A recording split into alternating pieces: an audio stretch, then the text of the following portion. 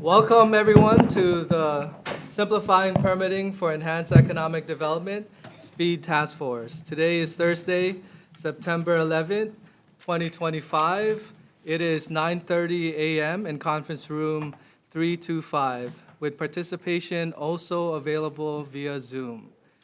Thank you for your patience. We will begin with introductions. But first, our members joining on Zoom.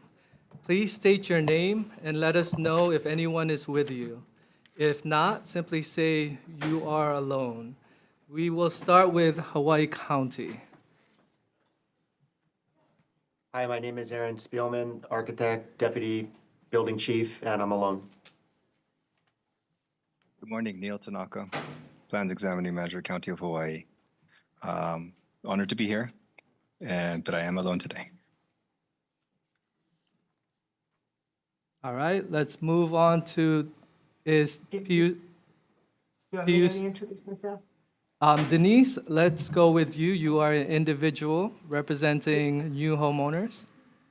Yeah, Denise Nakanishi. I'm with Real Broker LLC and Team Nakanishi in Hilo. Would you do us a favor and could you please turn on your video for the Oh meeting? my God.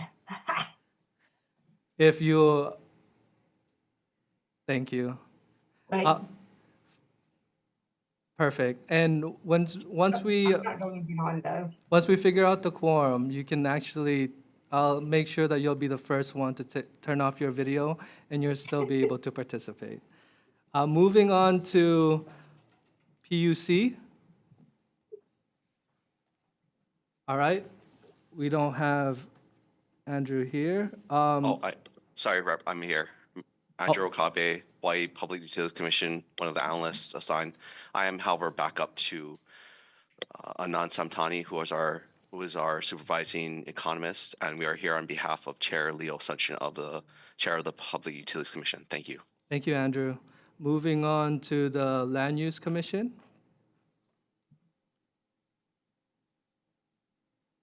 All right, it looks like Brian. Hi, Daniel Dinker. Daniel, would you do me a big favor and please turn on your video? Sorry, it's not working. All right. Well, Dan is here, and unfortunately, there's some technical difficulties. Moving on to our residential developer, HPM. Good morning, Darrell Oliveira, Director of Risk Management at HPM. And I'm alone. Thank you, Darryl. Moving on to Maui County. Hi, Tom Cook, South Maui County Council Rep, and I'm in my hotel room on Big Island, Enjoy the Big Island. and I am alone. Thank you.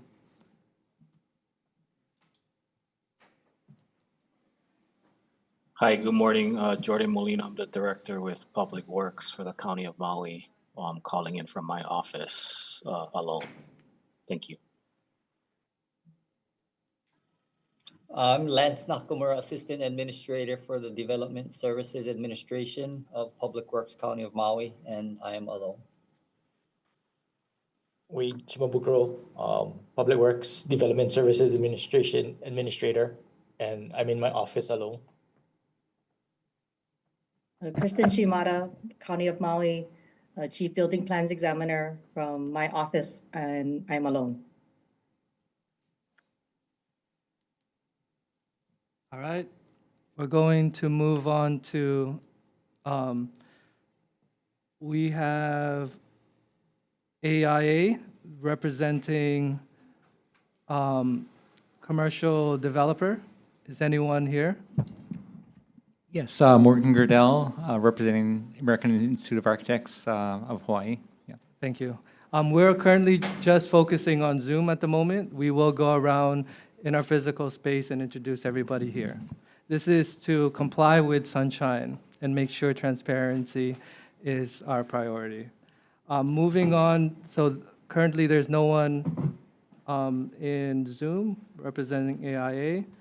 And is there anyone else who I have now called on Zoom that's in the task force? Yes, Aaron Supple with the House Majority Staff Office on Zoom. Thank you, Aaron. Is there anyone else? All right. Now that we counted everybody in Zoom, we are going to move on to here in our physical space.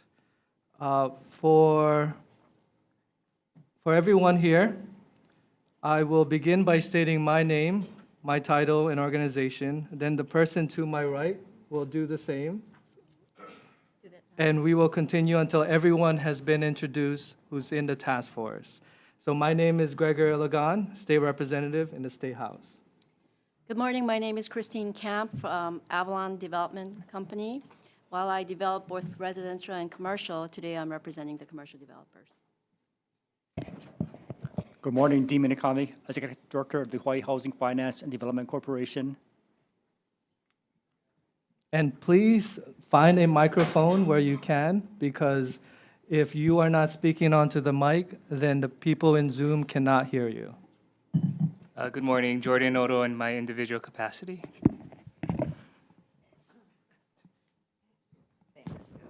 Yukile Sugimura, council member from Maui County.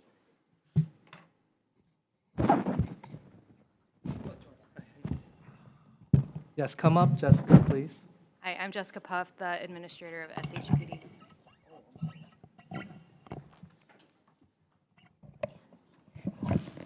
Kira Kahahane, Deputy Director, DLNR Commission on Water Resource Management.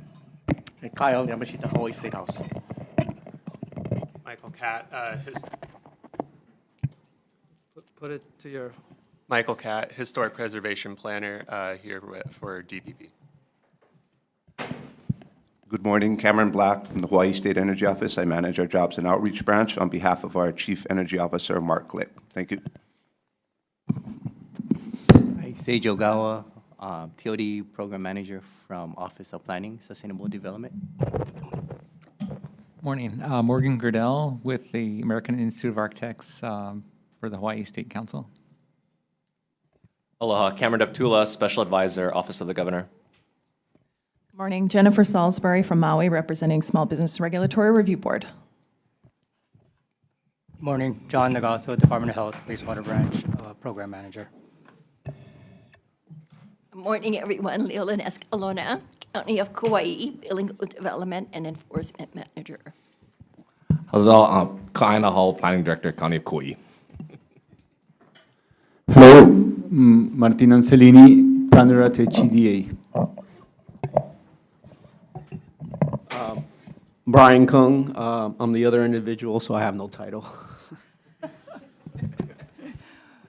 Good aloha, Mary Alice Evans, Director of the State Office of Planning and Sustainable Development. Aloha mai ka kosu ke hokapuliloi, Representative Hilo. Good morning, Tyson Miyake, State Representative, District 10, Maui. Mike Lee of Hawaii State House, District 50. I do see some of the other task force members who's settling in. Could you please, if you could approach the mic, please? Good morning, Howard Wigg, State Building Code Council Chair. Ian Withyberry, Policy Assistant in the Office of the Governor.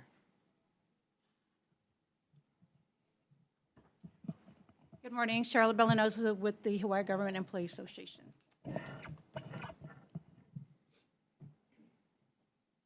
You can use that one, Perry. Aloha, good morning. Perry Arrowsmith, Director of Policy at Housing Hawaii's Future. And they are representing the residential developers. Aloha, Anon Samtani, Supervising Economist, PUC, representing PUC for Leo Ascension Chair. Did I miss anyone else? Good morning. I'm Monica Toguchi Ryan, Economic Development for the Chamber of Commerce, specifically for family business. Nice, you slid right in, Monica. All right, anyone else? I'm Lee Wang, Executive Director at Housing Hawaii's Future. Last call. Thank you for that exercise, and Thank you for your patience. We will not do that ever again. Actually, I did miss one more. Vice Speaker, could you please come up and state, well, Linda Ichiyama, Vice Speaker of the State House. Is there anyone else that I missed? Okay. Yes, we will not do that again. This is our first meeting, and we want to make sure that everyone has stated their name. And because of sunshine, it allows us to be flexible in that sense. Well, thank you, members, and thank you for your participation in our speed task force. So public testimony will be heard throughout the meeting, specific to the agenda item on hand. I will now open up the floor for public testimony only on the first item of the agenda, which is the chair's report on the speed task force orientations. Anyone on Zoom wishing to testify?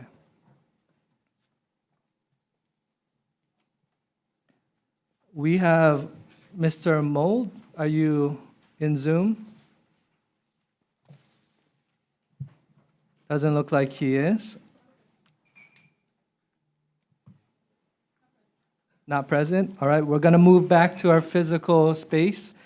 Is there anyone here in person wishing to testify?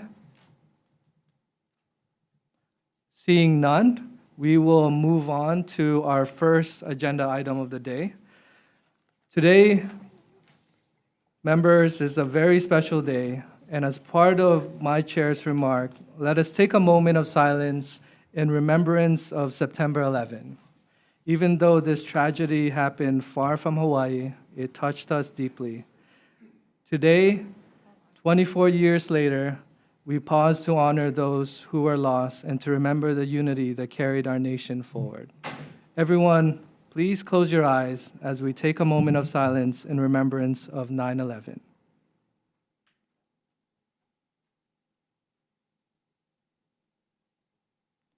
Thank you. Well, I've been conducting presentations statewide to share the task force work on simplifying permitting. I share this to ensure transparency and in keeping with sunshine laws so the public knows where these presentations occurred and which task force members were present. On July 18th, I presented the Speed Task Force Orientation PowerPoint, which is included in our board packet, to a Transit-Oriented Development Council meeting. Members present were Mary Alice Evans, Dean Mina Kami, and Seiji Ogawa. If I missed anyone, please identify yourself if you were in that meeting. On August 13th, I presented to the Maui Chamber of Commerce, and Jennifer Salisbury was present. Anyone else was present at that meeting? On August 14th, I presented to the Kona Kohala Chamber. On August 28th, to the Japanese Chamber of Commerce on Hawaii Island. On September 2nd, to the Hawaii Island Chamber of Commerce. On September 4th, to the Hawaii Island Native Hawaiian Chamber. And last, on September 5th, to the Kapolei Chamber of Commerce. No task force members were present at these meetings. If I missed anyone in those meetings, please identify yourself.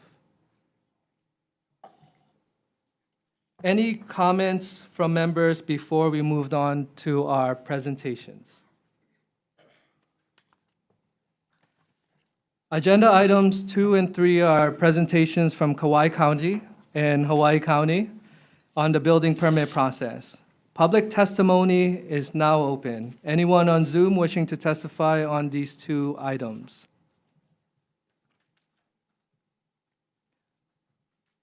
We're going to move from Zoom to the physical space. Anyone here in person wishing to testify? Seeing none, testimony is closed. We will now transition to the presentation from Kauai County. You will have 20 minutes to present, followed by 10 minutes for questions. Kauai County, please proceed. Okay, I think we have a PowerPoint teed up. Okay, the first. Let's take a moment and get the PowerPoint situated. Now, bear with us. This is our first PowerPoint, so it may take a second. Go ahead. Okay, so I'm gonna just give a general overview. PowerPoint I'm not the best PowerPoint person, quite honestly. Leo put together a wonderful portion of PowerPoint for zoning, but I'll kind of just go through the tiers of permitting. And those first 10 slides, whoever's operating the PowerPoint, feel free to click it when you think appropriate. I think for much of the group, you consider the building permit and permitting process under the DPP model, in which zoning and building are one in this, a one-stop shop, essentially. That does not hold true for the outer islands. The planning director, unlike the planning director for a city and county, oversees zoning permits, but does not oversee building permits. So the planning department processes zoning permits, and the building department, which is on the other islands within the public works division, process building permits. And you need to kind of look at zoning permits are essentially for form and character. And that's primarily what they're after, ensuring that the form, character is in keeping with what the community vision and plans are for these specific areas. The zoning will also generally dictate density, 1 unit per acre and upward. And the building permits are generally much more concerned with health and safety. The zoning permit process for Kauai, from a form and character standpoint, from a draftsman or architect standpoint, is actually less, I don't want to use the word intrusive, but less robust, if you will, because we're more concerned with the form and character. So for zoning permits, you don't actually need an architectural stamp, because we're not so much concerned with the building falling over the person's head. For building permits, though, you certainly do need an architectural stamp because of, again, it's that health and safety issue. There are some zoning permits that will be required that will not require building permits. Things like change in use or certain structures that are not as large to trigger a building permit. So that there is a usefulness of having a bifurcated process whereby some applications just won't need an architectural stamp because they don't need a building permit. The zoning permit process is also essentially two-tiered. You have the ministerial zoning permit process, which are the outright permissible uses and structures, such as a single-family dwelling in the residential district, insofar as the application meets the various zoning regulations, setback height, so on and so forth. The planning department is required by law to approve that permit. Right? If it lists too long, our timeline is 30 days. If it's in our queue for longer than 30 days and we haven't taken action on it, it is automatically approved by law. That's for the ministerial permit. Now, there are also, on the second tier for zoning permits, the discretionary permits. And these are permits that need higher scrutiny.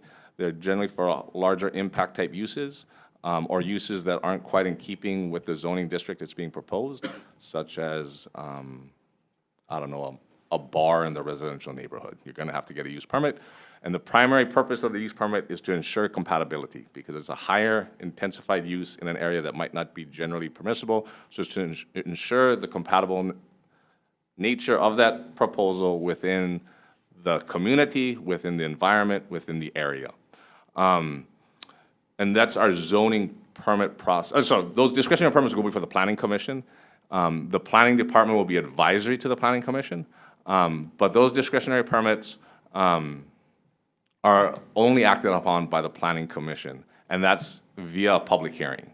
And these discretionary permits, of course, the potential for them to be lengthy, and this being the speed task force, comes into the fact that they have the potential for intervention from an aggrieved party or a party that wants to be a party to the proceedings.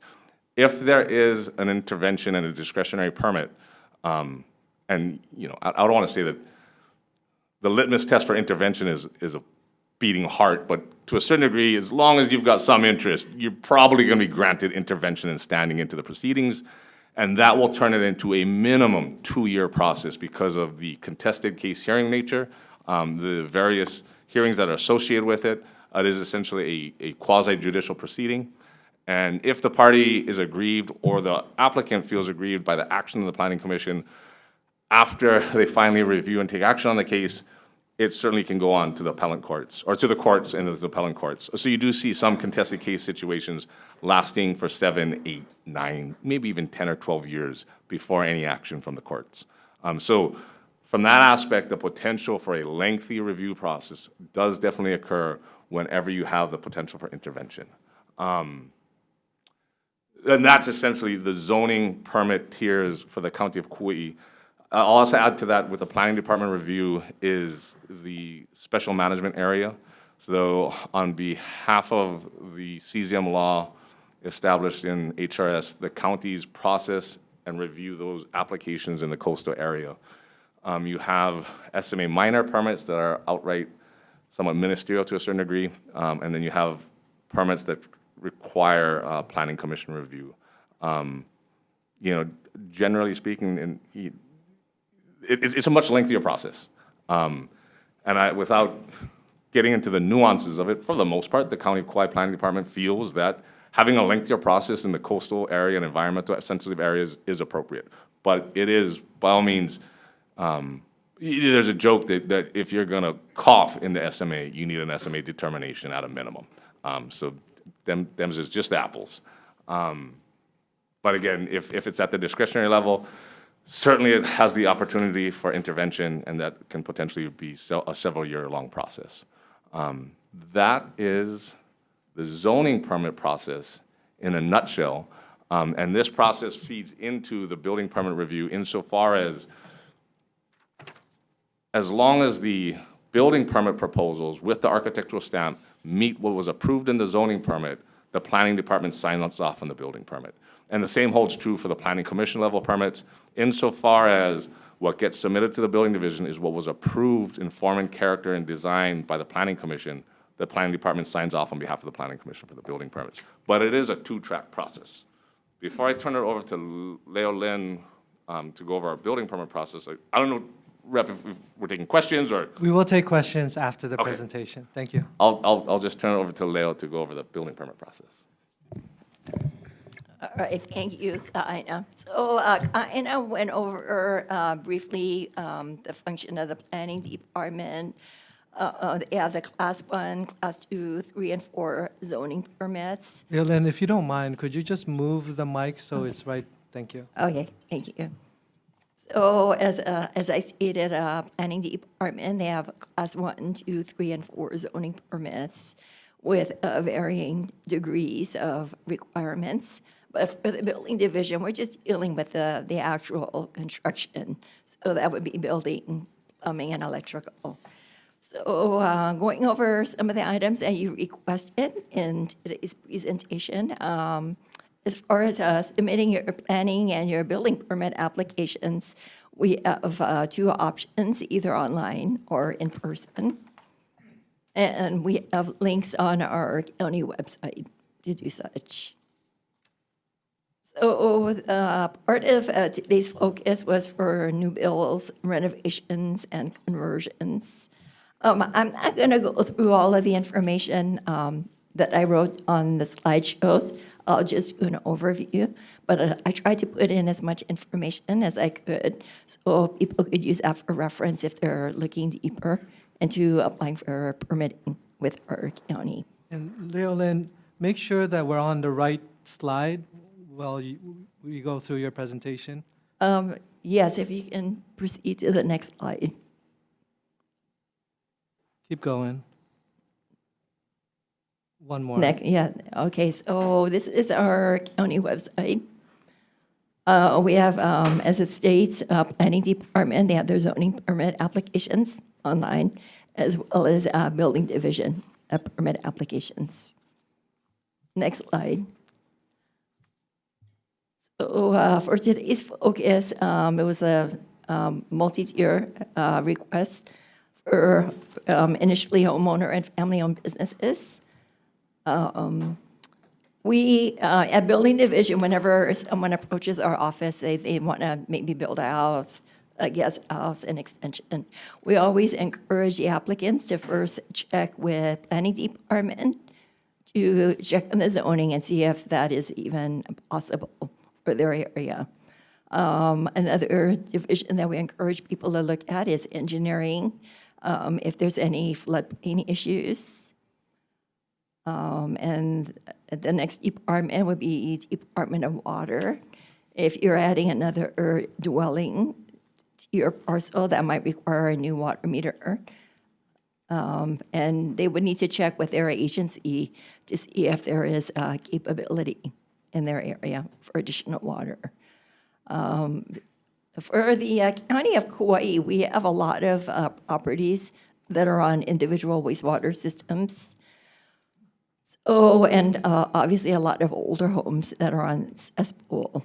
For State Department of Health, if you're doing any renovations or additions to dwellings that are currently on cesspool, they do require that they upgrade to septic system.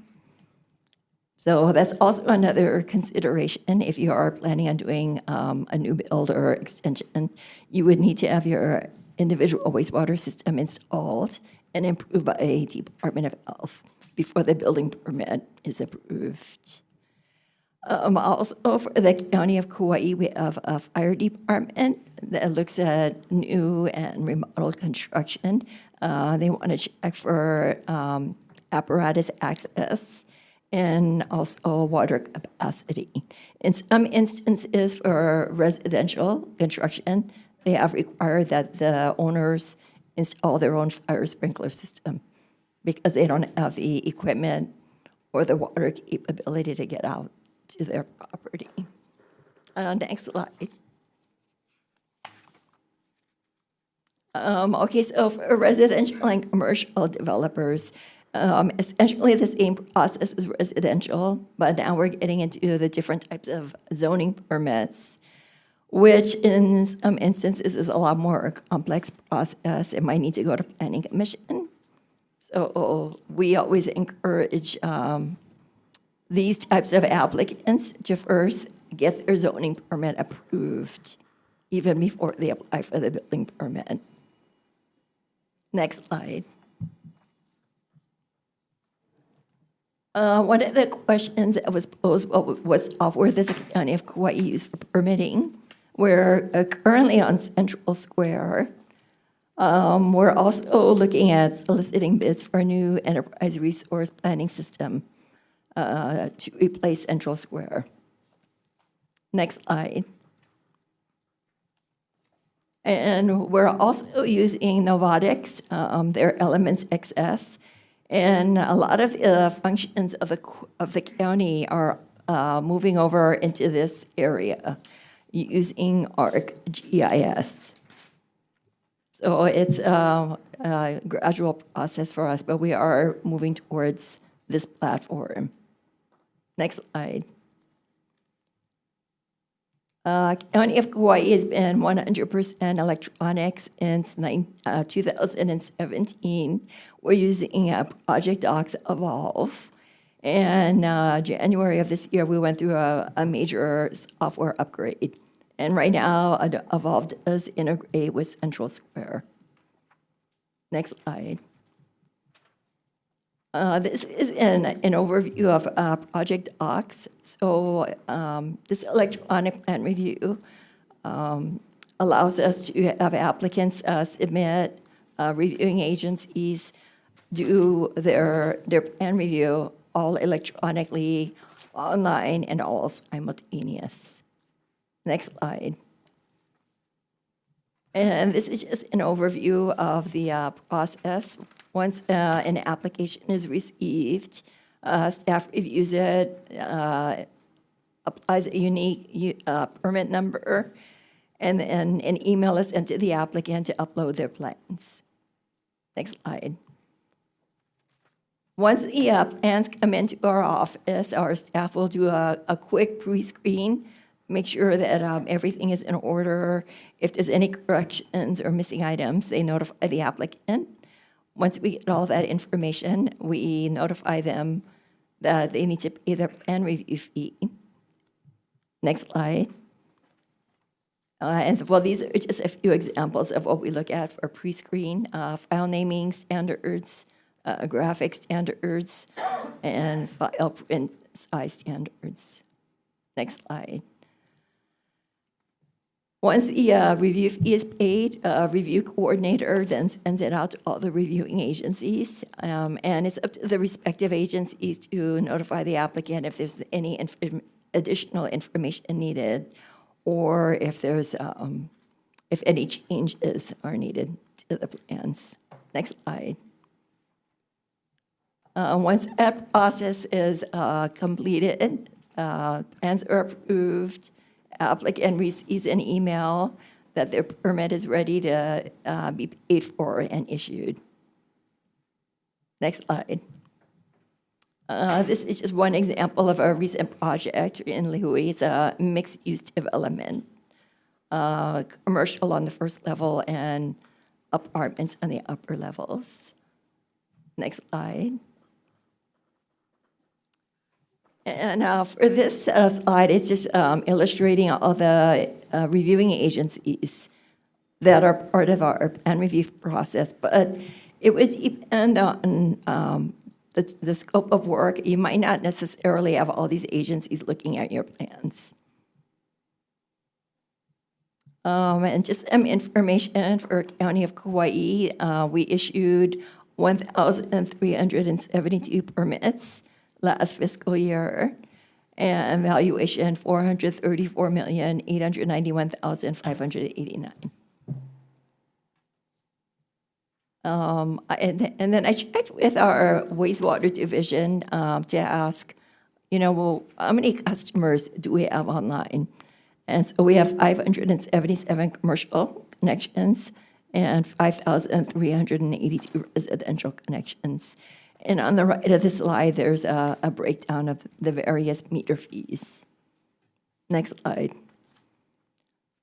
State Department of Health, this is an estimate approximately 12,000 cesspools on islands, but they believe it might be a little less with a conversion to septic. We have 566 recorded commercial septic systems and 10,761 residential septic systems. Next slide. And real property assessment, we have 1,304 commercial structures and 21,850 residential dwellings. Next slide. This last slide is just information if people in the public want to check on a particular property, if there's any permit or the permit history, you can go to click.gov. The link is on our county website, and you can access that information either by address or tax map key. I'll just add one last thing too. It's been working for a few years now, but something to highlight between planning and building, because you don't need architectural stamps for zoning permits, but you do need architectural stamps. We did come across several years ago the horror stories of homeowners and applicants that submitted full architectural renderings with the stamp only to find out through the building permit process that they don't have the necessary water and water's not coming anytime soon, or they don't have the necessary size for the septic tanks required by Department of Health. So what we did was we spun up for the ARU guest house and ADU programs is they can literally just walk to the planning department, enter a TMK, and hand draw where they're gonna put the guest house or ARU on their plot plan and just upload it for free. And that gets routed through the agencies. Now, the idea of having another routing system on top of the already bureaucratic nightmare that is a building permit and zoning permit process, at first was a little but it was in the best interest of the homeowner to protect them from not getting architectural renderings until they were assured that they had the adequate infrastructure, and infrastructure being one of the key, choke points for our building and zoning permit process. So I wouldn't argue to add more regulations or layers, but this is one extra layer that we found does seem to work. Just want to add that, sorry. So I just want to add to what Aina was saying. For our staff on Kauai, we're a small island, small jurisdiction. We actually like when, especially for homeowners, if they come in person and then they come to our office and ask, because we try to advise them about exactly what Aina was saying. Before you even hire somebody to draw any plans, check with water, check with Department of Health. check with planning on your zoning because, you know, for some people, only once in their lifetime, they might apply for a permit. And it's such an arduous process, and we try to, you know, help them as much as we can. Thank you. Kauai County, that was under scheduled. You're under 20 minutes, so that was great job. Quite a speedy presentation, and thank you for starting us off. We are going to move on to questions. Members, we will have 10 minutes for questions. So who would like to ask the first question?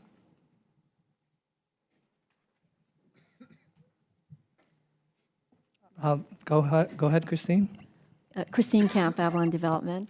So you had mentioned that on the fire department that you require the owners to put fire sprinklers. I wasn't sure what that meant. Okay, so for County of Kauai Fire Department, they're part of our review process more recently for residential. If the structure is in excess of 300 feet from the county road, they're going to take a second look, where is that fire hydrant? And they get their equipment up there. If there is insufficient water, what they actually, our fire prevention team, they offer guidelines to the homeowners on various options on how they can maybe like install out their own water tank on property and follow NFPA 13R requirements with regard to residential sprinklers, which would just be a few cents. But it's, you know, it's all in the best interest of life safety. If they can't react in a reasonable amount of time, they want to make sure that the residents, if there is a fire, they're going to get out alive. Thank you. I have a question, Gregor, but I don't know how to electronically raise my hand. Of course. Well, Denise, you're going to go after Lee. So Lee, go ahead. And then Daryl, you'll be next. Can you speak to the staffing in Public Works, whether that's Public Works or the Building Division? Okay, so currently, as far as our inspectors, we have a total of 14. That's building, plumbing, and electrical inspectors. So we're essentially fully staffed on that. Where we are lacking is our front entry or our office staff, building permit clerks. It's really been a challenge to fill vacancies. Right now, we have 2 vacancies.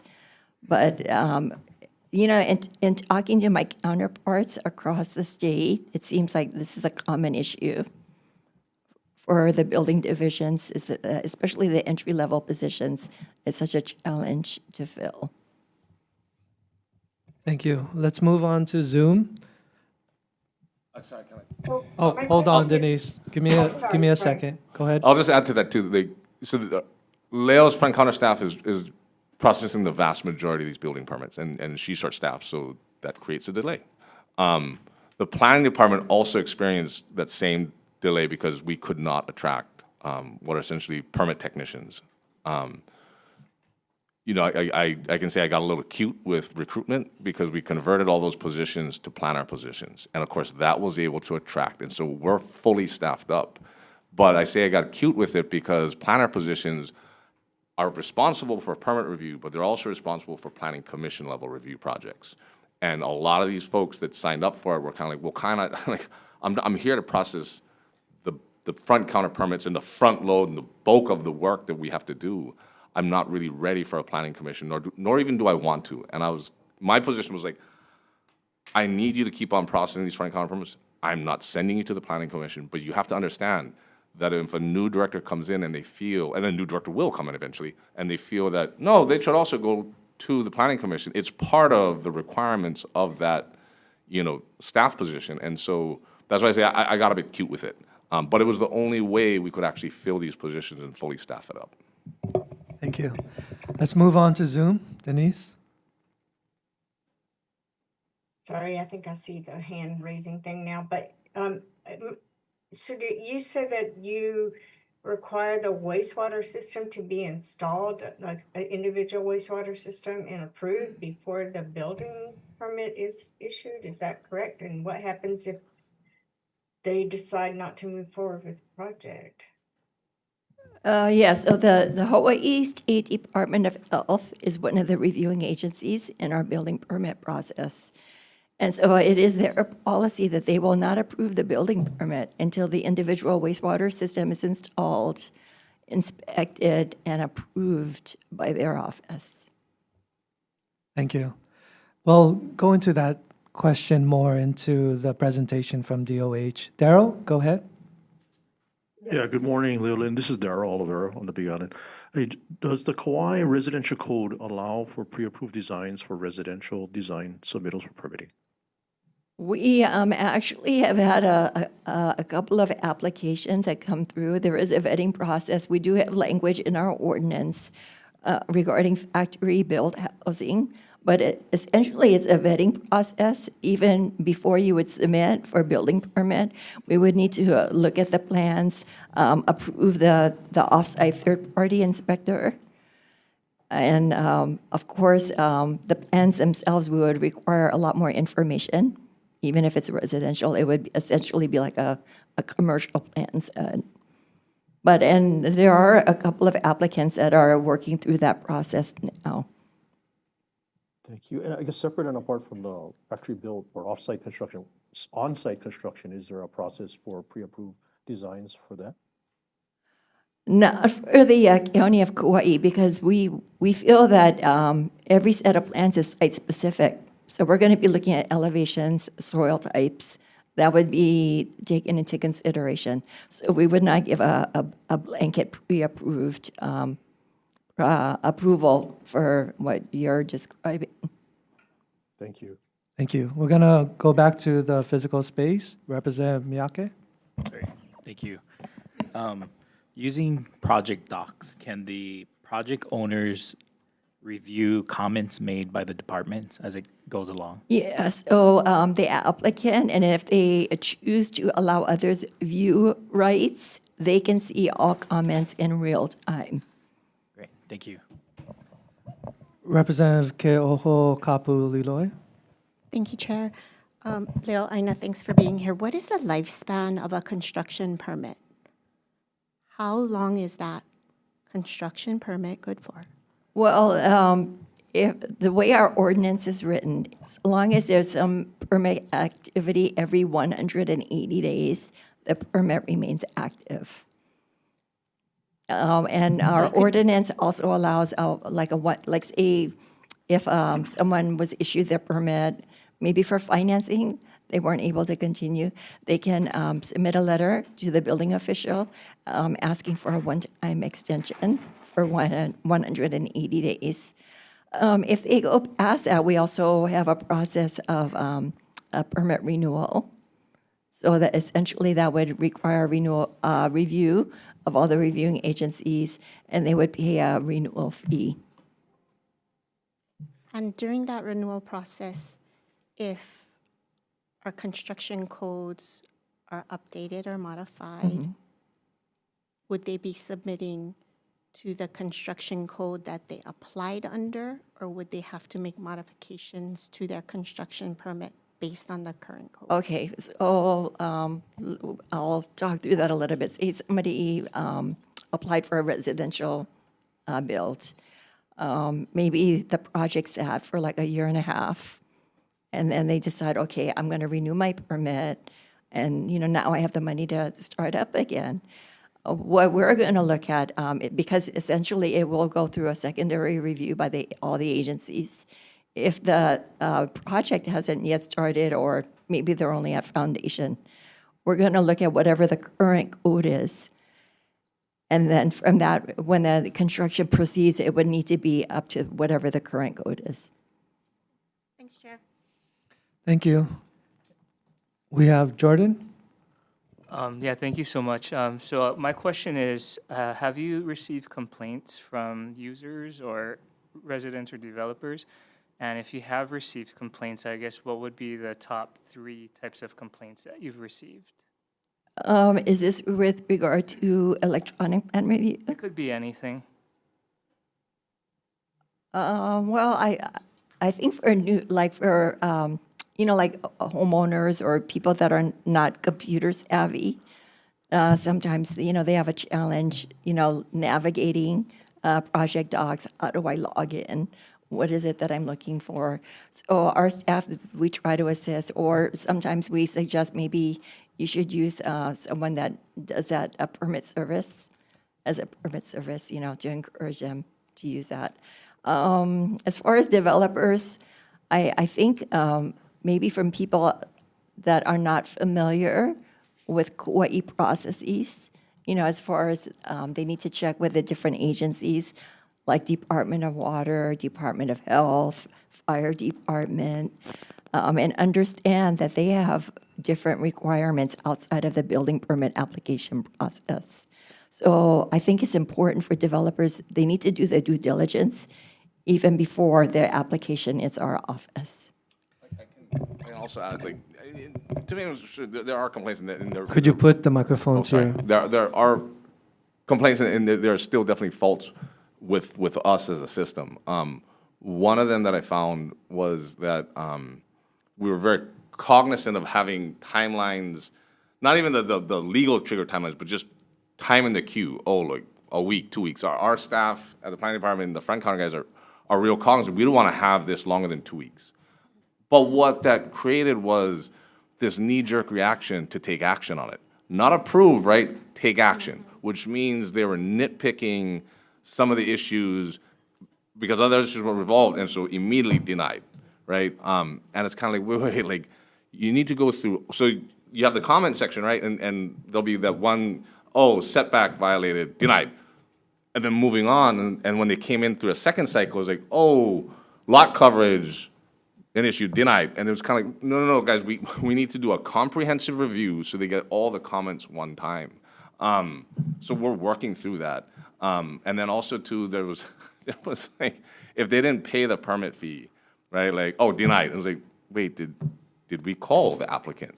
No, they just haven't come in to pay the permit. I was like, well, the developers are going to know to pay the fee, but the small mom and pop homeowners are going to necessarily know. So having us make sure we call them to bring it in. But that concern, again, with those timelines has a lot to do going back to the staffing, right?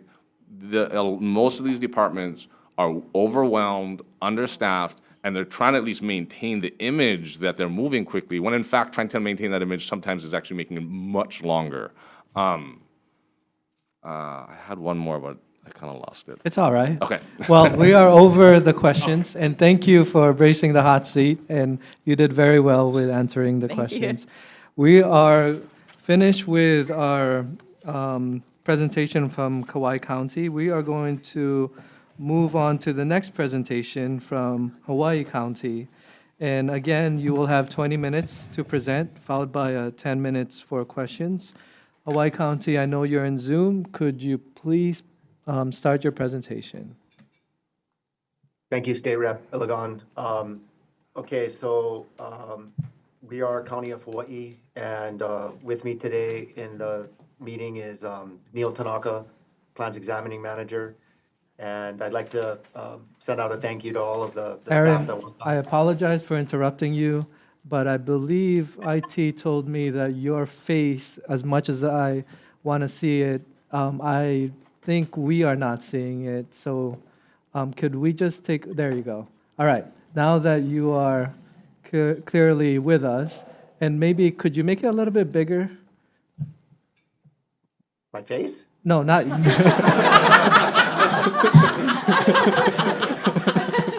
If you could. I mean, it is impossible, but. Maybe. Sorry, guys, I'm not. Okay, Aaron, you are now good to go. I'll Go sit ahead. closer.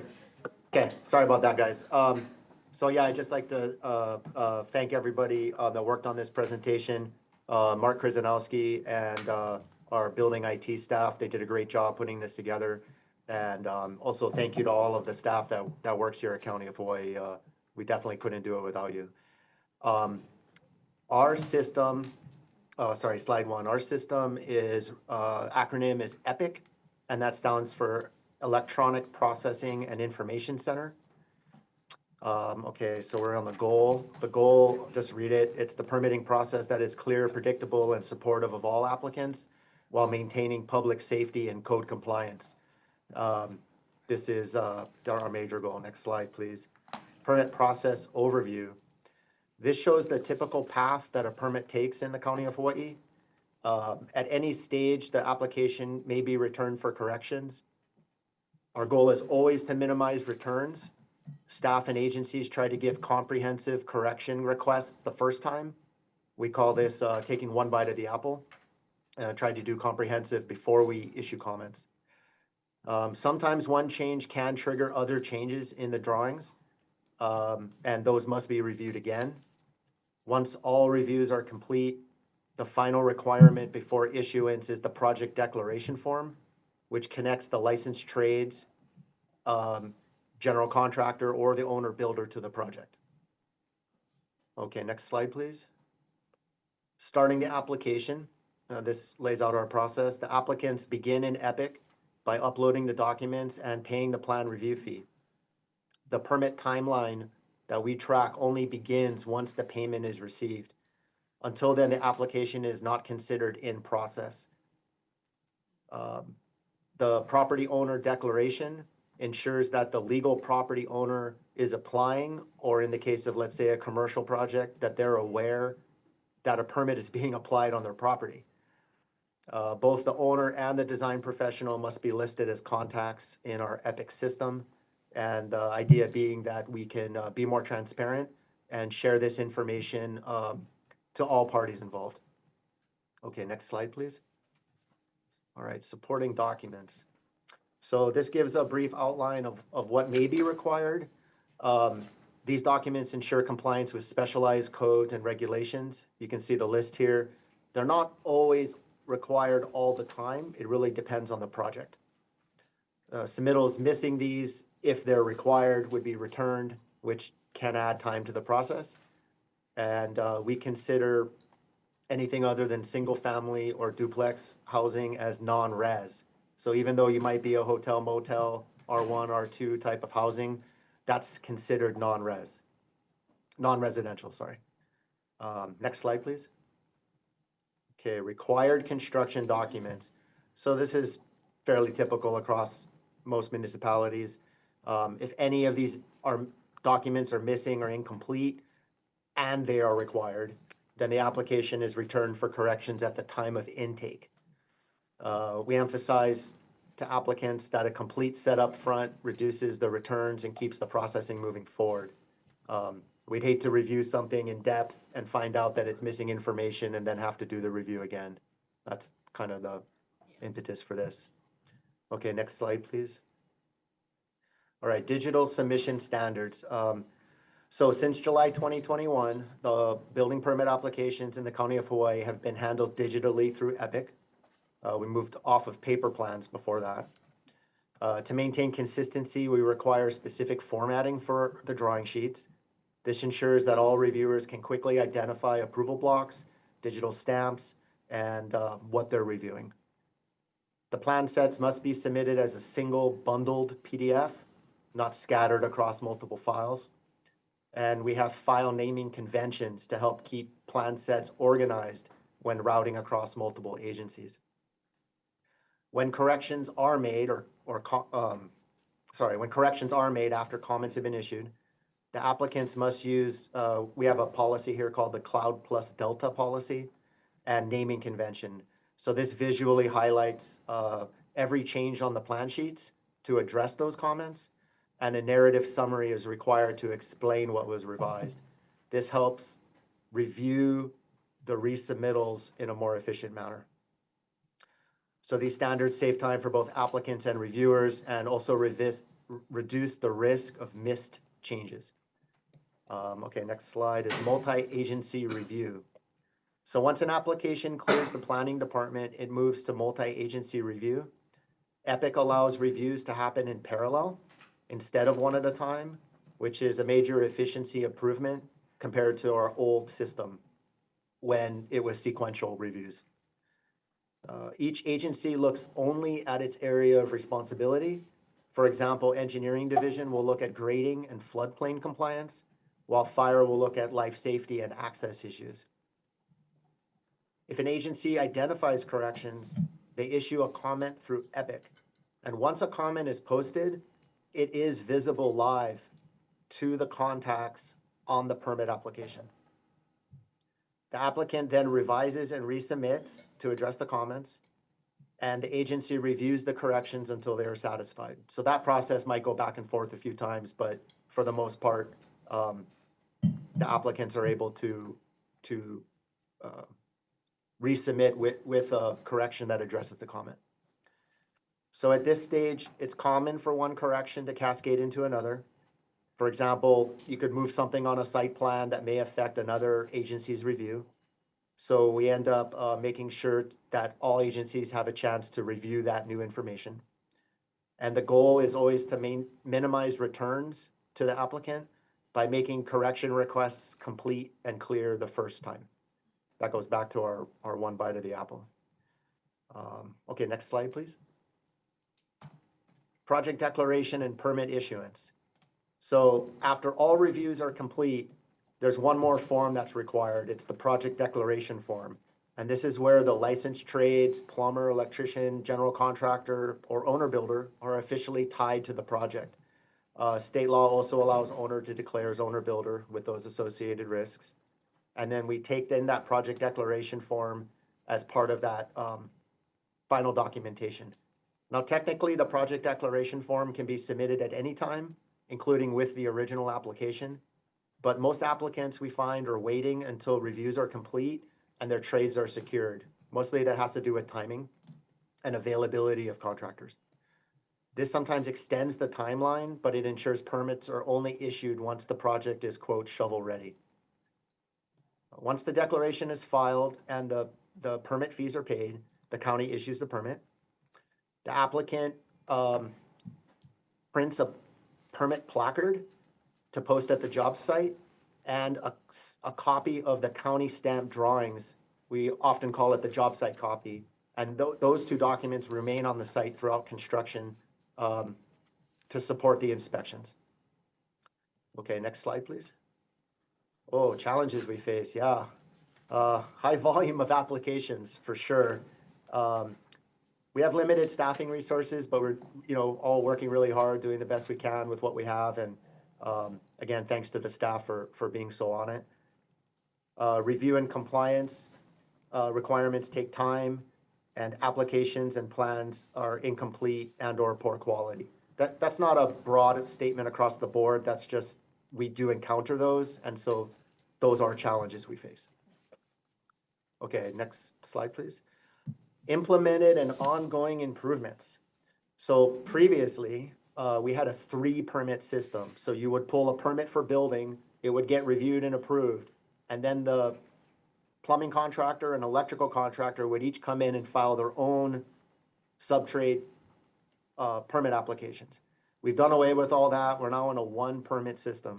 So you submit the plans with building, plumbing, and electrical work all at one go, gets reviewed all at one time. And that seems to be a very efficient, progressive move, and less confusion in the permitting and inspection world. Transparency by keeping the owner informed through the notifications, which is part of an automated process we have through our Epic system. So applicants, owners, they don't need to call and ask about what the status of their permit is. They can go online at midnight on a Saturday and check out what the comments are, and it's always available. We recognize that permitting is always evolving, and we continue to refine our processes over time. That's internal stuff that we work on. We have automated reminders and clearer FAQs to help reduce missteps. That would be out there for the public. Better tracking in Epic improves transparency for both applicants and staff. Internally, we have weekly improvement sessions to allow us to continue refining workflows and other efficiencies. Looking ahead, we see opportunities in digital tools like validation features, electronic signatures, and we're looking at pre-screening with AI before clerical staff would actually see the submittal. These improvements are all focused on making the process smoother for applicants and more efficient for staff without compromising life safety or compliance with codes. Okay, next slide, please. Oh, yeah, right on. So thank you all very much for giving us this opportunity to present to the state. And we're very excited with the direction the County of Hawaii permitting process is heading in. And thank you all very much. Open it up for questions. Well, thank you, Aaron. You finished in 10 minutes, so that means the carryover 10 minutes will go to questions and answers. No, I'm just joking. So we have 10 minutes for questions. We'll start off with Michael Cat, if you, okay, let's go with Cameron. Thank you, Hawaii County and Kauai County, for the very informative presentations this morning. Going back to the staffing, what kind of minimum qualifications or education are you folks looking for the entry-level techs or technicians or inspectors? Thank you. Great question. I think that probably varies by position description, which does tie back to the state PDs. You mentioned entry-level technicians, and I'm sorry, what were the other two categories? Perhaps the clerks and maybe the inspectors. Okay. Sorry for the compounded question. Oh, no, you're fine. Carry It's okay. We got extra time, right?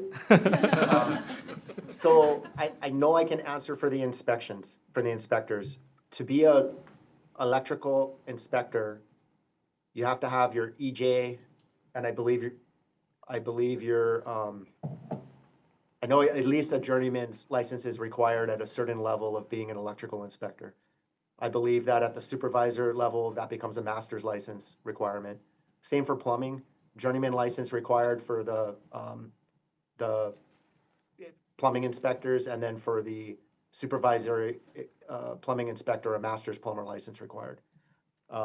Building inspectors do not have that requirement, and I believe a lot of the PD talks about experience with similar or even other works, and so we may not have a requirement for let's say college or higher level education, as opposed to like maybe 20 years in the field or whatever. I'm sorry, I don't have the specifics in front of me. We might be able to get that back to you, but I believe it's consistent throughout the state for those PDs. Aaron, this is Neil Tanaka from the County of Hawaii. Just to supplement that, and to answer your question, the clerical staff is an entry-level position. So it is a high school degree at the very minimum. And then we, through training, onboard them through that process. For our plans examiners, it is experience-based, 3 years of building construction experience. We also have structural engineer positions, electrical engineer positions, and mechanical engineer positions at various levels. So we offer training levels, or at least entry levels, so that if you don't have your licensed PE yet, you can come in, and then once you do achieve that, you are able to move up into the engineer position. Thanks, you guys. All right. Questions? Councilwoman Yuki Lei. Excuse me, thank you. So I'm curious, your last slide, you talked about the AI helping you in terms of visit plan review, and I wonder if you could tell us what the software is that you're using to help you, and what is the success of that, and any information. Very interesting. Okay. Thank you. If I understood correctly, we haven't implemented it yet. We're just doing the research and the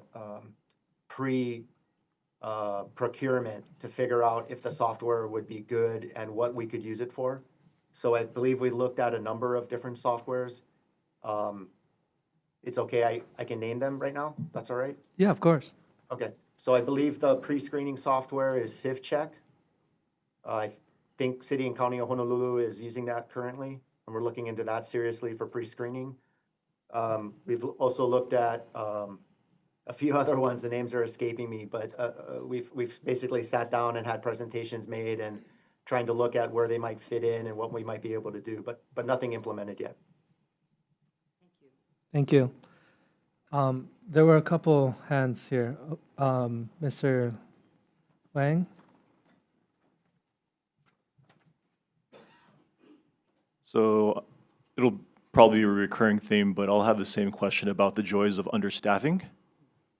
Okay, great.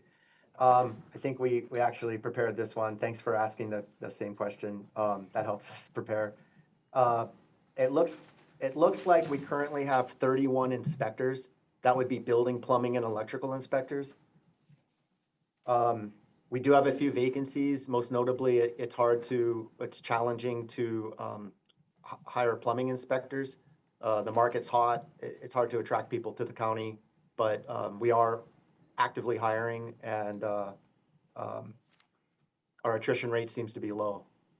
In terms of the review team, looks like we have 10 building clerks, 1 clerk 3, 5 building plans examiners with 1 vacancy, 1 structural engineer, 1 mechanical engineer. We have a TA to electrical engineer, a TA to architect 2, and a TA to plans examining manager. We're always looking for interested and engaged people to hire at the county, and I don't want to say we're short-staffed, but we definitely work hard to move things along. Thank you. Monica? Thank you so much, Kauai County and Hawaii County, and especially for this review that you've done internally. I've heard a lot of staffing issues. There seems to be qualification issues. One issue just on the ground level is how if you have this issue, and other counties have this issue where something can be reviewed, a reviewer can approve, and then somehow it goes to another review in the same department, and then another issue comes up. So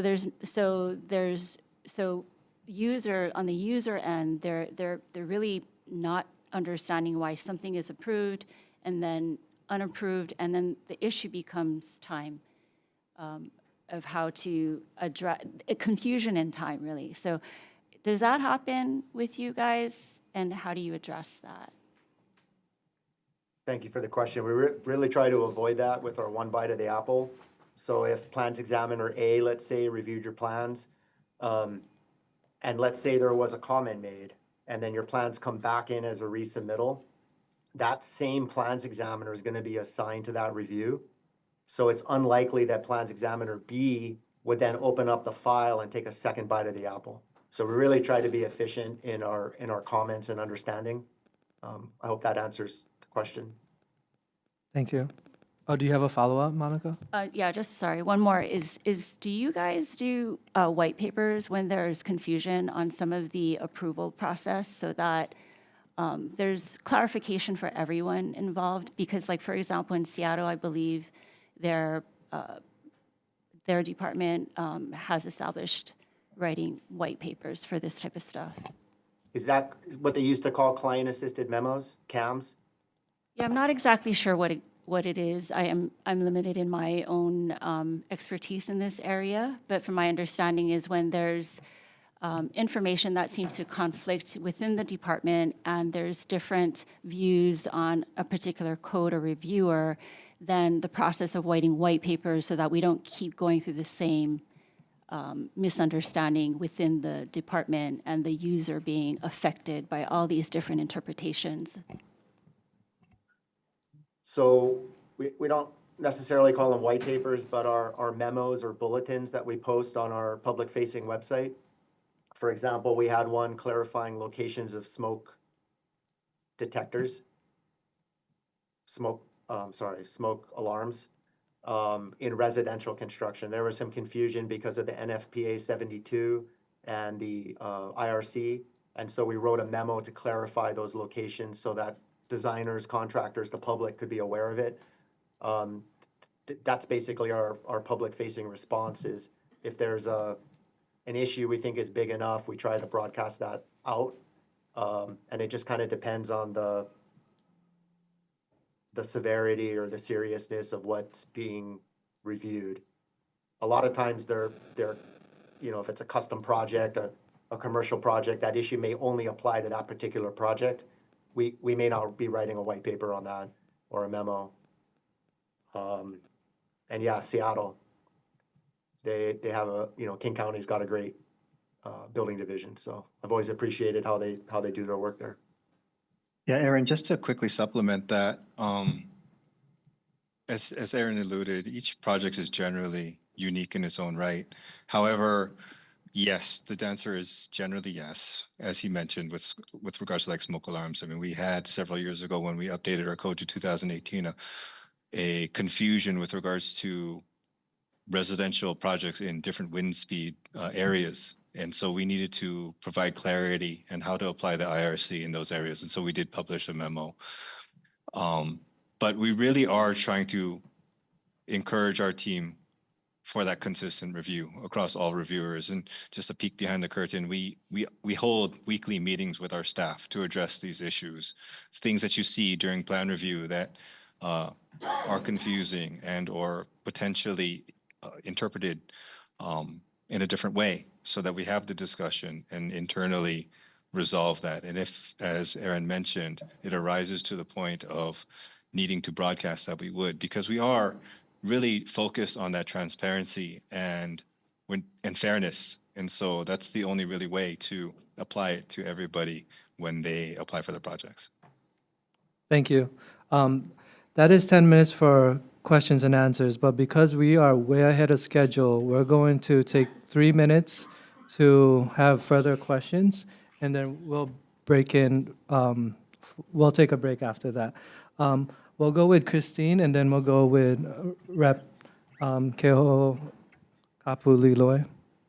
Thank you. So very encouraging to see your implemented and ongoing improvement slide, but how do you measure your success? So, when you're looking at implementing these, what was your goal, if any, and how are you achieving that at this point? At what timeline? Like, is it a year? Is it 6 months? Are there any specific goals that you're trying to achieve? Great question. Yes, there's always goals. The goals are always here in our mind, and every time we meet one or get close to one, we try and improve it further. There's a few I can probably mention here. One is the time that it took to process an intake of an application had been very long. I mean, like multiple months. I think we're down to 5 days right now. So that's really good in terms of like the history of Epic. That might be the fastest intake process has ever been. So you submit on a Monday, by Friday or Saturday, you have your intake complete and it's moving on to planning department for review. We also hold accountability across staff by running reports. So our building IT section runs reports based on the data available in Epic. So the building IT staff takes that data and turns it into a report so that we can advise staff of any applications that are delayed or that need to be addressed, that have basically have gone beyond the goal that we're implementing. So let's say we have an 11-day review timeline for plans examiners. Anything that's beyond day 11 will show up as red, and the plans examiners know visually that those require some more attention and sooner. And then, as Mr. Tanaka mentioned, we hold weekly meetings across different sections of staff to make sure we're meeting goals, moving things forward. And I want to say our latest data for a 3-month average for residential permits, 1 pass, meaning no comments, 45 days, that's calendar days, and a month and a half, in my experience here at the county, that's incredible. I mean, even in paper plans, we were about 3 months. So to be a month and a half is remarkable. Thank you. Rep? Thanks, Chair. Thanks, Aaron. Thanks, Neil, for being here. I wanted to focus a little bit on the $50 permit fee at application. I want to understand efficacy of that? And have you experienced better work product coming through because of that initial fee? That's question one. And then question two is, for those construction permits, you mentioned the one bite of the apple, corrections are offered. Is there any, I don't want to call them penalties, but a penalty where they can't make the corrections? And are there any additional fees assessed? Great question. I'd like to ask Mr. Tanaka to step in and help me with this response. Is that okay, Neil? Sure. So thank you for your question. Your first question with regards to the $50. So that's a plan review fee, and that plan review fee is a $50 minimum fee or 20% of your estimated permit fee, and that's non-refundable. So really, it's a good faith commitment to the to us from the applicant to say, hey, look, we are ready to do our job. Like historically, we were just taking in everything, reviewing everything, and then getting ready to issue, and no one was ready to either pick up or they abandoned their project. So it really affected our efficiency. So when we get that pre-review, plan review fee, like I said, good faith commitment, then we are able to focus on projects that we know are going to move forward. And it has been successful. Now, to your point about quality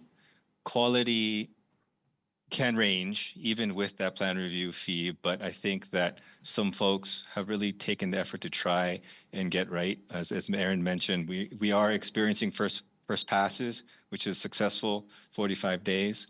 But dovetailing into your second question, there are penalties with regards to multiple resubmittals. Like our team is, we want to issue permits and we don't want to re-review plans over and over and over again.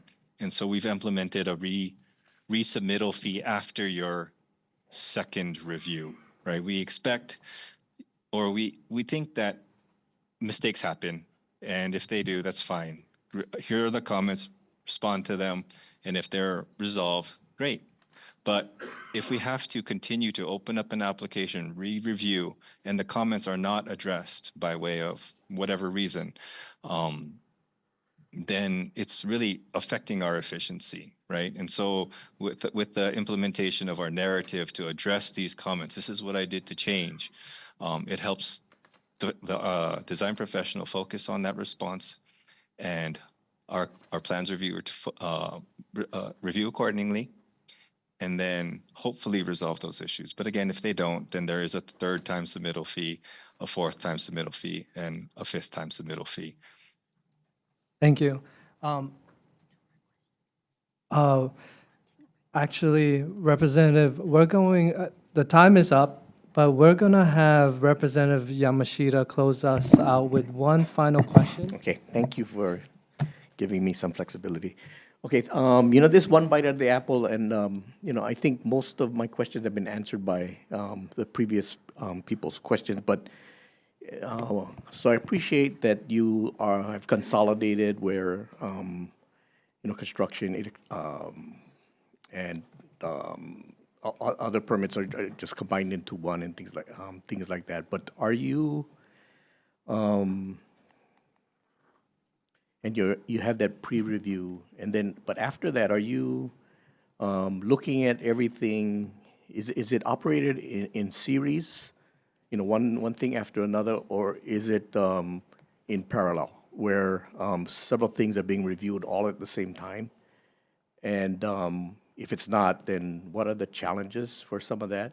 And to have some kind of concurrent review from electrical, water, construction, all at the same time, and maybe others? We do have concurrent review. Once the application is through intake, it goes on to planning department. We're right on the transition period where planning department reviews, for zoning and regulations, like the look and character, as the gentleman from Kauai mentioned. And then it comes back to building for multi-agency review. That would be electrical, plumbing, engineering, Department of Health wastewater, or our county Department of Environmental Management if it's connected to sewer. We would have, I was kind of looking for what are the challenges with running concurrent review, if you had run into any? we use the Bluebeam sessions. Sometimes it's a software thing, like the software is not working, so that's a challenge, I guess. But for the most part, it's actually been a real plus. I haven't seen any downside. I haven't been here that long, but I haven't seen any downside to the concurrent reviews. Yeah, this is Neil Tanaka. Just to supplement, I agree. Our concurrent review has definitely helped to streamline the review process. And yes, it's a complex process, and each individual agency are really responsible for their own review. However, harkening back to the one bite of the apple, sometimes when the plan comes in and they do not provide a specific information, say, for example, construction type of the building, that has a trickle-down effect to all other reviews, right? And if that's the main thing that comes out, we try and address all of the questions on top of that so that the applicant can address it, but it may come back that whatever construction type for that structure is defined upon that second review, that flips the whole review upside down. And so it becomes problematic that way, and that is one challenge. But at least, mechanical systems are independent of that. And so we can review plumbing, how the design is implemented. It may change because construction type may change the size of the building, but then generally the comments are the same, and we would just do a quick review to that end. Okay, well, thank you. Great presentation and the questions of answers as well. We will now recess for 15 minutes while we distribute bentos. Please return to your seat by the end of the break to begin a working lunch. So at this moment, we are going to take a recess.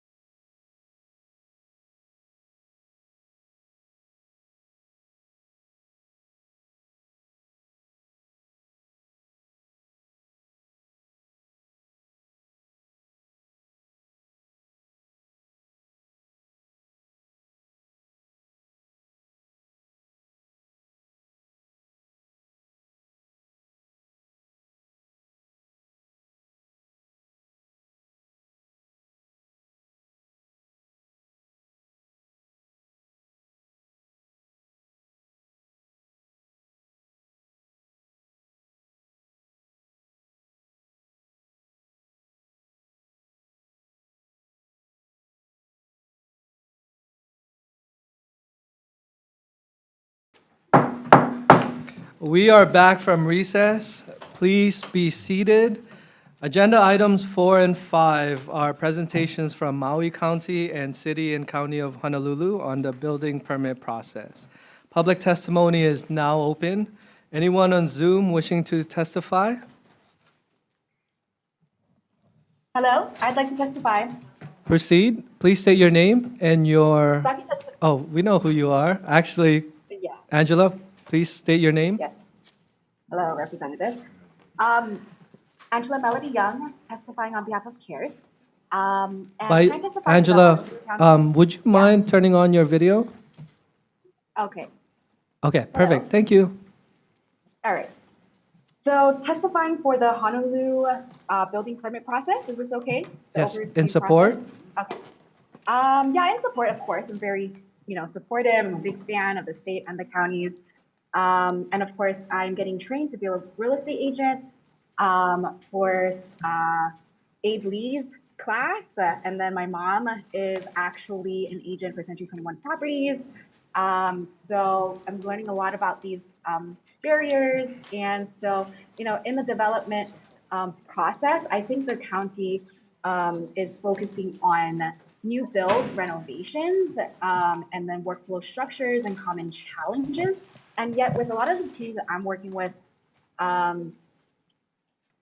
in building, I think the county should consider dealing with the growing unsheltered homeless population, people with disabilities, chronic illnesses, special needs persons, kapuna housing, building for seniors, and for the county to consider more resources and balancing the equity for those with diminished and disadvantaged health. So for example, like working with the SNAP and Quest integration offices, the state offices, collaborating county and state offices, just to do something simple, like can we put brochures for available housing for low-income eligibility at the SNAP or Quest office? It's so helpful instead of people having to call 100 people just to get one single resource. And so, I get it that there's a lot of people that are dealing with like building luxury housing, and that process is so much easier. The barriers for low-income eligibility housing is just so much more. I really do like the Department of Land Please Management. summarize your testimony. Yeah, so the land management office from the county is very helpful, and yet, there's wait lists. So, I'm working with churches for kahales. One of the pastors I'm working with is a founding member of G70. So, churches have a lot of resources. So it's been a really fun process learning about the governmental procedures. So thank you so much. Thank you, Angela. Mr. Mold, would you like to testify? Yes, please. I'm so sorry for missing. Oh, you're fine. Please, state your name. Aloha, Chair, and members of the task force. My name is Rocky Mold, Executive Director of the Hawaii Solar Energy Association. We represent over 70 member companies, including local installers and contractors and financiers, as well as leading global clean tech manufacturers and service providers doing business here. Together, our members design, install, and support rooftop solar, distributed residential and commercial solar and battery storage across the state. We've seen some progress in recent years, particularly under the City and County of Honolulu's latest actions. Ordinances have enabled instant online permits for single-family residential projects, self-certification for townhomes, and professional self-certification for commercial projects. These are important steps, but more progress is possible and needed. The transition to the new HNL build system will be a key test of whether we can expand and strengthen this momentum. The central point is this: rooftop solar and energy storage systems are simple projects that are standardized and safe relative to other projects. They make up a high share of permit applications, but with today's technology, they do not need to be processed like large, complex construction projects. Modern permitting software can automate reviews, and new UL certifications ensure that equipment is tested to the highest safety and reliability standards. Mr. Mold, That please means summarize your solar- testimony. Thank you. This means solar permits can be processed faster, at lower cost, with stronger safety checks and better code compliance. On behalf of HSEA, I just want to thank you for organizing this proceeding. It's super important, and thank you for the opportunity to testify. Thank you so much. Anyone else in Zoom wishing to testify? Seeing none, we're going to move on to our physical space. Anyone here wishing to testify? I apologize. Does that microphone work? Could you please move to the podium? Thank you. Please state your name. Aloha, everyone. My name is Greg Misakian, Gregory or Greg. I've been in this room many times, and I currently serve as the president of the Kokua Council, which is an elder advocacy organization in the state since 1972. I also serve on some other boards, and I'm a previous Waikiki Neighborhood Board member. I'll be very brief. I submitted an 11-page written testimony, so you can read what I don't have time to say today. I'd like to tell you much more in the future. I will say this. I have no confidence right now in the Honolulu City and County of Honolulu Department of Planning and Permitting. At my condominium association, where I serve as a director, and today I'm only speaking on behalf of myself, we have many issues at our building. We have for years. And I've emailed and asked for assistance, and I get almost none. I get the opposite. So we currently have a project that's being done improperly. I'm going to hopefully be able to hand 2 emails to you, Representative Legan, so that you can see these and share with them with the group later. With that said, I'm here to offer support to help for the future for the department. I have an engineering background, very diverse. I included some of that in my testimony. And with that, I'll end. I know you're very busy today. I am available later, and I would like to speak. Hopefully, I'll have another opportunity when you get to the PIGs. Yeah, we do. You can look over here. Could you please mute? Okay, thank you. Okay. And Thank you, that's Greg. it. Thank you very much. Greg, thank you for your testimony. We will definitely make sure that you are involved in the process. Anyone else in the physical space wishing to testify? All right. Seeing none, at this moment, testimony is closed. We will now transition to Maui County, and you will have 20 minutes to present, followed by 10 minutes for questions. Maui County, please proceed.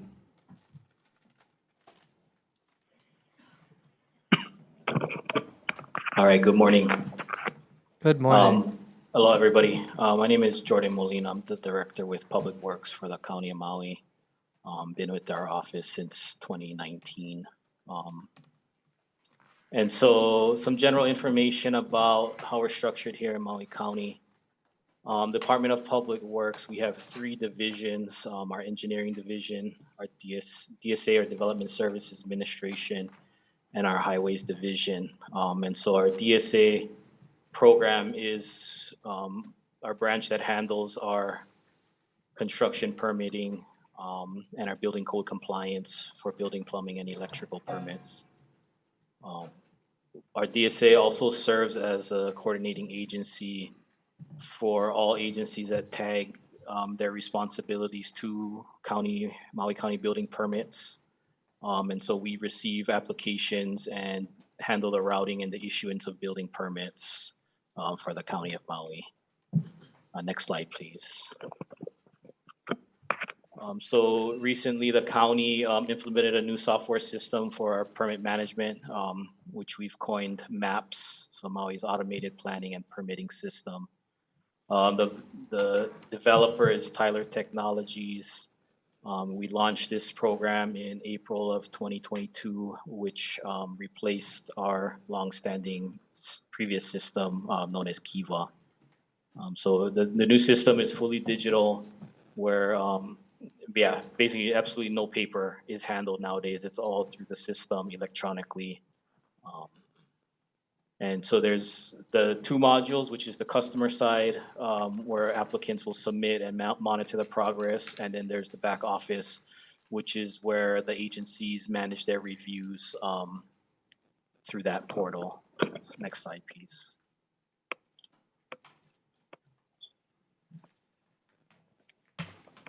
So some of the advantages and benefits we've seen with this fully electronic system is, of course, ability to apply at any time from any location. Travel and wait times at our permitting office. Previously, we had to come through paper. And so the digital system eliminated that whole workflow from our staff's duties. Real-time progress tracking, automated notifications as status or reviews change and are updated in the system, and elimination of printing costs. For the county side, eliminating physical storage space of plans and records, the physical routing, carrying plans from one office to the other, more consistent and improved record keeping within the system, and ability to enhance our reporting and analytics of our processes. Next slide, please. So challenges and inefficiency, of course, are IT issues, which can arise now and then, both in terms of internet outages, as well as issues with the vendor systems or upgrades to systems that also affect the availability of the system and creates downtimes. Versioning, which is quite the challenge, I think, with electronic plans. Managing multiple versions of plans and being able to maintain awareness of which agency is handling which version of a plan set. And then, like I mentioned earlier, just having that online connection, which is a challenge, particularly with older generation applicants or people with poor internet connection situations. So some data on our building permits. Maui County, we average around 1,300 building permits a year. And that's from application to issuance. The scope of permit can range greatly from demolitions, repairs, alterations, and new construction. I'll even add the site conditions that vary and contribute to complexity of reviews. So someone building on unimproved land versus someone building in a fully developed subdivision are two different types of reviews. So also the scale and the scope can very much range, simple sheds and walls to homes, to hotels, commercial structures, restaurants, larger, more complex, that require, more systems, more aspects of the code review to be applied. Next slide, please. So the overview of the process here. So we have the application process where you submit through, or applicants will submit through maps on the customer service side. There's an initial review undertaken primarily by our permit clerk staff. And that's really a completeness check of the application, that all the documents required are there. All the required fields are appropriately completed, and fees are paid. From there, we engage in agency review, which is when we route the plans and the permit documents to the various reviewing agencies for their review and comment. And then finally, there's the final review, which is after all the agency review comments have been resolved. Our permit clerk staff will do the final check to make sure everything has been reviewed and approved, and then collect final permit fees. Next slide. So I'll kind of walk you through what our maps interface looks like over the next few slides. So we can go to the next one. So here's a screenshot of what the customer side sees when they create an account and come into maps. And so depending on what they're seeking to do, they'll have the buttons to choose from. So next slide, please.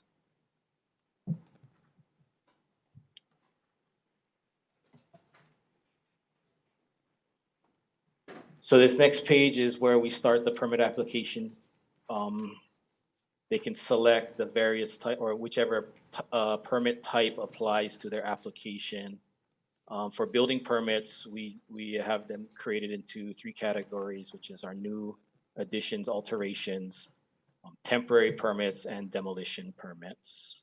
Next slide, please. The next step is specifying the location for the application. Where the proposed structures are going to be located. Next slide, please. Next step is including the permit details,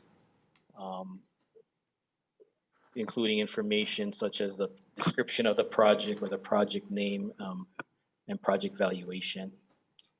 Next slide, please. Here they'll be adding the contacts to the case, and so this will be, typically your owner, your design team, the contractors, anybody that's on this permit case that either needs access to records or was looking to be notified with the automated updates that MAPS provides. Next. So the next slide is additional information on the permit, so scope of work, the type of structure and its proposed use, size, the utility service situation, and any sort of grading or site work information that is applicable to the build.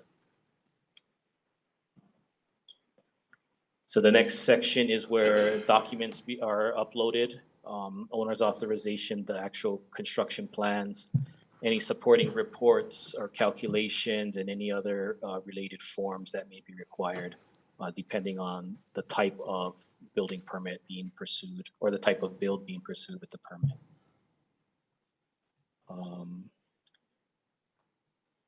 This is the routing matrix. So this is a summary, or not the summary, but the actual directive on which agencies we review which type of permits. And so you can see across the top, the dozen or so agencies that we have to engage with, and the dozen or so different types of permits that we get through our system, and each one has a different routing path that it goes through depending on the agency's interest or oversight over those particular types of permit applications involved. And so this is, I guess, taking a moment here, I think this exhibit illustrates the complexity of the building permit process. And so one of the things I've encountered is people just saying, make it easier, fix it, make it go faster. It's not that simple because we don't have oversight over all these items. These are all independent provisions of law. These are all independent enforcement agencies that have their oversight and responsibilities. And so it's not as simple as just telling them all, get out of the way. Next slide, please. So this is the dashboard for the customer's service side, their portal. They can view the summary information for their permit applications, and they can see the changes as status for their various applications.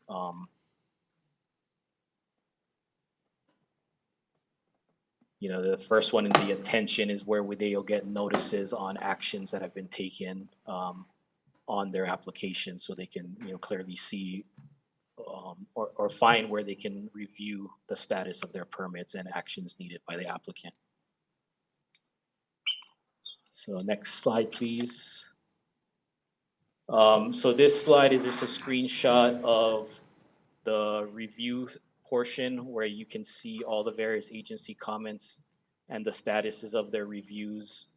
And so, of course, red indicating a follow-up is needing, green means it's good to go. Lack of color means it's still pending with a review. And so customers see these as soon as they're updated in the MAP system and can, in real time track the progress of their permit reviews.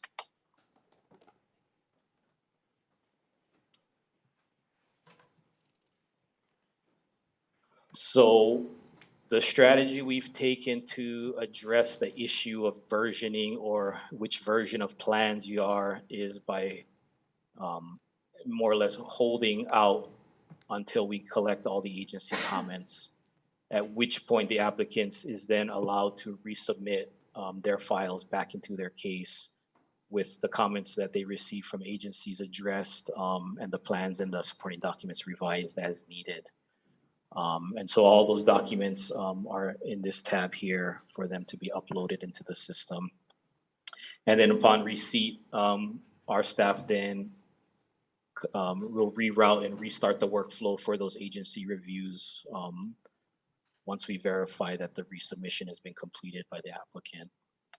And then from there, we restart the review process for the second round and subsequent rounds as may be needed to complete the review and address all the agency comments. Next slide. So that kind of wraps up a quick walkthrough of, you know, the actual permit process for the applicant side of things. Touching on some of the challenges or inefficiencies that we see on the applicant and the owner side, altering designs. This always creates problems depending on the extent of alteration.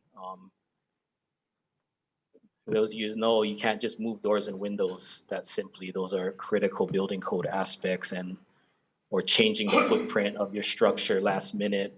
These are significant impacts on the review. And so there's a lot of frustration with people thinking they can just make these simple, what they perceive as simple changes in the process.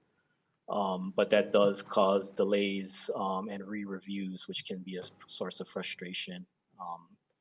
Timely payment of fees is another one. Lack of funds in terms of them being prepared or ready with their financing to actually implement construction in time with their permit issuance. Not being committed to what they're actually building, so using us to kind of vet ideas, or not being fully prepared with the plans they submit. And unfortunately, there is a range of quality among design professionals, and people get into trouble when they, you know, as with most things, you get what you pay for. And so sometimes cheaper design professionals can cause frustrations in the review process. For the design professional side, again, you know, a big challenge we fight with internally is resubmissions from poor plans or substandard plans. Delays in the design professionals addressing comments or failing to address comments in resubmittals. That is a common issue we encounter. Drafting services being rubber stamped, so where people will hire draftsmen as a way to save money, and they have a partner architect who won't really do the plan review well, will just stamp off and submit, and we encounter a lot of comments on those types of plans, which unfortunately just creates frustrations for the applicants. And then of course, lack of code knowledge with being aware of code updates, local amendments as well. If you know, the designer is not experienced in the jurisdiction they're submitting applications for, which can translate to re-reviews. Next slide, please. So some of the challenges on our side, you know, just the number of codes we need to balance. Our plan reviewers are expected to be, you know, experienced in the building code, residential code. Now we have existing building code. And then we also had the energy code come into play not too long ago, as well as the updates of these codes every 3 years. So that does put a pressure on the staff to be able to be efficient in light of a continuously changing process. Not to mention, you know, things on top of that, like local codes, like county amendments to our county code that try to direct the building permit process outside of your international building codes. And similarly at the state level, where state law chooses to direct these building permit processes and forcing us to have to then pivot to make adjustments to accommodate those changes. Staffing, of course, like everyone else has said, vacancies continue to be a challenge. Finding people with appropriate experience is a struggle. Since my tenure, I mean, we've had 50+ years of experience cycle out under my time, and you cannot just replace that very easily. The number of review agencies becomes a challenge too, just because, like I mentioned previously, every one of those agencies have their responsibilities, and they don't necessarily align or support expedited permit processing, just because there's different priorities being applied by those agencies in their reviews. Then, like specific to alterations and additions, having to conduct the research to figure out what the existing structure is. Is it a legal structure? Are there issues that we have to account for when we're doing alterations and additions to existing structures? Next slide, please. So here's a table summarizing our permitting staff. And so this is focused primarily on just our building permit side. It doesn't include our electrical, plumbing, or civil team. So we struggle to stay fully staffed. We're okay right now, but it's always a revolving door, and which is a challenge because you can't just plug and play people. It takes time to learn our systems, learn the codes, and develop that expertise, which adds to the challenge of trying to, staff up. And I think that's my last slide for this morning. Appreciate you folks' attention. Thank you. Thank you, Jordan. All right, we're going to move on to questions. And we have 10 minutes for questions. Anyone wants to start us off? Let's go with Dean. Thank you, Jordan. Quick question. Do you folks have a expedited process for affordable housing projects? We do. So when a project gets a workforce housing agreement executed with the county, we become notified and we notify our review agencies. And really that just means they get put to the top of the pile. Doesn't always translate that way directly, but it gives us the ability and the authority to prioritize those projects and to nudge along the other agencies to remind them that those are priority projects for their review. Thank you. Christine? Thank you. Jordan, just question, you're talking about what building permit process is, but doesn't that include the planning division too? So like how much of that, is that all concurrent? Or is it, planning division first, then you're going to the DPW? No, we run it concurrently. So if you recall that routing matrix, when we launch the agency reviews, that'll go through all those agencies concurrently for their review. Thank you. Brian, then Rep. This may be a little premature or maybe too late, but let's just get right to the point. I'd like to hear from each of the directors. What do you think is your biggest bottleneck and the reason for it in the permitting process? So regarding your question, we'll go with Jordan, and then we'll just stop there and move forward from that.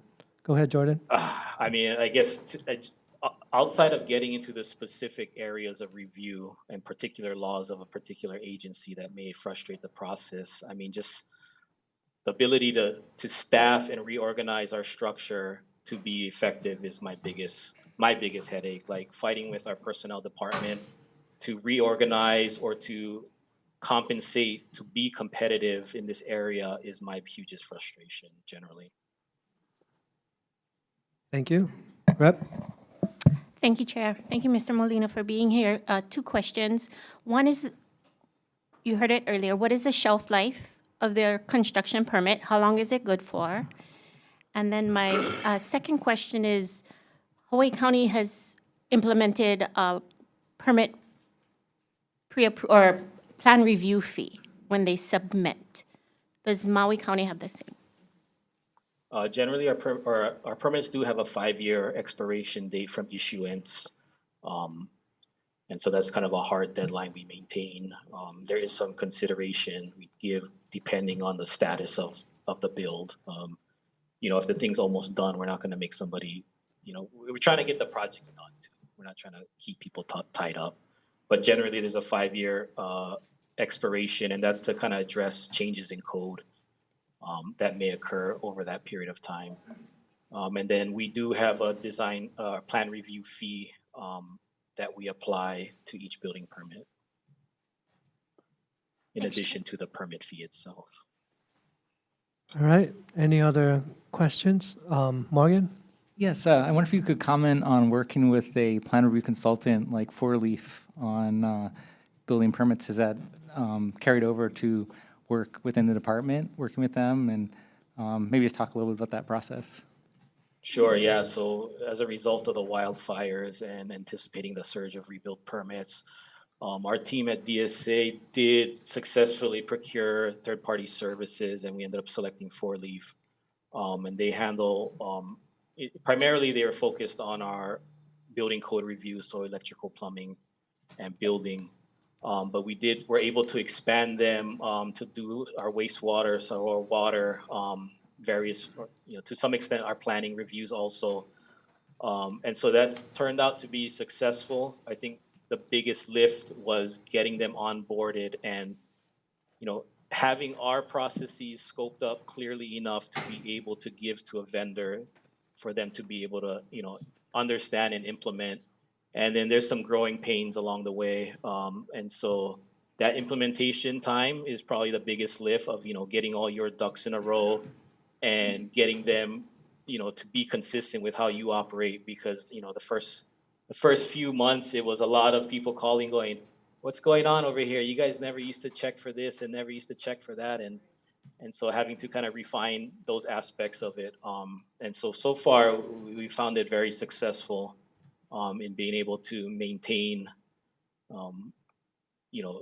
the sanity of our staff and to even just keep up with the volumes that we've been seeing from Lahaina. We did recently extend that into our regular queue. And so we've been slowly ramping up, again, Four Leaf to assist us with our building permits. That is limited to just our building code review at this point in time. Thank you. Jennifer? Aloha, Jordan. Mahalo for your presentation. I know Bluebeam and MAPS has a collaborative function that allows real-time reviews between reviewers at the county and architects and engineers. To your knowledge, is that ever used? Do you know if that's ever been useful? To my awareness, we haven't been able to really leverage Bluebeam to that extent. The coordination of multiple comments on this single plan file electronically and just organizing, color coding, understanding how to read it, versioning, all of that. We haven't broken through yet, so we don't use Bluebeam to that extent at this time. Any others wishing to ask the question? Oh, Lee?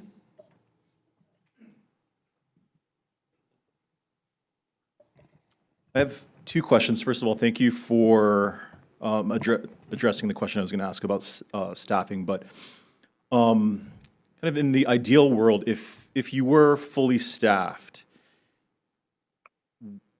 would you have enough staff, funded staff positions to operate for the scale of Maui? And this is kind of a genuine question because I'm not quite understanding if like 5 plan examiners is the right scale for the scale of Maui. And I have another question after that. I guess in the current economic cycle we're in and the volumes we've been in really since COVID, it's probably a little low. And because we do have a significant backlog we're still working through, in large part caused by our MAPS integration, which set us back significantly, as well as coupled with the loss of, several 30+ year experienced staffers. And so we're struggling to recover in that regard. But I think with the augmentation from the Four Leaf, and with some of the changes we've made in our structure, I feel if we can get fully staffed and trained up with experienced people, I think we can have a handle on it. So yeah, I guess I'll stay with that for now. Thank you. Yeah, I appreciate that. I think I'm just looking at the numbers between what was presented in the Hawaii County with 20 examiners. I know that inclusive of electrical plumbing, but trying to rationalize the discrepancy numbers. The second question I had is regarding the point you made about permit applications coming through, sometimes just simply to vet feasibility. So one of the conversations on Maui that is recurring is resources such as water. How much of the data needed to vet ideas is publicly available? And how much requires an application going through the process before getting the determination that there is or is not enough water or any infrastructure in that case? I mean, I can't speak to our water department specifically, but I mean, generally, people should, I mean, I guess I don't know how to best. I mean, what I would do is I would go to that agency beforehand to kind of at least get an early consultation to talk through what their awareness of my property and what I'm trying to do, and to get a sense of what I might anticipate. I know a lot of people don't do that, and so they get caught at agency review, finding out that they have this significant problem. And so I guess that's my general guidance is you gotta, to a lot of extent, you have to be proactive in trying to navigate and get your answers because we are also so short-staffed right now. It is really a squeaky wheel operation where people have to advocate for themselves because we are undermanned and overloaded to be able to just, accommodate everybody to the extent we want to. All right, one closing question before we, or none, up to you guys. All right, it looks like we are done with the questions. Jordan, thank you so much for answering them and your presentation. Thank you. We're gonna move on to City and County of Honolulu. You will have 20 minutes to present, followed by 10 minutes for questions. If you don't mind, please step up to the podium and Director, start whenever you're ready. Thank you. Good afternoon, everyone. I was wondering, can I use the PowerPoint and a clicker because it kind of goes through? Oh, yeah.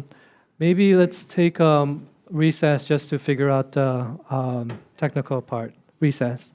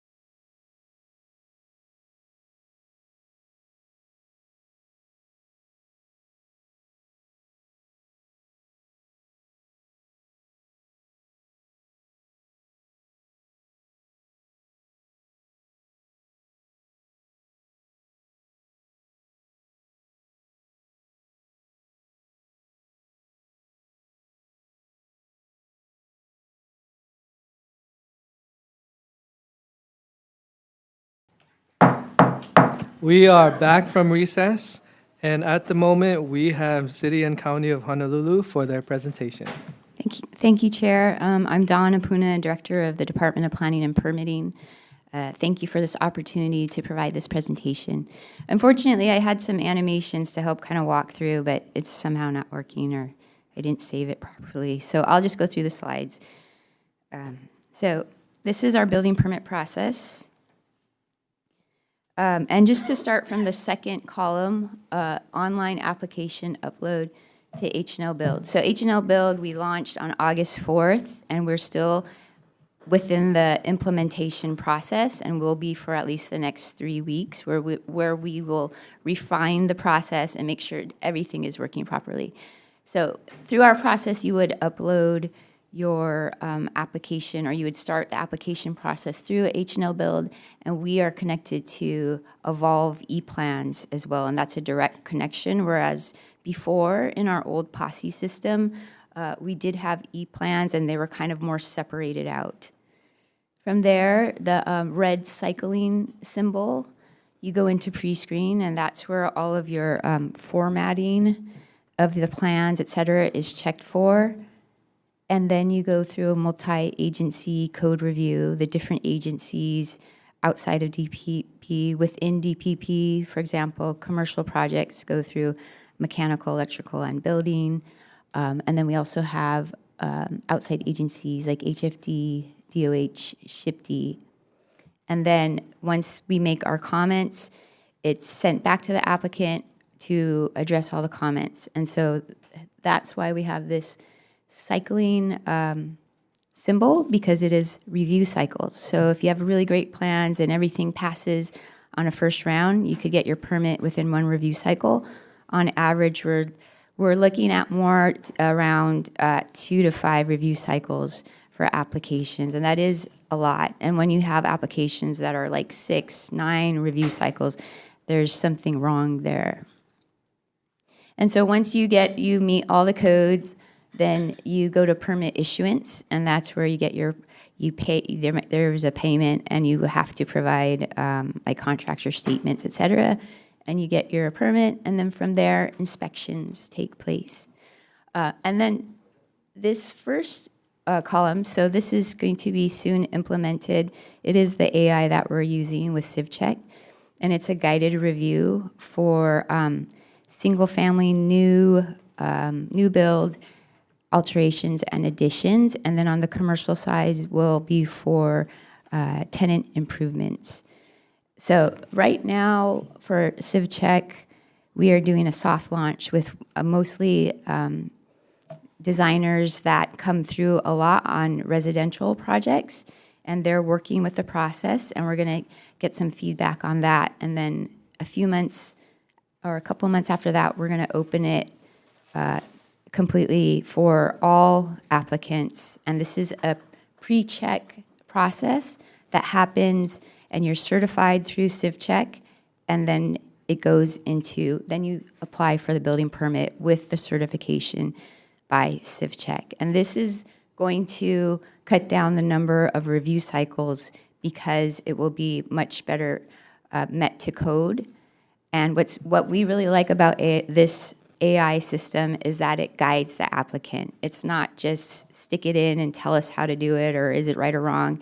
It guides the applicant through the codes and educates the applicant about what's correct. And we think that's very helpful when it comes to excessive review cycles, that they're becoming better. They're better at doing the actual design of their projects. And then just to note, so we've been working with CivCheck for over a year. They did a pilot, and now they're doing the soft launch. They did a lot of research on what we do and what comes through. And their evaluation about the data is that we've been, it's basically designed by corrections. So a lot of plans that are coming in are being passed through or going through this because we're helping them to design their project, when really what we want are well-designed, 100% complete, as much to code as possible from the first application, so that we don't have to keep cycling, which is certainly a multiplier effect on the time within the permitting process. So I was going to kind of go through these one by one, but the blue represents the improvements that H&L Build offer to us. So now there's greater parcel information and GIS-based information for your parcel, so you can know exactly what's there, what you can do, all permit types. So whereas our old POSSE system basically processed just building permits, we now are able to have everything come through for over 60 different types of permits or approvals, whether it's a conditional use permit, SMA, everything that we do, subdivision approvals, are coming through the H&L Build process.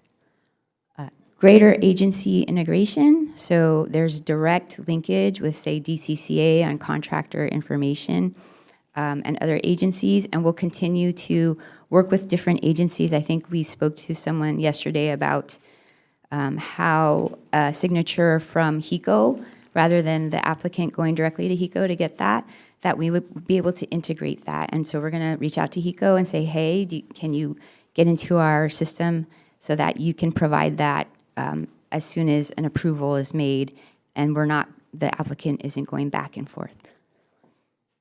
Permit eligibility, there's a lot of information in H&L Build that can tell you, are you eligible, what else do you need, or maybe you're not eligible.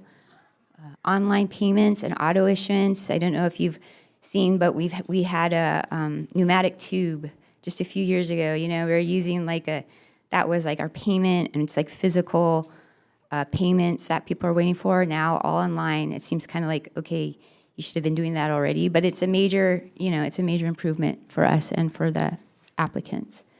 Landowner involvement and awareness is very key. Now people can't just say, where's my permit? We have the ability, and we're requiring landowners to have their emails as part of the registration so that they can get updates on their projects, and they know they can go in and look at comments and see exactly what's happening with their project. Where am I? Docs and information is required upfront, because we also have a problem with the permit is going through, different approvals are being made by different agencies, and then at the last minute, oh, you're missing this form or you're missing this approval. So if we get everything up at the beginning, it's going to make for a much smoother process going forward. And then lastly, the blue real-time permit tracking. It's like the Domino's app where you know exactly when the pizza starts baking, quality control, and then it's done. So it has the same kind of bar across the top that tells you where exactly your permit is. And then for the white, so no more paper. So this is in the last few years, right? In the last four years, we finally went completely from paper plans, which is a time sap, because they're literally moving physically these rolls of papers among agencies, but that is no longer allowed. And then the people, we've been doing a lot for our people, which is crucial, like giving them more training for consistency on reviews, raising salaries where we can, because we need to pay them what they deserve. And we're competing with industry, and it's very important that we're able to attract and retain people that do this job. And also, we have a third-party company that helps to supplement our reviews. They're based in California, but they do some of our electrical reviews and some single-family. And then lastly, quick permits. We've added a lot of quick permits so that it's an instant online permit as opposed to going through the same process as more complex permits.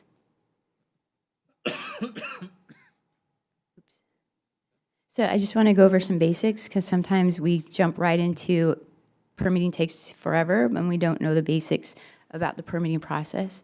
So at the very bottom, health and safety, that's what a building permit is for, simple as that. And I've seen legislation about shot clock rules, which I don't think makes sense, because you can't just cut off a review and say, here's your permit, and we're really trying to ensure health and safety.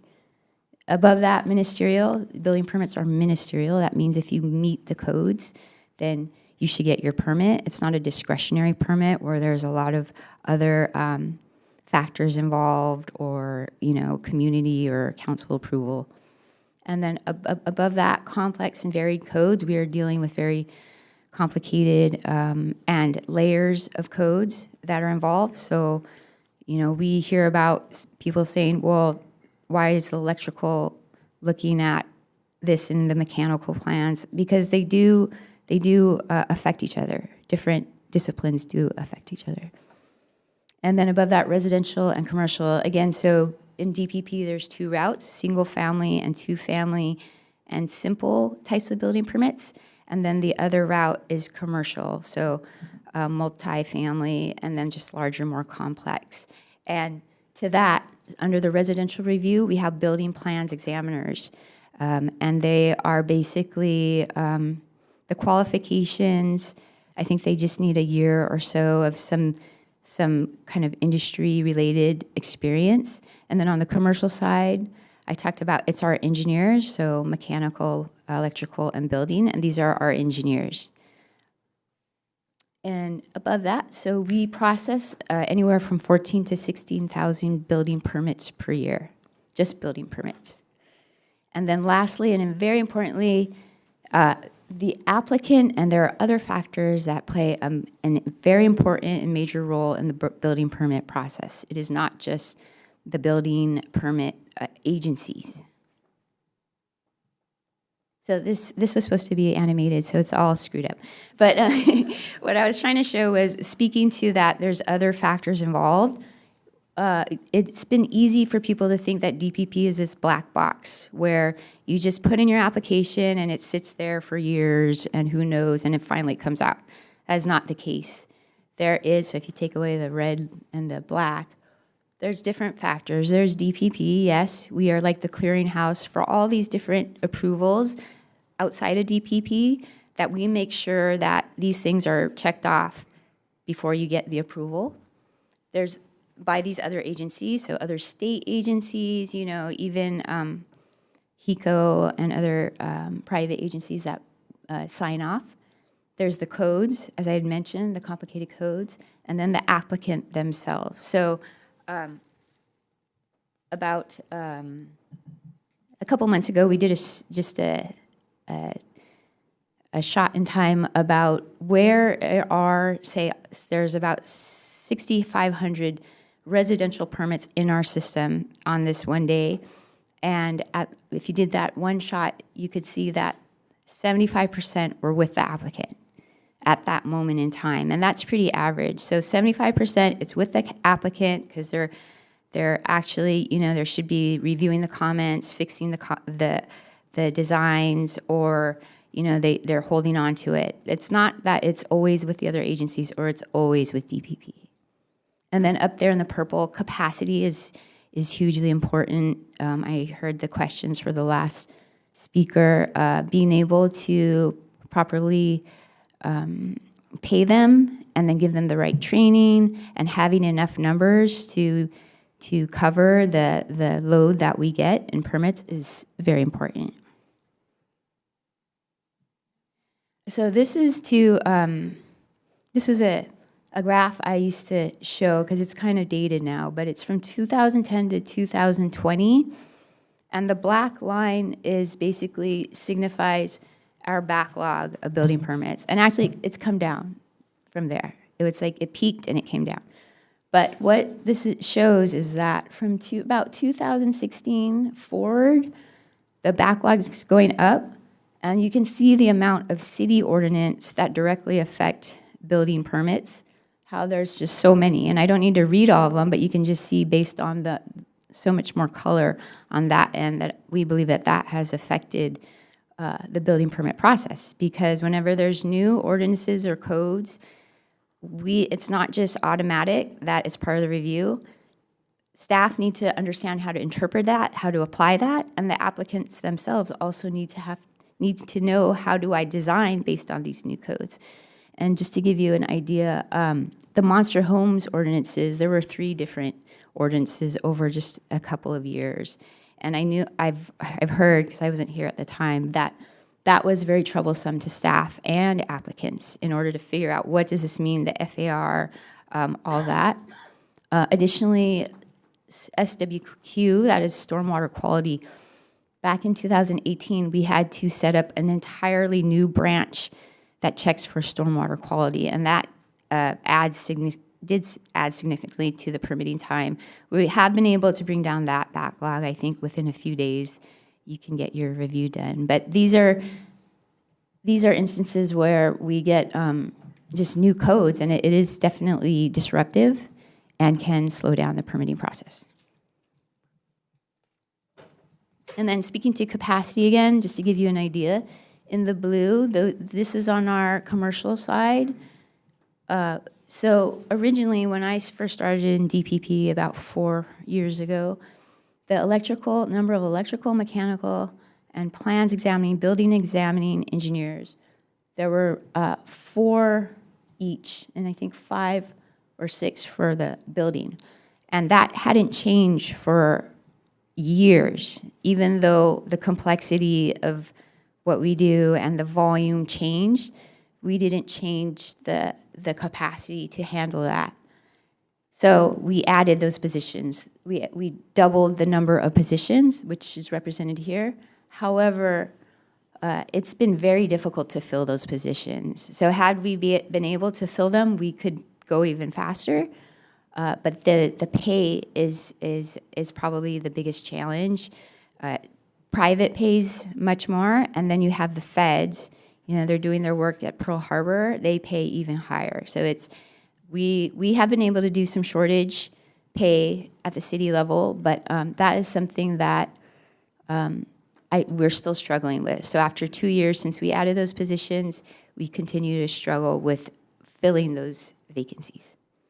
And then the building plans examiner, that's on the residential side, the ones that I spoke to before. We do pretty good with hiring, but it's hard to retain them. And I think part of it, we do need to look at how those positions are described, because they are very complex positions. They deal with angry public, and they have a lot to deal with. So I think we're working on making sure that their description fits what they do and that they're paid accordingly, because we do have issues with retention. So we can hire them, we train them, but a lot of them, once you get into that kind of work, you become a lot more marketable, I think, but you also will leave us, and then we have to start all over again.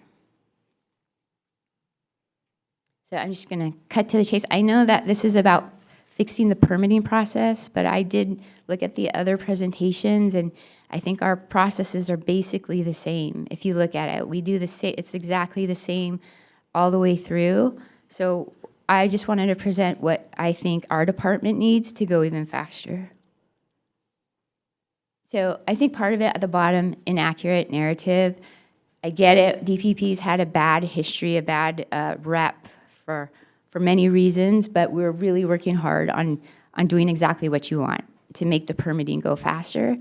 I know that a lot of the legislators, they hear from constituents like, my permit has been stuck forever, they're telling me it's DPP's fault. And 9 times out of 10, when we look at it, because now we can look at it, exactly where it was, for how long, this or that, the comments, it's with the design professionals, or they're not addressing comments. And now with H&L Build and our e-plan system, you can see all of that. So what is difficult is when we keep having to explain, or we have to, it takes time and energy to do that, when really people should be asking their design professionals. You really hold them to it and say, what's going on here? Because it actually comes back to them. But you can save time and energy just to go directly to the design professionals. So myopic legislation, and I'm talking about, the city council, they're focused on a specific issue like monster homes, but then what are the repercussions from that? How does that affect our process?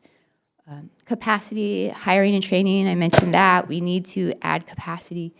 The applicant, again, it could be with the applicant. Code cycles are problematic because they're too short and we always have to adjust. And then other agencies, like we're doing as best as we can, but of course we hear about, hey, I know it's not with you, but what's going on with this agency that's taking a long time. So there's backlogs in other areas. So how the legislature can help change the narrative, I talked about that. Like I think that DPP and the other agencies, they're doing the best they can with the resources they currently have. Yeah, we need more resources, but it's hard to always be on the you know, I don't know, just it's hard for staff. Like that's the worst for me is when staff are treated badly when it's not their fault and they're doing their best. And it takes the whole community to just understand what's going on, what's really going on, so that we can all get to the same place. So pilot funding for hiring and retention. So if this is about building so much housing within 2 or 3 years, I'd say give us a certain amount of money for a certain amount of time so we can pay the engineers to hire and even the incumbents that are in there so that we can just jump on it. The more people we have, the better. Be cognizant of misguided legislation. Like I said, that shot clock legislation, we spend a lot of time kind of explaining or fighting, but we just have to work together on what the legislature intends to do and what you're working with as far as what the county's trying to do. Clarify engineering licensing. We came here for a couple of years about just making sure that government plan review engineers could be treated or could know exactly what that means and that they could work at DPP, come out of UH as a graduate and get the right experience so that they could sit for licensing. And then extend code cycles. If we extended them by 6 years, I think that would be helpful so that staff isn't using so much time on learning new codes. That takes a significant amount of time to adjust to. And then again, adding capacity to other agencies so that they also can work through and get rid of their backlogs. So with that, that's the end of my presentation, and I'm available for any questions. Thank you. Thank you, Director. All right, open for questions. Senator Hashimoto. Thanks, Don, for being here. Great presentation. You know, I think if you could go back real quick on your staffing slide. You know, I think we've talked about this before, and I always when I talk to people, you know, I always say Dawn says that she had a magic wand, it would be civil service reform, but you know, which is really difficult. But I think there is something to this, and maybe you can kind of explain what you've done in your hiring area, right? So I think there's redescriptions, you can upgrade some of these positions. I don't know how long how long in that process you are. But I think, I'm not sure if we're going to straight out give you money, but I think we can do a pilot to kind of figure out what can we do when these hiring, right? So there's models, like you look at the University of Hawaii, they create a team of exempt professionals to deal with some of their building issues, right? To do the renovations at Manoa. But I think if you can tell us what exactly you need and we can pilot it, I think we're willing to try. Because you guys haven't used the EP, right, for some of your hiring? The governor's housing EP? No, we haven't. Okay. But what is it, do you think, working within the constraints of civil service, do we have to go negotiate with the union to kind of figure out, okay, can we get a pilot exemption so you can hire all these exempt positions? Or do we have to then, give differentials to these positions? I think we just need a little bit of guidance so we can kind of know, because I do believe a lot of it is people-driven, right? And that's why I always tell people, you need to stop updating these codes because people get confused, right? But nobody believes us, and they still want to, especially the architects, they continue want us to adopt the new code every single time. So everybody gets confused because at the end of the day, it's people that need to interpret it. So I just wanted to dig a little bit deeper on that. And that's a good question, and I think it's spot on. The civil service system, it is very hard to do a lot of things that we need to do or that we should be doing. I think pilot program with the unions, let's see how we can do this in a limited amount of time. I think that's our best shot, but we do need to, it's the pay. Like when I ask my staff, what is it? Like people won't even come for an interview just knowing what the salary range is. So what do you think what is the deficit? Is it 20%, 30%? I'd say closer to 30%, like or more for the feds, competing against the feds. But I guess for a good example is like your permit clerks. Like, yeah.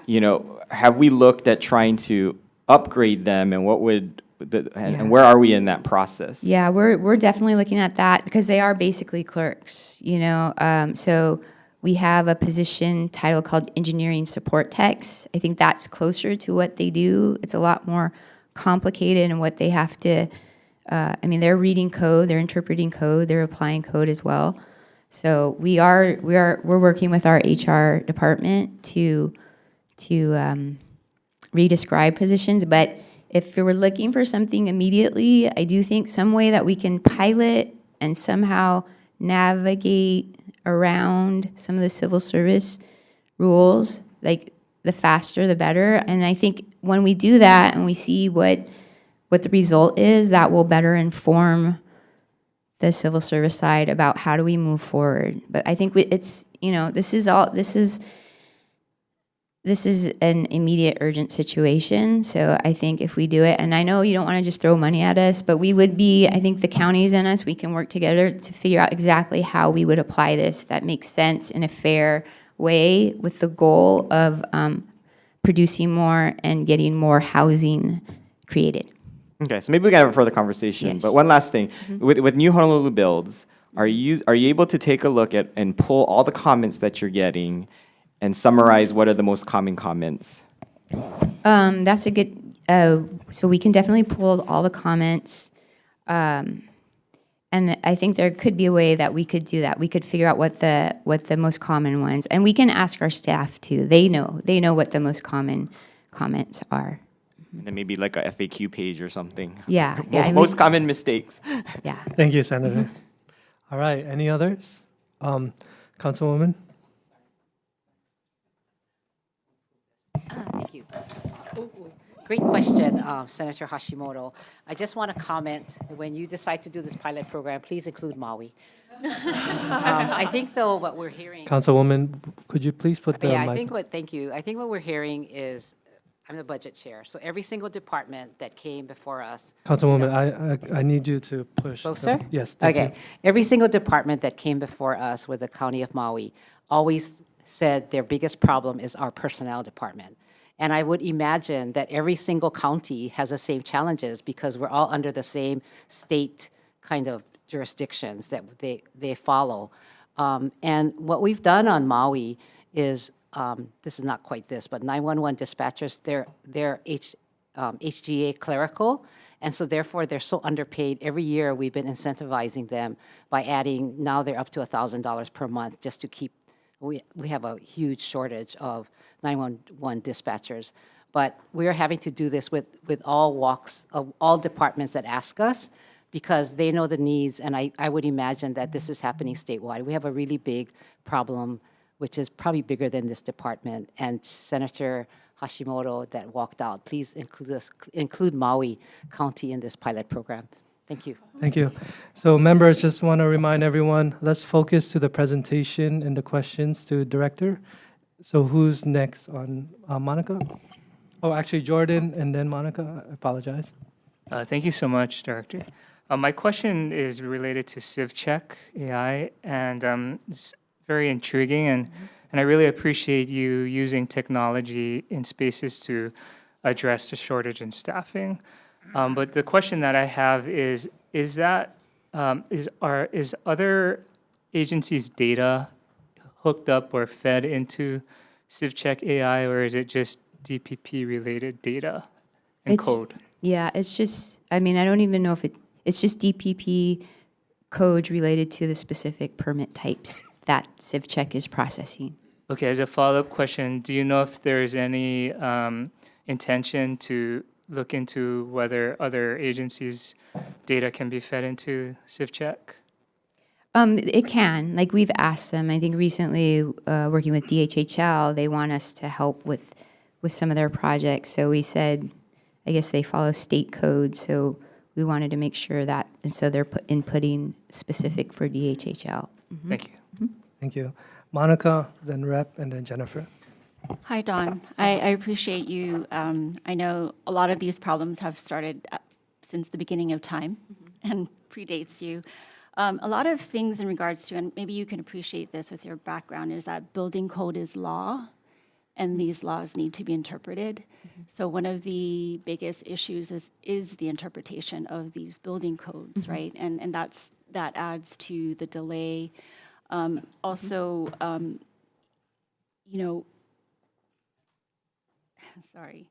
Can you talk about the H&L build and some of the problems? Because I know it doesn't matter whether you're a bank or you're a DPP, whenever you integrate or upgrade to new systems, there's always going to be a lot of problems.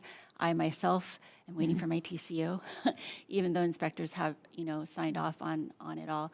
And then one comment is we do have HGEA, Cheryl, there, I don't mean to put you on the spot, but we do have somebody talking about staffing a lot too. So if she's in the back there too, if you want to participate in the conversation. Right. Just so everyone knows, the lists of members are on the website. At any point of time, we can make comments. However, if we could just focus the valuable time that we have with Director and the questions and answers directed to you. Yeah. So please. Yeah, those are great questions. So first, building code, the interpretation, yes, absolutely. I think what is helpful is when staff is able to sit down or have conversations, you know, because I've sit in a lot of those meetings where it has to come down to a meeting and we all end up on the same page. But when we have so much work, I think those conversations, those meetings are last on our list. So the ability to add capacity will allow us to do that. I mean, that's one of our goals as DPP, use more technology and fix a lot of what we do so that we can have more person-to-person contact with applicants to help them understand. And I think that in itself, when they can work together face-to-face, it builds better confidence between the agency and the applicants that, you know, we're not trying to make it hard for you. We're just, this is how we see it. So I think that is how I see that we can deal with the building code interpretation, as well as training. Training is super important. So like I said, we now have a lot more robust training required for our plan reviewers or even our inspectors, which will help with interpretation. As far as the H&L bill, we launched on August 4th. There have been some issues, and like you know, it's just a major implementation. There's so much data, right? Just years of data that we're trying to bring over to this new system. It's not like when Posse 28 years ago or whatever was first started. It's a new system. Everything's new is going in, so that's easy. But we're going from one system to another, so we've had some data mapping issues, and that kind of, I know once it came out, even our staff were just very frustrated because they were looking into the system and they didn't see, oh wait, I'm supposed to have an inspection today. What happened? So admittedly, and even with the vendor, that was kind of a fumble, but we're working on it. We're in our 5th week of 8 weeks of, what is it called? Just like full on fixing bugs, smoothing it out, and making sure that we stabilize the system. So there's still a few weeks ahead of us and before we get it stabilized. But yeah, it's amazing. Like I didn't expect it to be so rough, but we're gonna get there. We're gonna get there. So we appreciate everyone's understanding. Thank you. And then, yeah, thanks. Representative? Thank you. Thank you, Don, for being here. And I really want to acknowledge you inherited a lot of problems. And I am incredibly mindful of this transition when Hawaii County went through it. Migrating legacy permits, everything you're talking about, we experienced. And we were the first one to experience. And I'm just here to say, it'll get better. It's going to take a while, but it will get better. I wanted to focus a little bit on your permit backlog. And I really appreciated this graph specifically to your point about myopic permits. oftentimes legislation, just the sheer thought of the introduction of something new coming forces that or pushes design professionals and applicants to shove something in.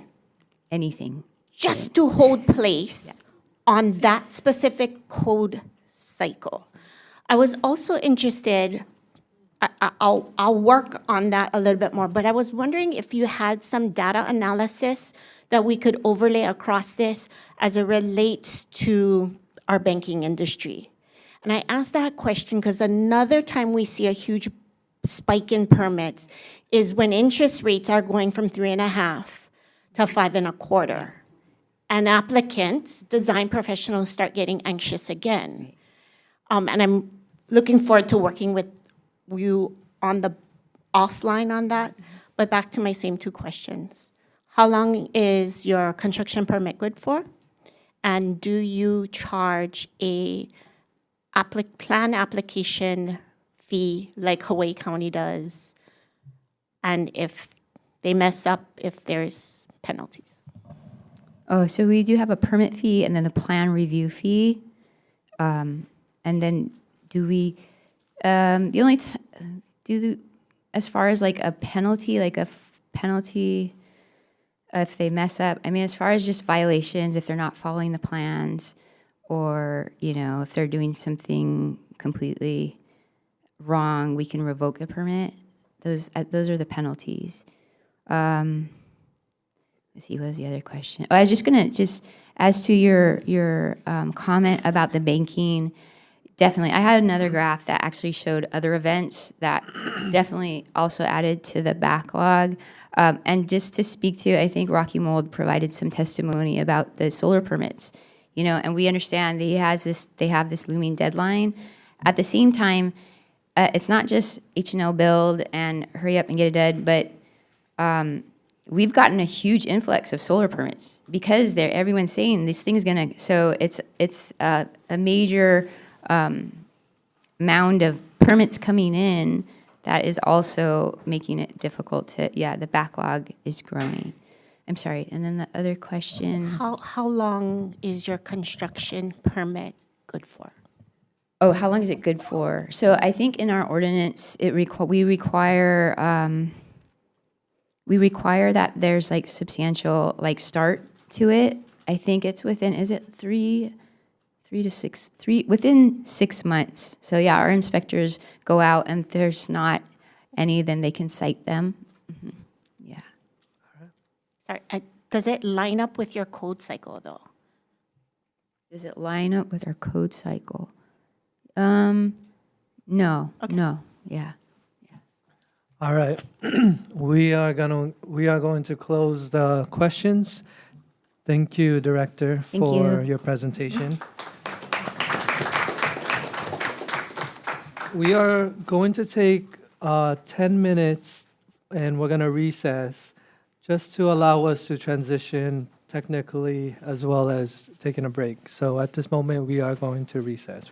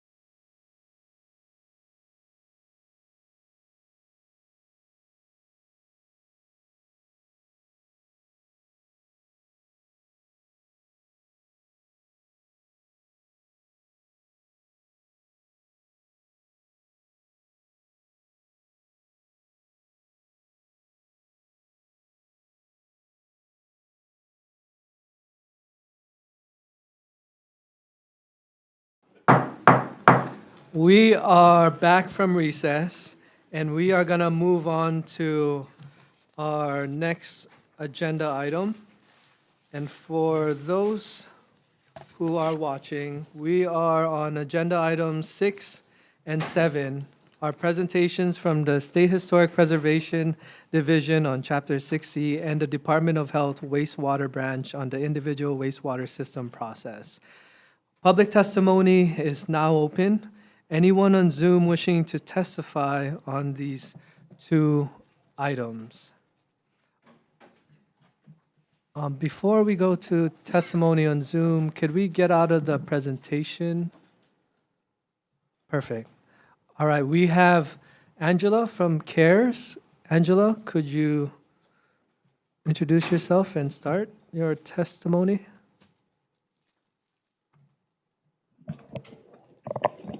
Hello.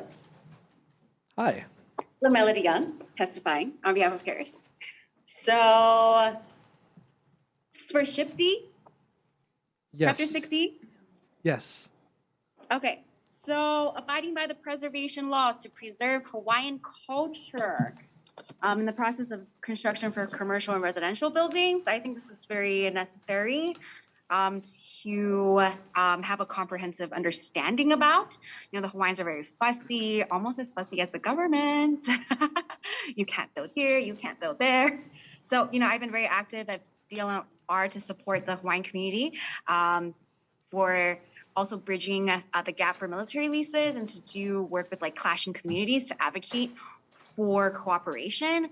I think everybody is so obsessed with the part Hawaiians are playing and the role of having a discussion of like developing for the Hawaiians. And so, you know, I wanted to kind of, you know, get in on it too. So I'm happy to hear about OHA's resolutions to strengthen the burial sites, specifically for Chapter 6E, to transform policies to protect iwi kupunas. Was passed, I think, this last year. And unfortunately, SHPD has historically been understaffed and underfunded. And so Native Hawaiian burials continue to be unearthed and mismanaged. And so it's good to kind of just have more offices according to the current resolution. OHA, SHPD, and the larger Malama iwi kupuna. Thank you, Angela. Please summarize your testimony. Okay, yeah, I'm going to summarize.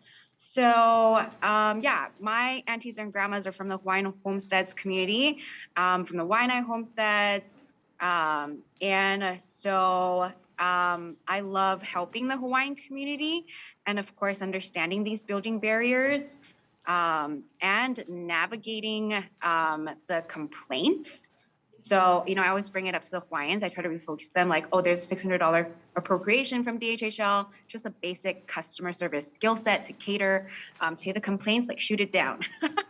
So, yeah, thank you so much. I can't wait to hear more. Thank you, Angela. Is there anyone else in Zoom wishing to testify? With no one else in Zoom, we're going to move on to our physical space. Is there anyone here present wishing to testify? With no one, seeing none, testimony is now closed, and we will now transition to SHPD. You will have 20 minutes to present, followed by 10 minutes for questions. SHPD, Administrator Puff, please proceed. Hi, good morning. It's not morning anymore. Good afternoon, everybody.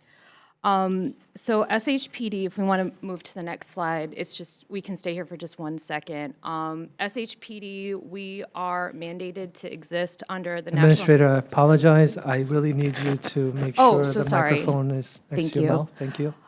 So we are mandated to exist under the National Historic Preservation Act of 1966 and the 1976 State Historic Preservation Law.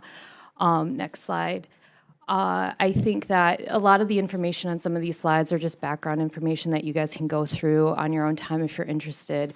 But I think one of the primary misconceptions about SHPD and historic preservation in general is that there is some kind of mandate created either by state or federal law to preserve. And the mandate isn't a requirement to preserve, rather it's a requirement to consider historic and cultural resources and our impacts to them before we lose them as we continue to evolve. Next slide, please. So the National Historic Preservation programs this is just something that we can pause on for a second. They're codified in 36 CFR Part 61. It requires that every state designate a state historic preservation officer, who is Dawn Chang for the state of Hawaii. I'm the deputy SHPO for the state of Hawaii. And that SHPO officer is required to administer the federal programs that exist. Tribal nations also are allowed a tribal historic preservation officer to represent nationally recognized tribes. State of Hawaii, Native Hawaiians do not have a similar historic preservation officer to represent Native Hawaiian interests. Next slide, please. And then HRS 6E is where you find the State Historic Preservation Program, and it is structured very similarly to the federal program. Next slide, please. So I'm going to go over 3 programs specifically that don't directly impact the permitting process, but might inform how SHPD may review a permit that comes to us for review. The first of which is the National and Hawaii Registers of Historic Places. These registers are an honorary designation in which a property owner may list their property, whether it's private property or public property, into the state or national registers of historic places. This process identifies character-defining features and why a resource is historic. That information may inform how we review a permit to determine if those character-defining features are going to be impacted by a project.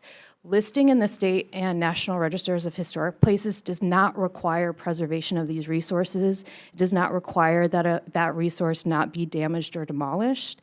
For example, Falls of Clyde just recently was, we reviewed that project.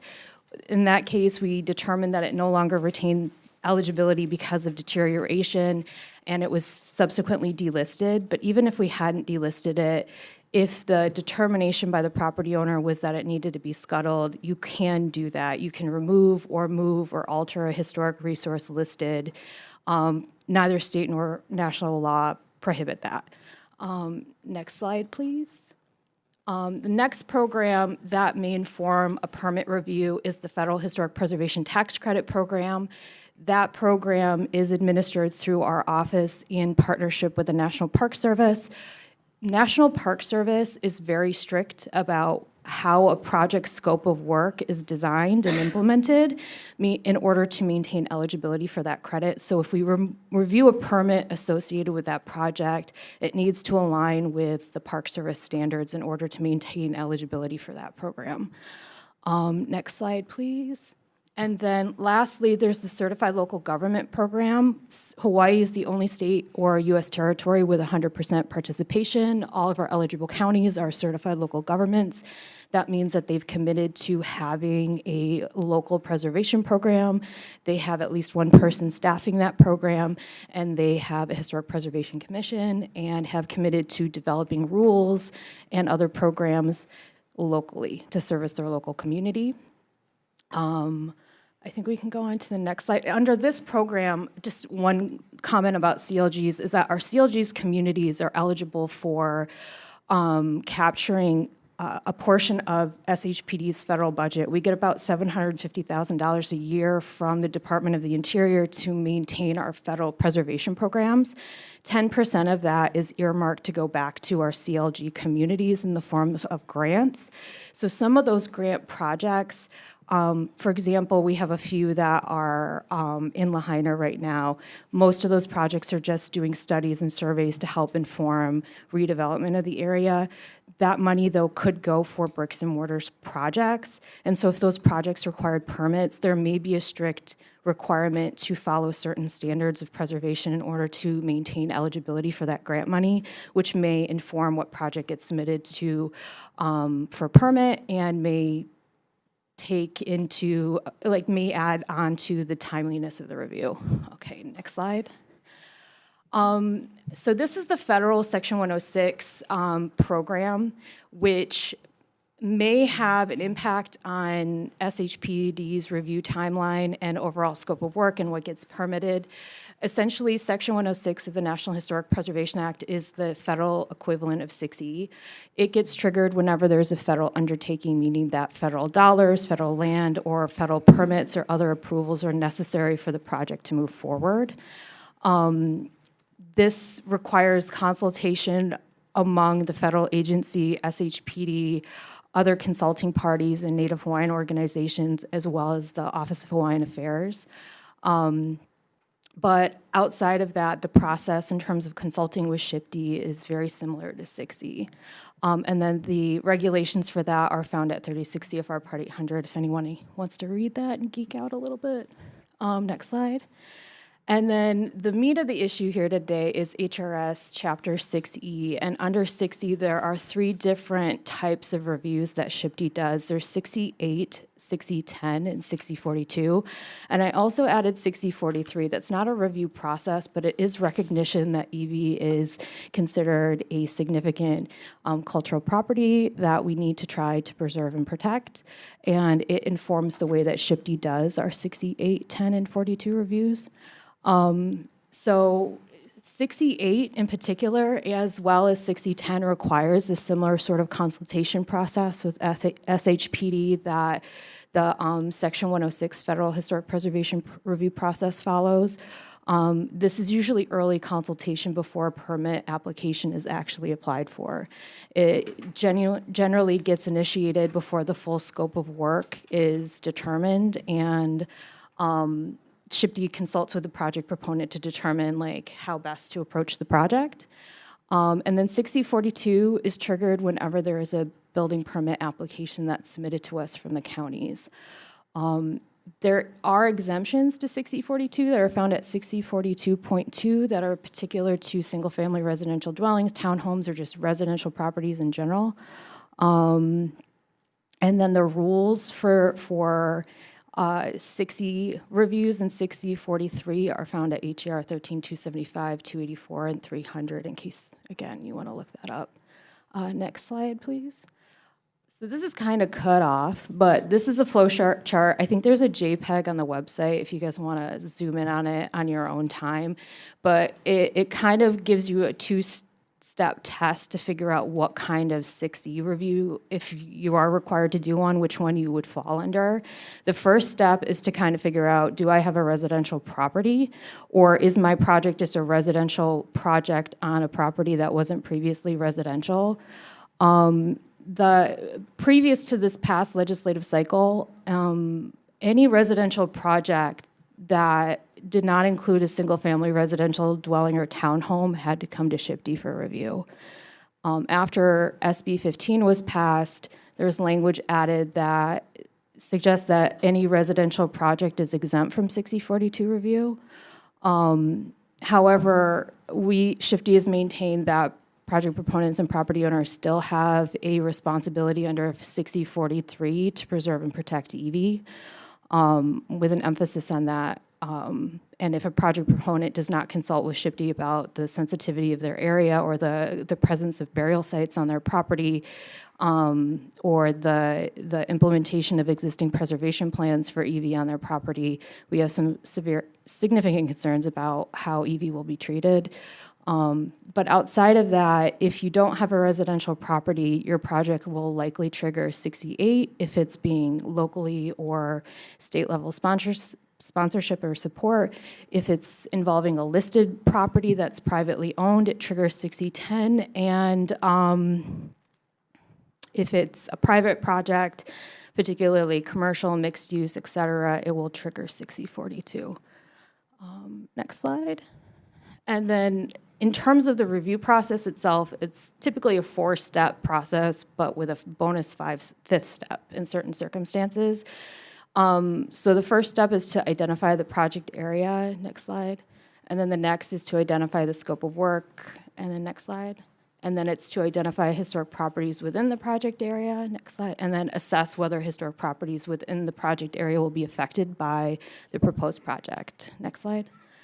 And then if we do determine that there are historic properties in the project area and it will have an effect, then there's that bonus fifth step where we go on to mitigation. And HRS 60 identifies different forms of mitigation, such as documentation and preservation, but there's no particular mitigation that is absolutely required. This is where you negotiate or consult with SHPD on what's most appropriate or feasible with a project proponent. That is also the step where if archaeological monitoring is required, archaeological monitoring may be a mitigation measure that we identify. Next slide. So this is sort of a flow chart, and again, there's a JPEG available if you guys want to take a better look at it that kind of outlines the 6042 process specifically in terms of breaking those 4 steps down into what the rules actually say and the review periods that are allowed in the rules. The step 1 is to determine whether or not there's a historic property there. If the project proponent knows that there's a historic property there, then they move on to consultation with SHPD. If we don't know if a historic property is there or not, but it's in an area where historic resources have been found adjacent to that parcel, SHPD may require an archaeological inventory survey or an architectural survey, typically known as a reconnaissance level survey. And then based on either the findings of that survey, if no historic properties are found within the project area, or we all agreed at the very beginning that there were no historic properties there, then SHPD has 30 days to write a letter of no historic properties affected and send that out to the project proponent, and the permit process may continue. If there are historic properties found within the project area, then at that point, SHPD moves on to the next step of evaluation, which is to determine whether or not those historic properties will be affected. If under that part of the review process, SHPD determines that there are historic properties present, but the project won't affect them, then we go on to issue a letter of no historic properties affected within 30 days. SHPD might also write a letter of no historic properties affected with particular conditions if there are certain modifications, like establishing a buffer around like a known burial location or archaeological site or other historic property, so that we can ensure avoidance. So there is potentially a letter that people will get that it takes the form of no historic properties affected but does have conditions applied. And then, of course, the last step is like if you have a project that has historic resources within the boundaries that you are going to affect those historic resources, SHPD will consult with the project proponent to identify mitigation. And like I said before, that might require archaeological monitoring, documentation, or a commitment to preserve certain aspects of the historic resource. And that gets documented in a letter that is an effect letter that we have to write within 45 days. Next slide, please. In terms of what SHPD needs in a submittal, we need an agency cover letter, project drawings with a site plan and a narrative scope of work. We are working with archaeologists that are not as familiar as the architects or architectural historians in our office with reading project drawings. So they do require a written scope of work just to be reassured that they're understanding what it says in terms of location and depth of ground disturbance, as well as any identification efforts the project proponent has made for identifying historic properties. And then it isn't required to have an assessment of effects in some cases or proposed mitigation. That's typically limited to 68 and 6010 reviews, but a project proponent at the early initiation stage is more than welcome to submit that to kind of preemptively consult on that and get that ball rolling. And then if it is a 6810, if it is a 68 project or a Section 106 project, the submittal does need to include comments from our certified local government communities, Native Hawaiian organizations, OHA, or other consulting parties. Next slide, please. And then in terms of challenges for this project, our number one challenge is getting complete submittals, particularly when it comes to HRS 60. And accurate information within those submittals. We'll often get people that will start to submit and then won't submit a complete submittal, and we're not entirely sure if that's just to say that they've submitted something or they think that's all they need to submit, but a lot of our intake requires us to go through what's actually been submitted to figure out what it is there, because we'll get people that submit something under a certain document type And then our intake system will determine that it's complete, but when we open that document up, it's not actually what they're saying it is. It might just be a blank piece of paper. And then the other thing that takes time is negotiating mitigation, or the project scope of work might add to the timeline. And then I put on here our average review time right now, this is the average, is 56 days for all of our projects. Next slide, please. And then this is sort of a breakdown of the last state and fiscal reporting period for us. Next slide. We had 60 determinations of adverse effect or effect with mitigation commitments. Next slide. We had 1,189 determinations of no adverse effect or no historic properties affected, and this is cumulative of both the federal and state review processes, 60 and 106. Next slide. And we had over 1,000 determinations that the project was incomplete. And this is only represented in the letters that we send out. It isn't indicative of the phone calls, emails, or HICRIS messages that we send out to project proponents requesting more information or letting them know that it's incomplete. Next slide. And then in terms of opportunities, because all of our counties are certified local governments, most of them have at least one staff person that if they aren't a qualified preservation specialist as defined by the state or federal rules, they certainly have significant experience working with us and knowledge about our process. Maui County is the first county to develop a local agreement document with us where they are taking on architectural reviews for SHPD under 6E. They have a qualified architectural historian who does that. They also have a qualified and permitted archaeologist in their OEV division who we're working with. We're working with the OEV division in Maui County on a similar MOA that will target archaeological reviews so that the only projects that will come to SHPD for review under Maui County are those that we believe will affect historic properties and thus mitigation needs to be negotiated. There are other programmatic approaches that we're developing as well. We have programmatic agreements for a number of project types under Section 106 with federal agencies. We just finished one with Department of Hawaiian Homelands a little over a year ago for their Section 106, and we've been consulting with them and developing a programmatic agreement under 6E that will streamline what DHHL projects come to SHPD for review. We're essentially pre-consulting on project types to narrow it down on what ones will likely have effect and which ones won't, so that only those projects will either likely have an effect or we know will have an effect will come to us. We're also making updates to HICRIS to make it easier to submit and so that people know what they need to submit and they submit it accurately. And then we're also investing in training and outreach to our local counties and communities and project proponents, federal agencies, so that, again, we get the information out there about what we need, how we need it, et cetera. And I think that's it. Thank you. At this time, we are going to open up for questions. And who would like to start us off? I know Senator would. Thanks, Jessica, for that presentation. I think I saw most of it. I was watching simultaneously when I was meeting with somebody else, but I don't think you addressed anything about staffing. So where are you with staffing, and where are you with all the positions that we've given you, and is that still an issue? Because I feel like it was a great presentation, and it outlined a whole lot of things, but then it comes down, again, similar to with Honolulu, it comes down to the people, right? And so I think we're trying to hone in on what are we going to do about the people, right? Yeah. So I think right now, SHPD staffing, we have 34 positions filled out of 52. I think that most of those remaining, what's the math on that? It's 18? Am I doing math right? The remaining 18 positions, I believe most of those were positions created by the state legislature in 2022.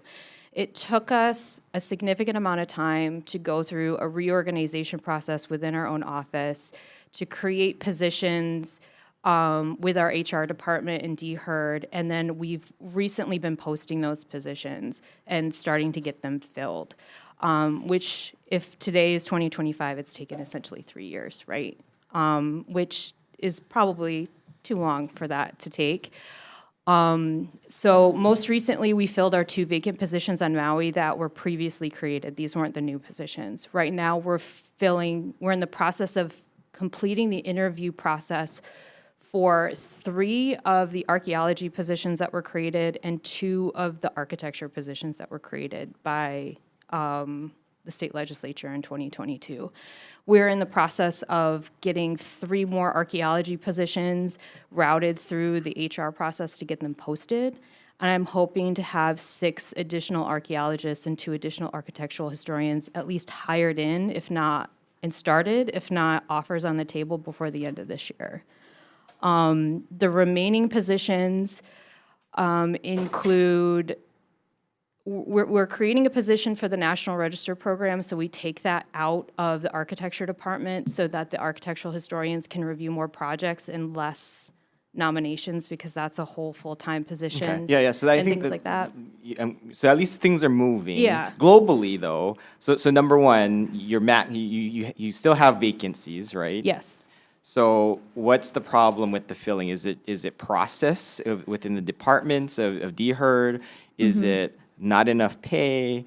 Like, what can we do for you so you can fill those positions, is, I think, if we cut to the chase. Well, up to this point, it has been process. It's been figuring out the process for creating those positions and reorganizing our office. Right now, with these 3 archaeologists. Okay, and that's on your side, or is that someone else's side? I would say it's a combination. I don't want to point fingers, but I think it's a combination of SHPD doing But if what we don't know, we can't fix it.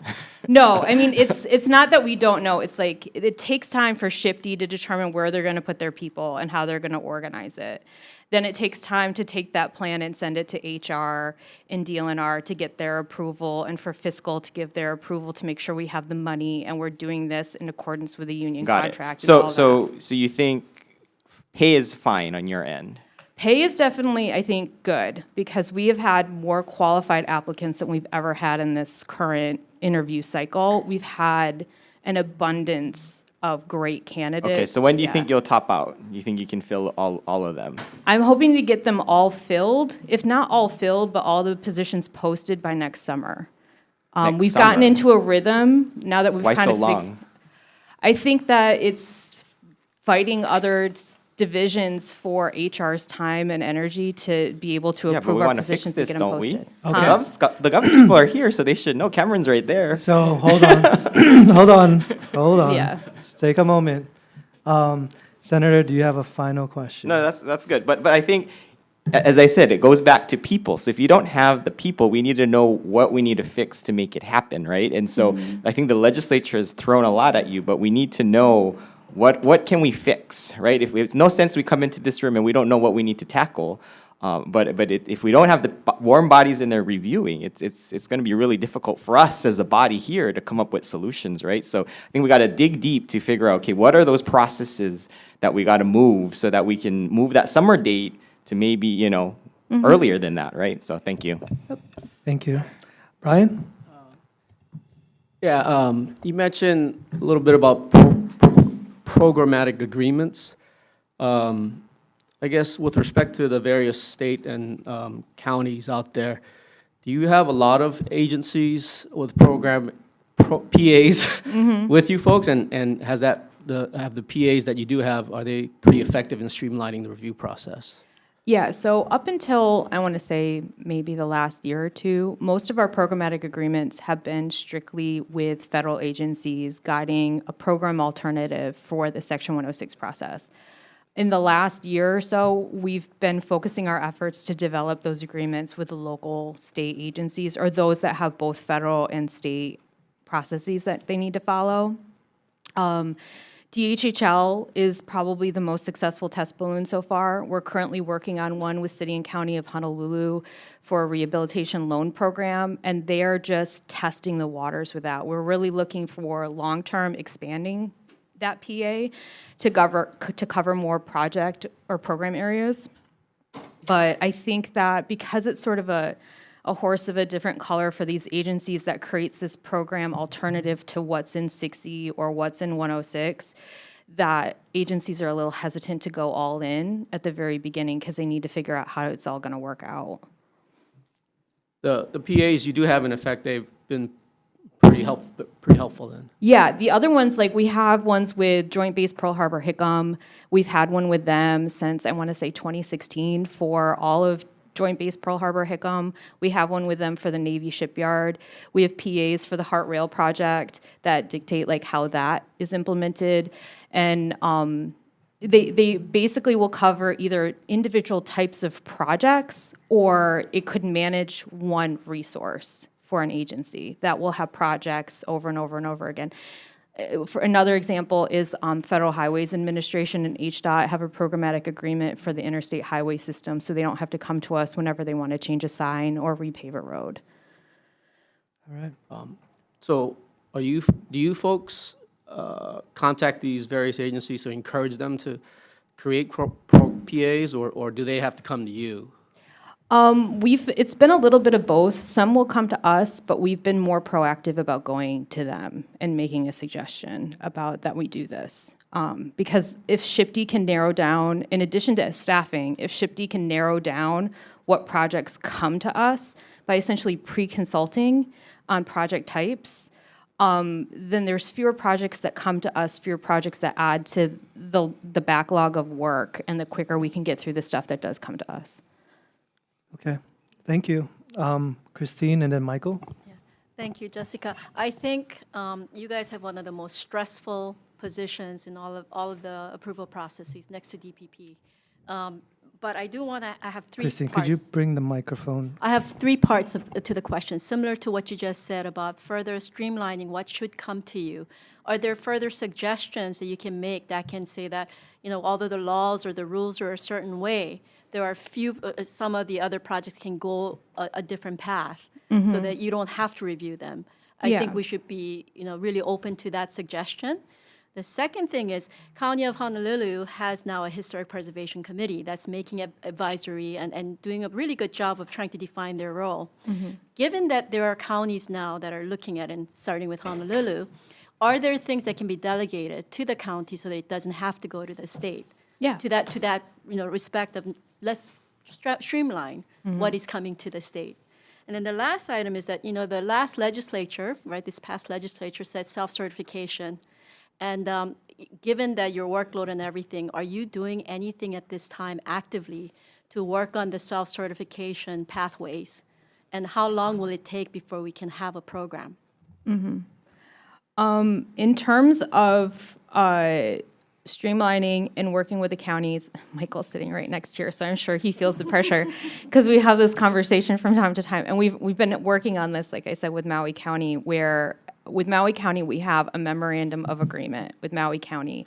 And all of the 6042 projects that normally would come to SHPD for Lahaina recovery, in terms of the impact, like architectural review, they don't come to SHPD anymore. They stay within Maui County, and the county will only send stuff to us if it's a project that's particularly complicated and may have an effect to one of the historic or cultural resources that are still have integrity within the National Historic Landmark District there or the two local historic districts.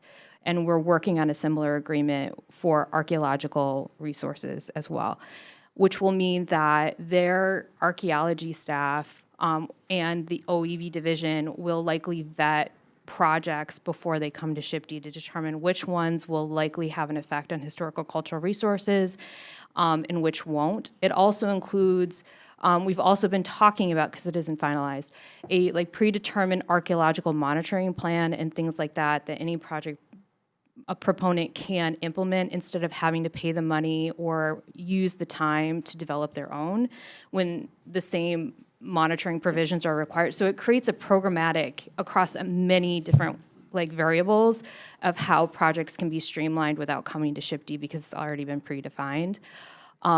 We've been talking to Mike and Liz at the county about doing something similar with city and county. It requires staffing because it adds a whole nother workload to the county that they then have to figure out how they're going to support. So though we encourage every county to do this, it does require the county figuring out how it's gonna work. So yeah. And then in terms of the self-certification, is that question in terms of being a qualified professional and self-certifying whether or not their project will have an impact on historic and cultural resources? Is that what the question is? Yeah, so, excuse me. Go ahead. So the question, to further clarify, is that the legislation has passed where you're supposed to come up with a program and the rules that governs the self-certification for, professionals to step in and self-certify for some of these, historical and archaeological work. So my question is, I guess it's back to the agency to figure out the rules and the curricula for people to test in. Yes. Right? Exactly. So we do have rules already under 6E for what constitutes different qualified professionals. The self-certification process would need to include some component of when it's appropriate for one professional to make a determination of a no effect or inform the process of a project, because an architectural historian cannot take the place of an archaeologist. They're two different professions with two different skill sets that can make two different evaluations. So it has to contemplate individual eligibility or individual qualifications, as well as how one might team up with somebody else with similar qualifications so that all aspects of a project are covered when they're making that self-certification, I guess, if that makes sense. Well, thank you. I'm going to have Michael and then allow some flexibility for Rep. Miyake to close us out on questions. Go ahead, Michael. It's a little awkward since you're right next to me, but Hi. in your experience, do you think agencies or project managers could do a better job of making that initial determination for a project? In my experience, I see a lot of projects get submitted without taking that first step of trying to make a determination and kind of passing that responsibility on to SHPD to figure it out for them instead of hiring a consultant. Yeah. Yes. I think that whether it's a federal project or a state project, like whether it triggers 106 or 6E, those over 1,000 different projects that we request more information on, I don't have the data in front of me, but I would say the majority of the time is asking for more information from the project proponent so that didn't give us that determination, right, of whether or not there were historic properties there. Most of those letters are us begging for more information so we can make the determination for them, because they should be making the identification, they should be making the determination of effect. And most of these project submittals are the permit application, a set of drawings, and that's it. And that set may not even be the full permit set. It might just be a couple drawings. So then we're going back and forth asking for, can you send us photos of your site? Can you send us the full permit set? Can you send us the scope of work? And then we're doing our best to either use Google Earth or some other like GIS platform to kind of scope out what their site looks like to see if we can see anything there that might be historical cultural resource or indicate that there might be something subsurface. And then also doing research in-house in our own records and using our own GIS data to see, okay, what's in the vicinity. So part of the timeliness of reviews requires that SHPD take on the role and responsibility of project proponents to do their work for them, because trying to fight for it wastes more time and is like, there's no return on investment in that. It's just easier for us to do it. Go on, Michael. Yeah, just one more follow-up. Is there a way to kind of avoid the duplication of review? Because sometimes you'll have 6E8 projects go through, get your determination, but then that's not passed on to the counties. And then when a 42 review is going on, then we're creating redundancy by repeating something that is already done. Is there a way to kind of build in so that information is shared so that we're not duplicating the review and extending the permit? Yeah, so I think it was, I might get this wrong, I think it was House Bill 830, where this is language that was passed this last session too, that added language in addition to that essentially said that if SHPD reviews a project for 68 or 42, that means that the other reviews are essentially covered, that you don't have to come back for us. So now that requires SHPD, when we go to do that review in our header, to include all the different potential citations or just say HRS 60.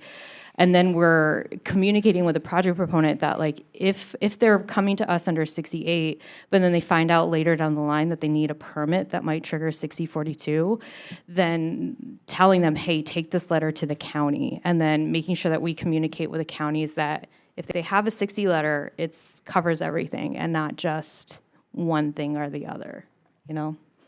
Thank you. Rep? Thank you, Chair. Thank you, Jessica. Is Maui County, because you have that MOA, included in this reporting?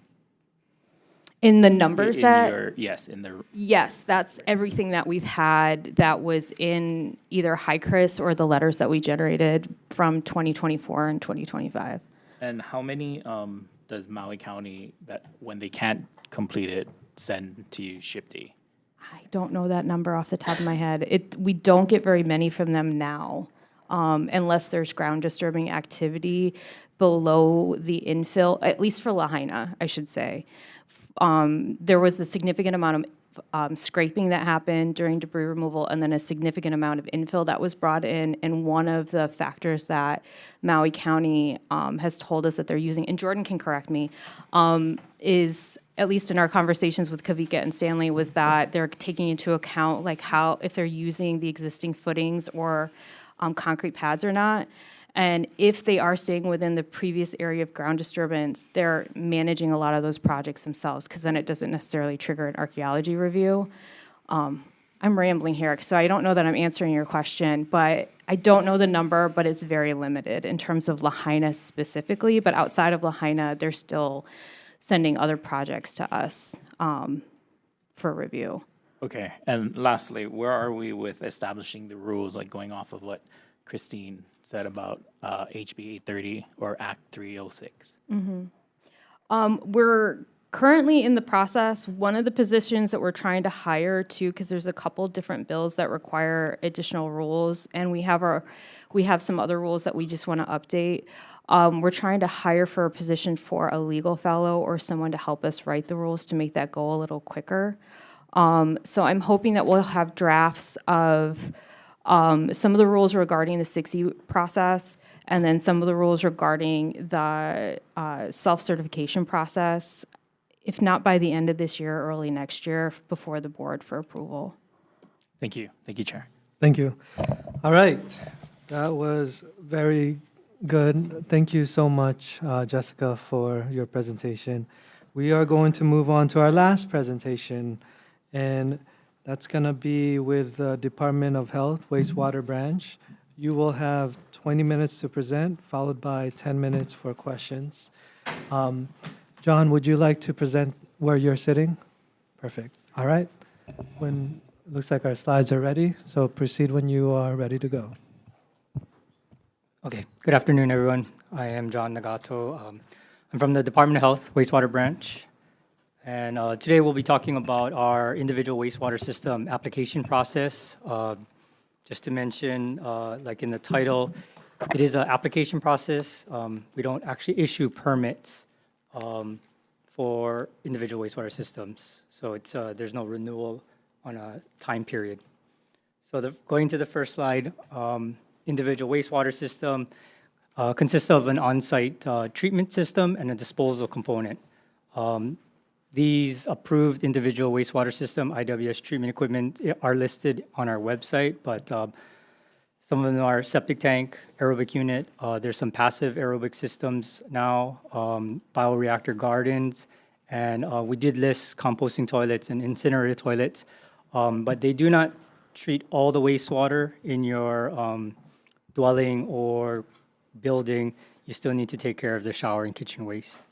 And I'll be going over our website and what we have on our website with links, and I'll show you some screenshots to kind of guide you to what the engineers and homeowners will see. So next slide. So this is our home page, and you'll see, like I said, at the top on the right-hand side, we have some of the two HARs that govern. One is for the Board of Certified Operators, but 1162 are our rules that govern our procedures and regulations concerning all wastewater systems, but particularly today, individual wastewater systems. And as you scroll down, the page, next slide, please. We've grouped our various programs in our branch, and we highlighted individual wastewater systems, and you'll go in there, and next slide, please. And we broke this page up into engineering resources at the top. So you'll see the first link is where engineers will go to submit their individual wastewater system application with the design plans and input all the basic information, and then they will pay for the application. New applications are $100. And then below are a copy of PDFs that they can either print to fill out or submit hand copies if they want, hard copies if they want to. Next slide, please. And when you scroll down the page, this will be the section for the homeowners. So this will have a basic step-by-step of how the application process should go from starting to hire an engineer. You can check DCCA's website to, verify that the engineer that you're hiring is a licensed civil engineer. We do have a list of those civil engineers that have in the past submitted wastewater plans. Then we kind of explain some of our forms, some of the license types that you should look for when you're hiring a contractor. And again, going to the DCCA website to verify that's a licensed contractor. And then going all the way through to the end of the project with final inspection reports. Next slide, please. So we broke up our application process into 4 basic scenarios. You will see some variation. Each project is very different on what the homeowner is trying to accomplish. But this basically should cover most scenarios. And you'll see an asterisk for existing building renovations. So we just listed some of the major ones: kitchen, bathroom, window remodels, adding bedrooms. Those things will be considered building renovations that typically require a building permit. Next slide, please.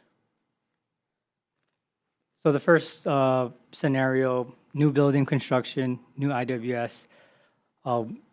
We have the Department of Health wastewater branch processes on the top, and then we have the county processes on the bottom. I apologize if this is oversimplifying the county processes, but because we deal with all the 4 counties, and we know that every county has a very specific and complex process, but for this topic today, we're just trying to simplify it as far as the interface between Department of Health and the counties.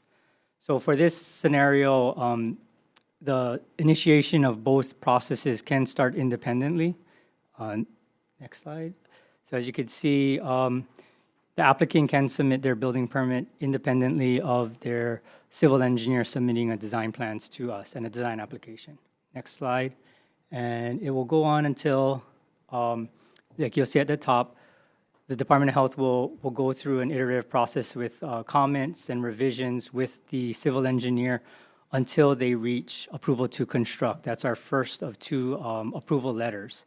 And then separately, the county will process their building permit application, and I'm not sure if they do an initial review, as everyone explained today, and at some point they will route that building permit application to other agencies outside of their departments. So next slide. So this is where the 2 agencies will interface. With an approval to construct from the Department of Health wastewater branch, our engineers will take those design plans that we approve for construction and will review them against the design plans and the floor plans that we receive through the county building department systems. We get a copy of the plans, and what we're trying to look for are discrepancies in either the building type, the location, and any of the specifics that may interfere with the proper installation of the approved wastewater system.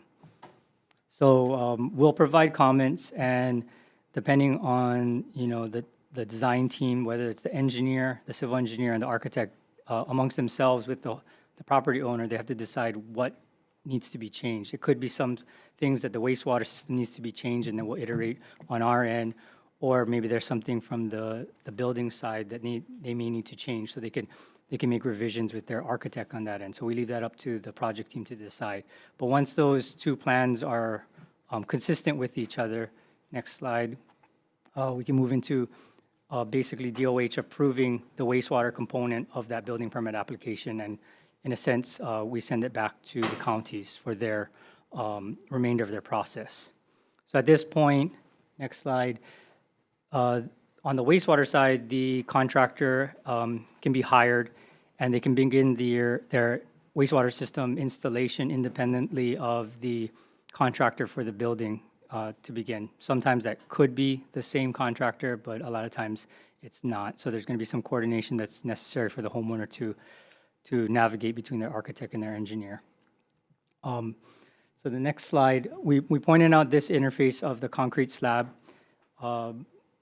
Pouring the slab or the footings for post and pier dwellings is the minimum so that we can take setback measurements for the structure to the wastewater system components.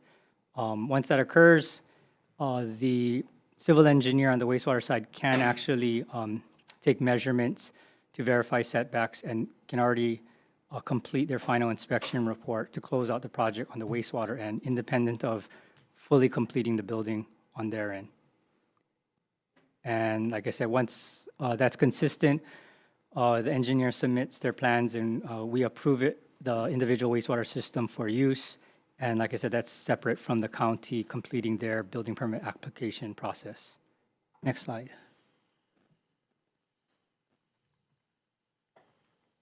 Next slide. Next slide. Okay, thanks.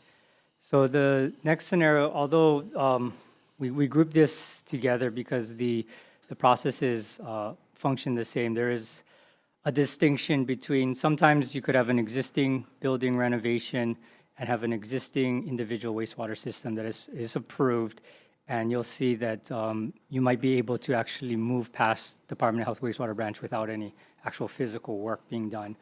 But there are some times when that existing system is not in compliance as of the time of permitting for your building, or you have an existing cesspool that needs to be converted, and then that would require you to upgrade the wastewater system to a septic tank or an aerobic tank,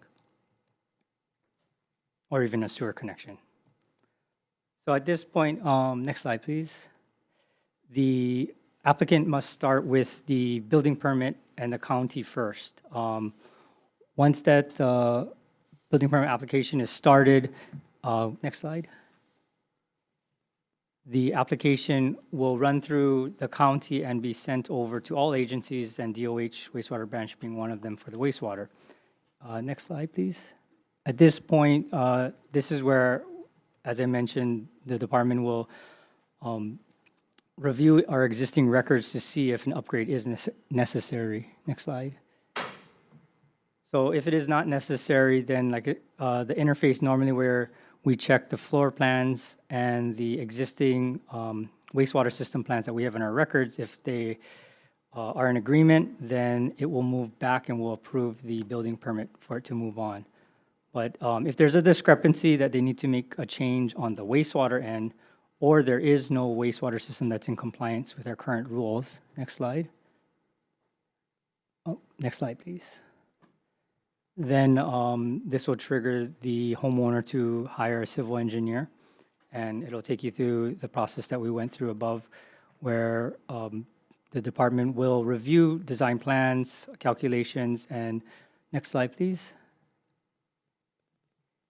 Make any comments that are necessary to bring the wastewater system back into compliance with our rules.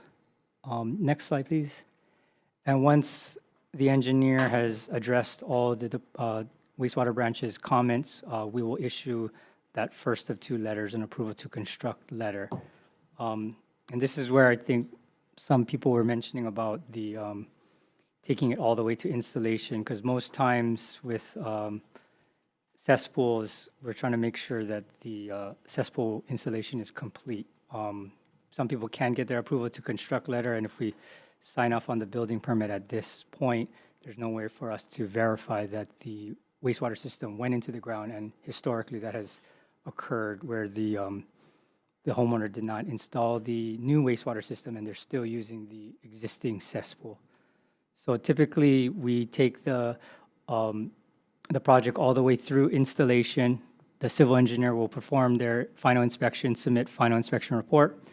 We'll review those as-built plans and final inspection report. And if there's no discrepancies or issues or comments, the wastewater branch will issue approval to use letter. And at that point, they will at that point let the applicant for the building permit resubmit if they haven't already done so, and they will double check the floor plans and the site plans to make sure that they're in compliance with our wastewater plans. If there's no comments or items to be addressed, then again, we'll finalize and approve the wastewater system on the building permit application and then allow the building permit application to continue. Next slide, please. I'm sorry, I wasn't watching. Next slide. And one more. One more. I'm sorry. Okay, next slide, please. So this last scenario is one of the more simpler processes. This will involve no renovation. This will just involve some applicants wanting to upgrade their cesspools to new IWSs and not do any type of renovation or construction to their existing building. So next slide, please. And this will just run through our normal process that we went through above. Review plans, iterate between comments and revisions, issue an approval to construct letter for the individual wastewater system, go through the installation of the wastewater system. Civil engineer performs a final inspection, submits as-built plans. We review those plans for compliance with our rules, and if no comments are needed, then we will issue a second letter on approval to use the wastewater system. Next slide, please. Oh, can you go one back up? I think you got to go backwards. Okay. So this slide is to discuss the variance process that we use through Hawaii Revised Statutes 342D-7. The variance process allows the applicant to move their process through our rules. If compliance with our rules, there's no path forward in order to comply with our rules. Sometimes that's setbacks and things like that. So the main thing that we wanted to bring up, though, is that it's not just asking for an exception from our rule, but they do need to comply with these three criteria. One of them, number one, being that the issuance of the variance which would allow the discharge of waste would be in the public interest. Number two being that it does not substantially endanger human health or safety, and compliance with the standards or rules would produce serious hardship without equal or greater benefit to the public. So variances are not typical. That's not where we usually try to drive the project, but that is an option for specific projects based on the specific criteria of the project that they can't meet our rules. And normally the best route for processing a variance is having your civil engineer go through a design and submit that design to the wastewater branch in order for us to review, because we want to make sure that they have exhausted all other options besides the variance. We have had instances that we accept the variance on the decision of the engineer, and come to find out when they got the variance, they went through that whole lengthy process. When they submitted their plans, the engineer did not exhaust all their physical options that were available to them. So now we try to, we require them to submit the design so that we know and we identify in agreement that that's the only option they have. Next slide, please. So these are just process considerations that we just want to bring up. So for homeowners, they must hire a licensed professional engineer and a licensed contractor. The more experience that these professionals have, the faster your design and processing and your construction will go. And not to mention, like everyone knows, just the liability of issues coming up with these types of professionals. You don't want to hire unlicensed professionals and get into an issue there. Complex projects and disagreements with the interpretation of Hawaii Administrative Rules, Chapter 1162, also causes delays. We add in, we provide comments so that the engineer can address, non-compliant items, but sometimes those get hung up, and I'm sure people are going to ask when we get to the questions part about, definition of bedrooms. The dwelling consideration went away last year because of the new legislation that got rid of the maximum quantity of dwellings. So things like that, just interpretation and disagreements on those interpretations. And then lastly, for IWSs and the building permit processes, because they're intertwined, our IWS application per rule is invalid if the county does not issue a building permit within 1 year, if the construction does not begin within 1 year of approval, or if that county revokes the building permit that is associated with that IWS application. So that is the end of my presentation, and thank you. Thank you. We're going to move on to questions. We have 10 minutes. Representative Miyake? Thank you. Thank you, John. These are Representative Lee's question. Unfortunately, he had to leave, but he emailed me these questions to ask for him. I understand that these cases are approval site specific, but could standardized design templates or pre-approved system designs help reduce review times for straightforward projects? If that's possible, the only part that's a little difficult, and I've had people bring this up, is soil type. Our designs are dependent on the soil. So the septic tank or the treatment unit size slightly differs because of flow, and that's where we talk about bedroom counts. So that there are actually a few sizes, and people usually want to obviously go to the smaller size. So, we're arguing 4 to 5 bedrooms, and that could be a big topic to go over back and forth. So that's one part, and then the second part is the absorption system or the disposal system. So the horizontal size, the absorption bed is basically a rectangle of gravel and pipe or chambers, and that can increase and decrease in size depending on the percolation rate of your soil. So the civil engineer has to go in there, dig a hole, basically pour water in over a period of time and take a measurement. So with that number, there's a chart in our rules, and that can drastically change the size of that rectangle.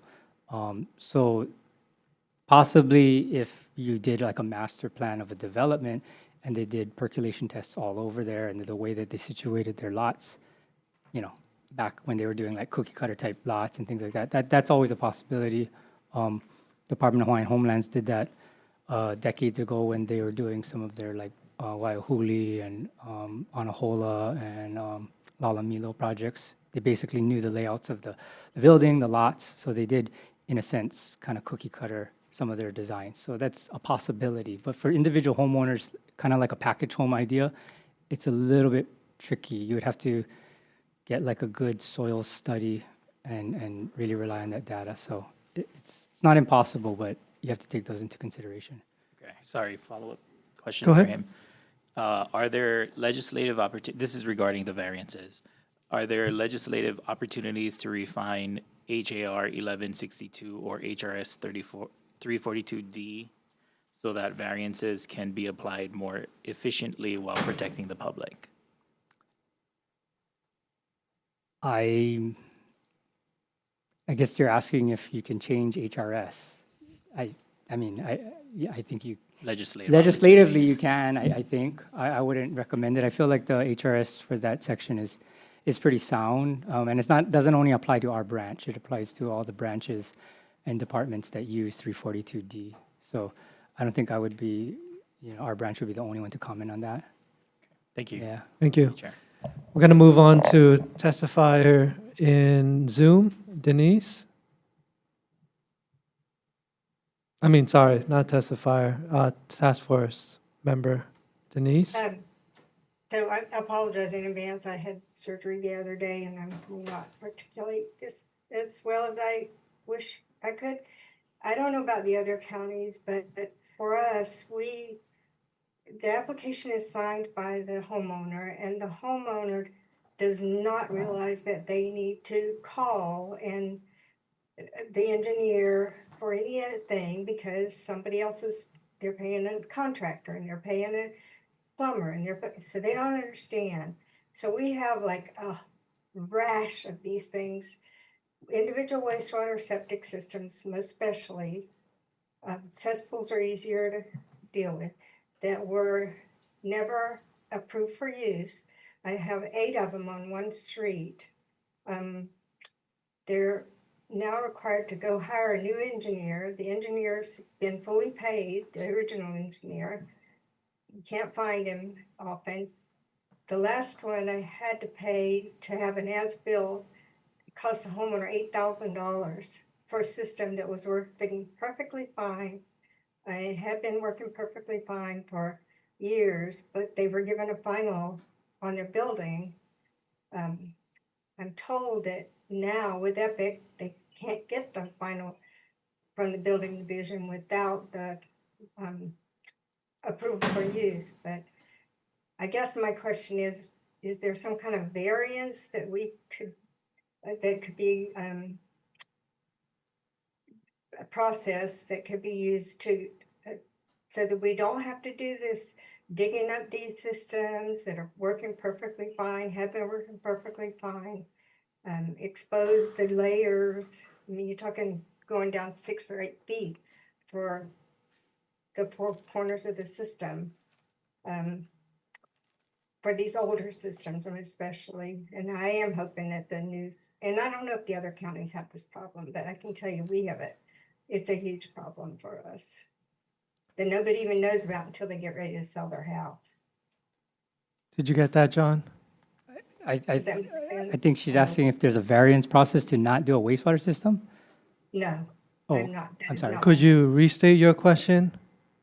Okay, again, I'm on these existing older systems where an engineer has been fully paid. They did not final the system. They did not get the approval for use.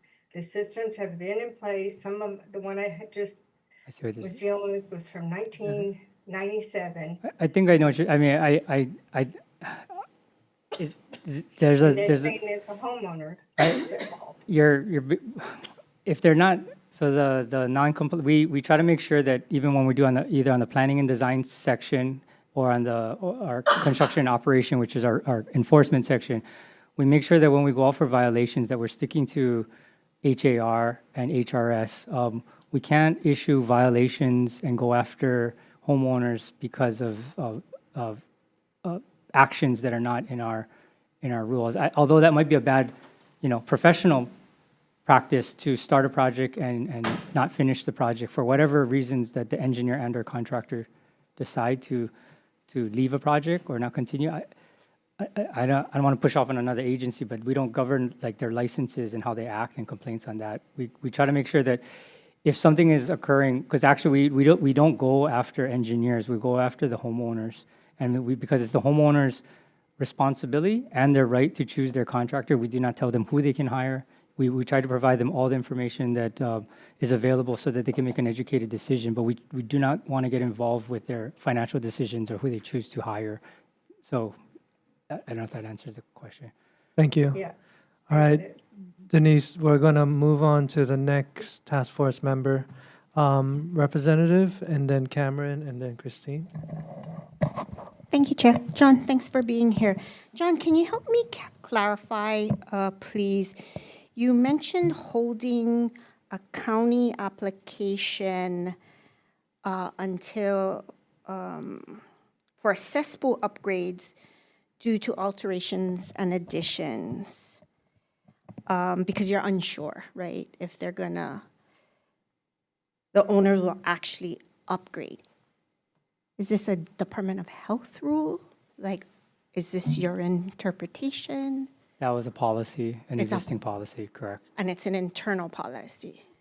Correct. Okay, so then I'll walk into, on your slide, you mentioned process considerations. The IWS and building permit processes often intertwined. IWS approval to construction is invalidated if a county does not issue a building permit within 1 year of DOH's IWS approval. Correct. That's in rule. But aren't the permits held up until you actually give the approval for a construction permit? Yeah, but it doesn't take, they can do the individual wastewater system construction without a building permit. I know the building departments are here, but we've been told by the building department staff and management that they don't pull a building permit application when they're doing nothing to the building. So the individual wastewater system, they stay away from. Oh, this is separate and apart from new construction. So we have an older home on a cesspool system. They're not doing anything. They're going to add in a bedroom, right? Your guys' rules tips the scales. That's your hook, right? To see you guys got to go from cesspool to an individual wastewater system. Correct. That's in rule. But I'm back to the question of we won't issue a construction permit for the additional bedroom unless we run it through you guys first. Correct. Yes. So I'm back to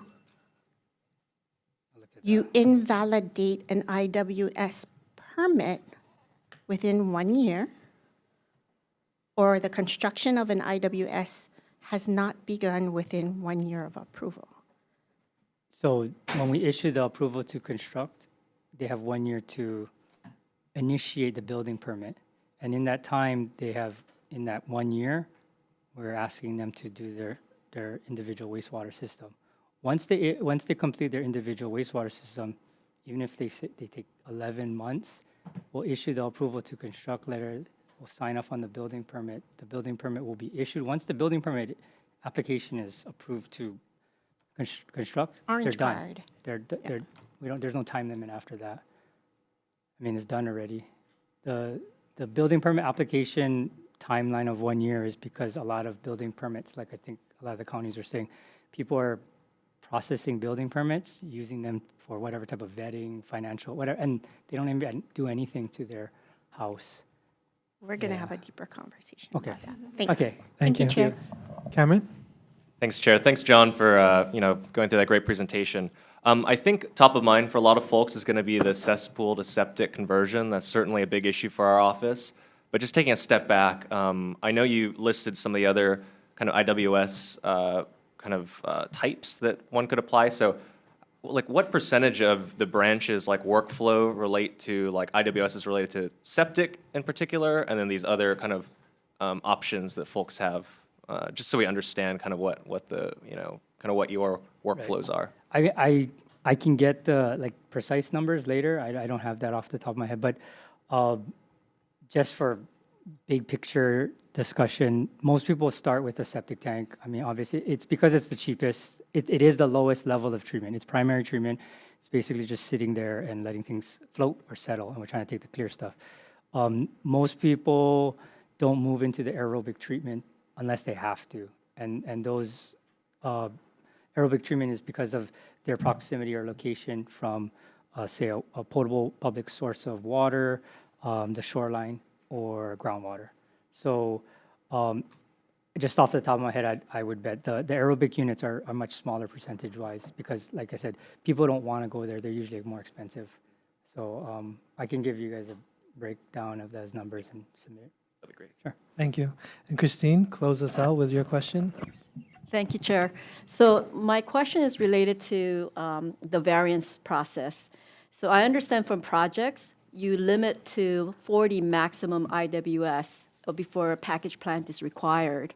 And so is that an arbitrary number or is it scientific? What requires, what makes it 40 with all the technology changes that we're seeing now, right? And then the second question I have is the 1 year where you revoke a permit once they have approval. And so what is that based on, and why would somebody go through all the planning and engineering to get it approved only to get it revoked because they couldn't get other kinds of permits within a year? So your first question, the it's actually 50 lots, and that's lots that are less than 1 acre. So you know, if you have 51 1-acre lots, then that doesn't apply. It's for lots smaller than 1 acre, and the rationale when they did the original rules to the various iterations, I am in the process of looking for the rationale. We're in the process of trying to change our rules, make some revisions, but we have yet to identify, you know, and not everything was digital when they were making. And to recognize the technological changes since the rules were. Yeah, I mean, the basis from an engineering standpoint is the density, you know, whether you have raw wastewater to primary to secondary and all the way to tertiary.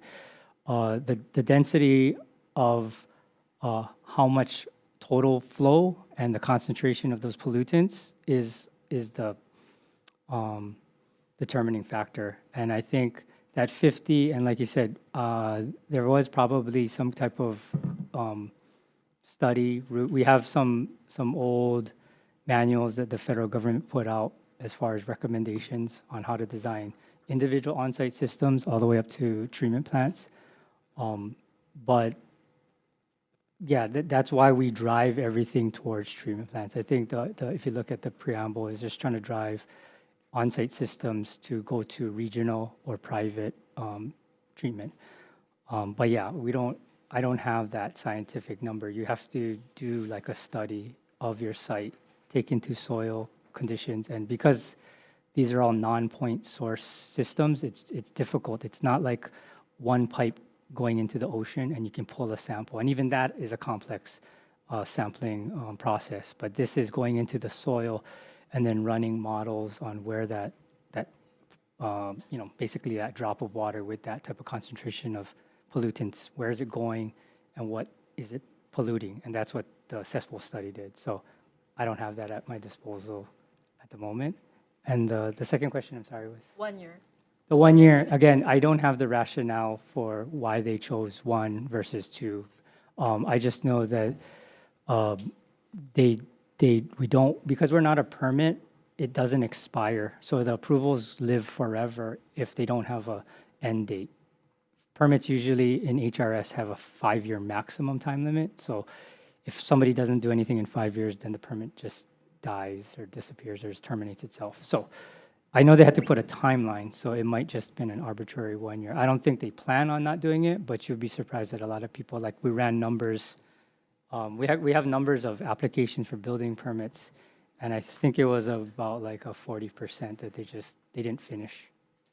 Right. But if they have archaeological issues, or if they have financing issues, or they have tariff cost issues, it could, in essence, take more than a year, 2 years, could be 5 years. Yes. So just wondering, if there could be an extension. I mean, from my experience with staff and previous management, when the engineer keeps us informed of what's happening, we haven't been completely heartless. If we have to extend the approval, we've been able to extend the approval and then kind of basically reset it with justification of why.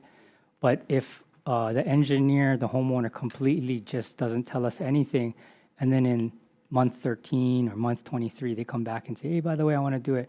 It's a little bit more difficult for us because they weren't being proactive about their project. So we can't project manage them. We just have to wait for them to submit stuff.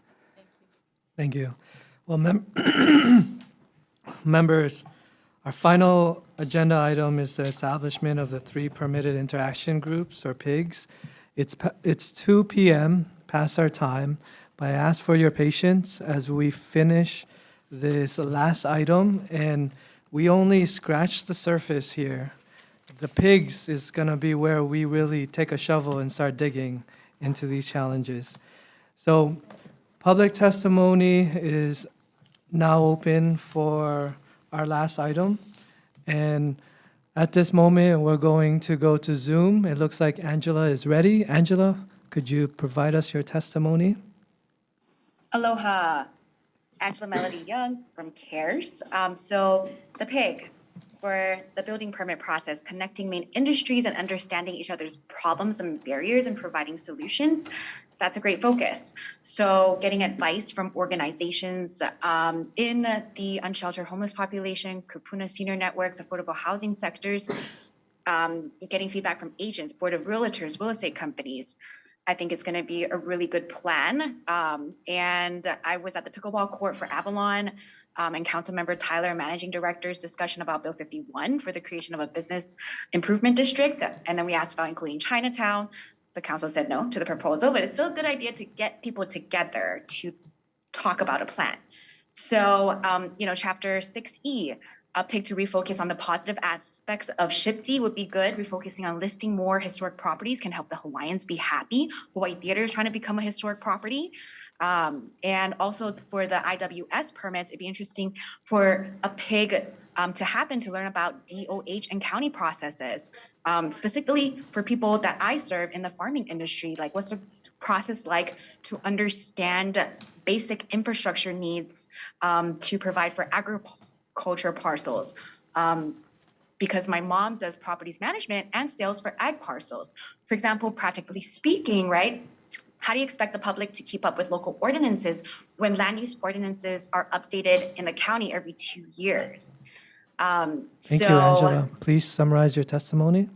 Yeah, so getting farmers, the ag industry to sit at a table to support, for example, nutrition and fresh veggies in Hawaii is a great idea to support the agriculture industry and to understand water infrastructure needs for farms.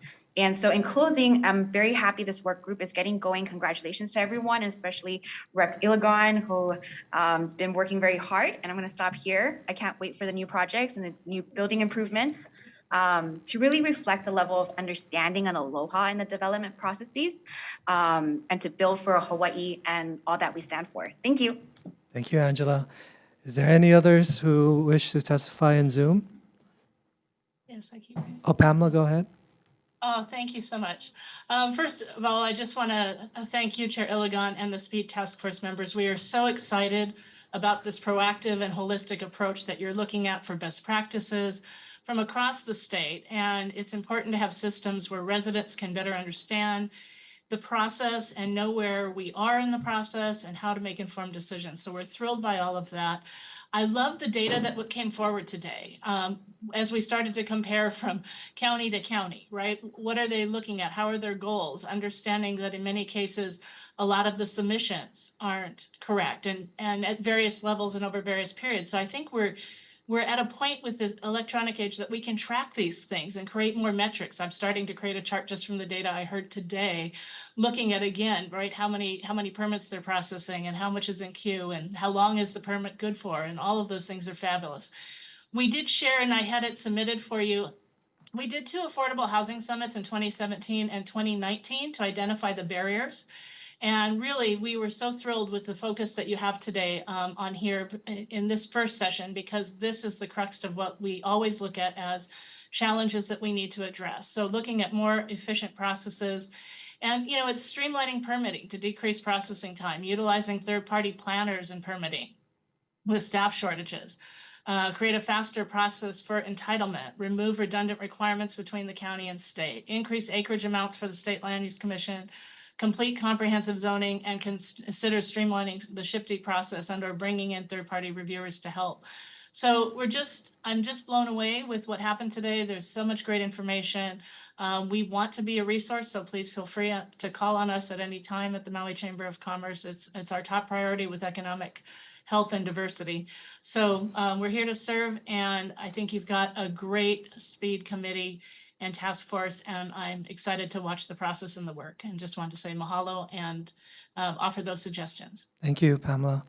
All right. Mahalo. Is there any others in Zoom wishing to testify? With no others in Zoom, we are going to go back to our physical space. Is there anyone here present wishing to testify? Greg, please proceed to the podium.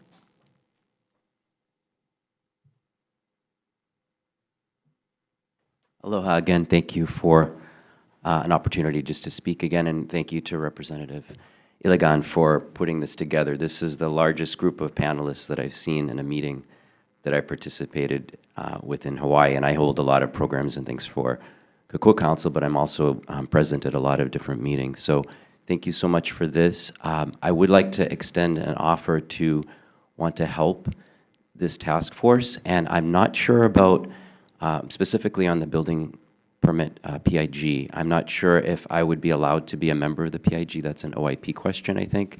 But I'm wondering if you could potentially create a working group where I and maybe others can participate. My background is extensive in process management, but specifically in Hawaii as a condominium owner in a commercial building, trying to work with DPP for quite a while. There's been many issues that I'm aware of. We've got many pitfalls and many things that need to be addressed. And I'll say one last thing so I can move on, and I know this is a brief amount of time we can speak. But what I heard today was there's 4 counties, different systems. Again, an engineering background and system-oriented also. Different systems, and why aren't we having one integrated electronic system for all the counties? Why are we all doing different things? There's so many things. I just wanted to throw that out. And then inspection, inspection, inspection. Nobody spoke about inspections today in a detail. So you give the permit, but without the inspections, we don't have public safety for our buildings, and that's a concern I have at my building. So I leave you with that, and I hope that I can offer some inputs in the future. Thank you. Thank you, Greg. Just for clarification for the public, the PIGs are going to be exclusively task force members. However, I am going to encourage the PIG, especially the chairs, to reach out to the public, like Greg, who spoke recently with his testimony. So thank you, everyone. Is there any others in the space wishing to testify? With no others, we are going to close the testimony section and move on to our last item. So thank you for your patience, everyone. The task force will establish 3 PIGs to focus on: building permits, Chapter 60 historic preservation reviews, and individual wastewater system permits. In the board packet, you will find a document titled Part 3 Sunshine Quick Review from the Office of Information Practices. Please review this to guide your work as a PIG member. Each PIG will be responsible for investigating and developing recommendations along with a SWOT analysis of each recommendation. SWOT stands for strengths, weaknesses, opportunities, and threats. These recommendations will be presented at our second meeting, and we hope to plan that second meeting in the first week of January of 2026. This gives time to work out those recommendations. Task force members, before we establish these PIGs, do you have any questions for the general process? Okay, we are going to move on to our first PIG creation, building permit PIG. I would like to ask Representative Ke'oho Kapuliloi to chair the building permit PIG. Representative, do you accept? Yeah, Chair, yeah, it would be my absolute honor. Thank you for your work. Would you like to say a few words? Just to help level set the squad, a little bit about me. I actually spent 25 years in urban planning, preparing and processing environmental assessments, conservation district use applications, SMA, land use, change of zone, going before the Land Use Commission, DLNR. I really cut my teeth there. My prior life to being here at the State House, I actually served 8 years on the Hawaii County Council, and with the help of the Building Division, along with our Managing Director,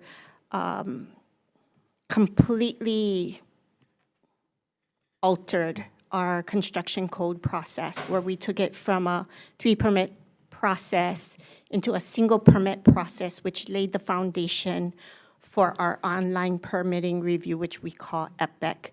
And as a member of the council, also front-loaded a lot of resources. We really made a commitment to getting them the equipment that they needed, trying to staff them up, and have been on the front end of a lot of lessons that we learned, having gone first with that process, along with serving my time on the State Building Code Council with Mr. Wig. Thank you, Chair. I think I'd be a great fit to help guide that conversation. And if I understand correctly, the scope of the PIG is to investigate and provide an analysis and a long list of recommendations that we can later filter. Yes. Thank you, Chair. Thank you. You're definitely the right fit. I want to also state that I would like to include the directors and deputies from the 4 counties, planning and permitting departments. So we have Ms. Escolina, who have verbally said to me that she wants to be involved. Deputy Spillman, Director Molina, and Director Apuna, as well as Senator Hashimoto. Since he's not here, we should just put him in. And Mr. Ogawa from DBED. So does anyone who I've listed wish to decline? Aaron? Sorry, I was hoping that I could sit in on the SHPD pig. Would I be allowed to do that? I can change that, and it looks like maybe Neil is going to go into the building permit pig. Yes, Chair. I would be honored to serve on the building permit pig.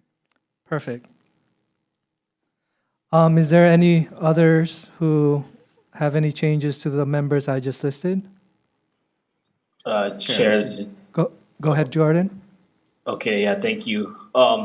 Just a question about representatives on my behalf serving. I think I have subject matter experts that might be more appropriately tasked to be on the pig on my behalf. Of course.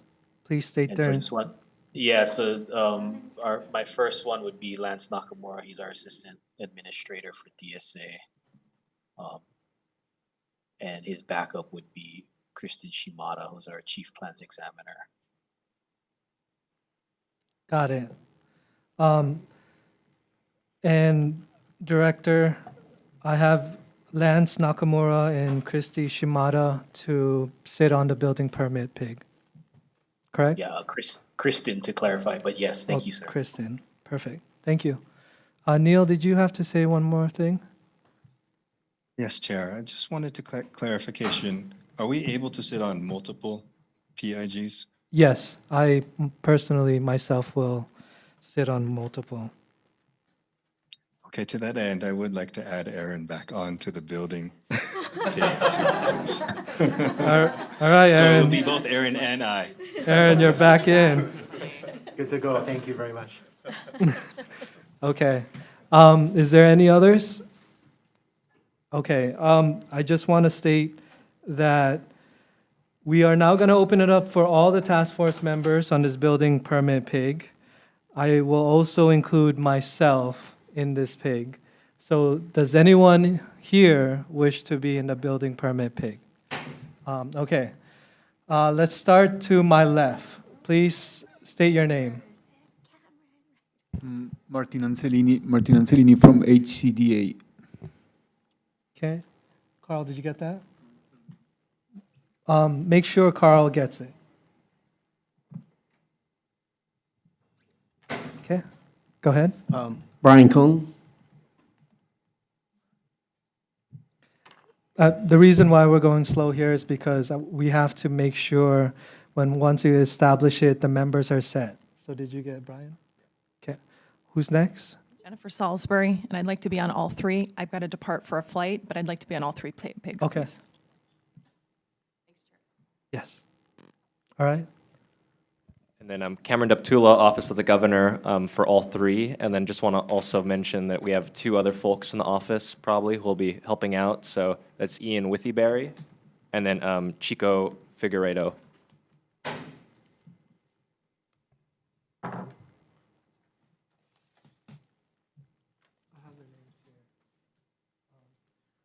Okay, Ian and what's the last one? Chico. Okay. All right, who's next? Morgan Girdell with AIA Hawaii. All right.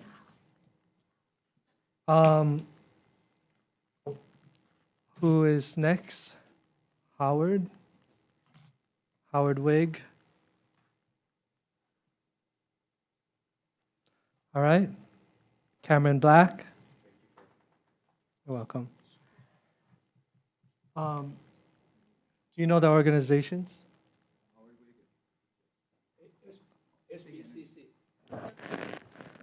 Do me a favor, Howard, do you have a microphone? Thank you, Chair. State Building Code Council. Okay. Cameron Black, Hawaii State Energy Office. Thank you.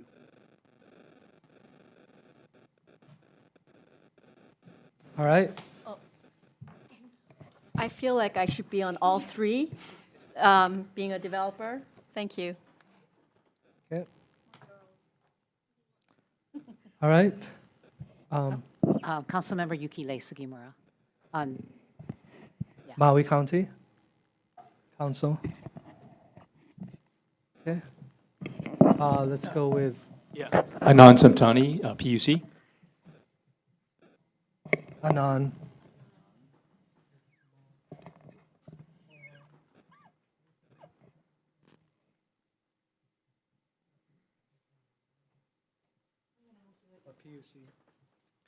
All right. Anand from the PUC. Okay. Let's go with Monica and then we'll go with Jessica. I'd like to be on all three. Okay. Monica for the family business. Chamber of Commerce. Yeah. Economic Development. Representing the family businesses. Jessica? Yeah, Jessica Puff, SHPD. I think I'll be on all three, just two. Yourself? Anyone? I would just put myself, yeah, just put myself. Okay. Yeah. Will do. All right. Did we? Chair. I'll join all three. Okay. Oh, lucky you. You are already on all three. Sorry, from the Office of the Governor, just also adding Tammy Whitney, too. Tammy Whitney.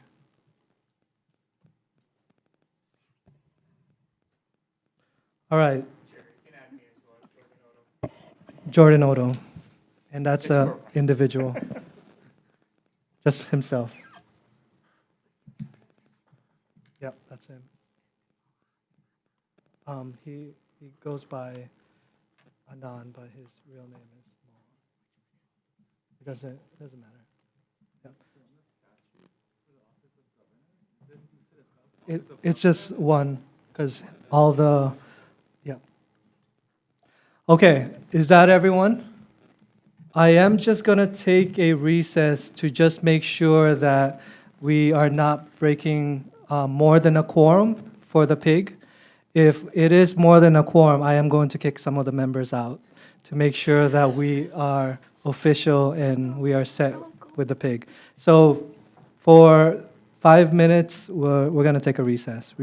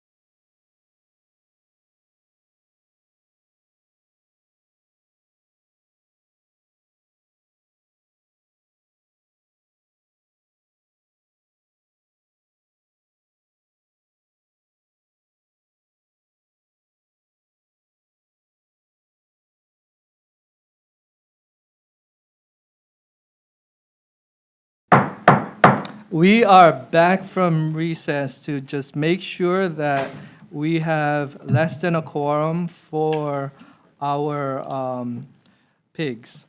And at this moment, we have 19. So what I'm going to do is actually bump one of the individual homeowner.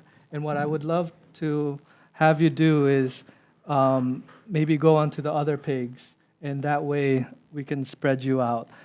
So which of you would prefer to be on the building permit, and which, first one to speak? Chair, you can take me off. Okay, perfect. Brian, you will be it.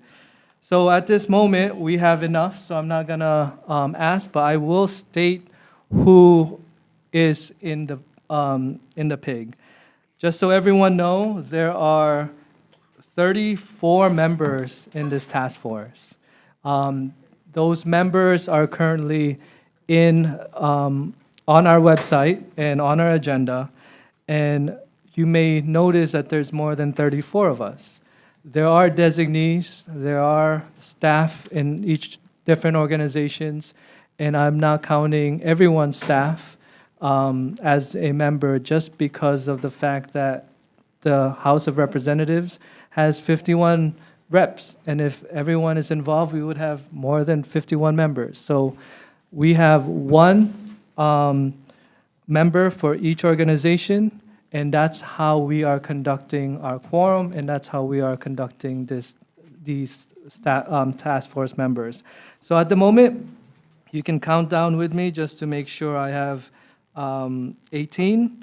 And just so everyone knows, over 18, which is 19, is more than quorum. So is it 17 or is it 18? It's 16? Minus one. Okay, well, we got to kick more people. So let's go with two more. Does anyone want to volunteer to not be in the pig? Okay. I think you need to be there. Yeah, you're one of those individuals who can't. Yeah. You have permanent residency in this pig. Is there any others? You know, Howard and I work in the energy office together, so I think it'd be okay if I...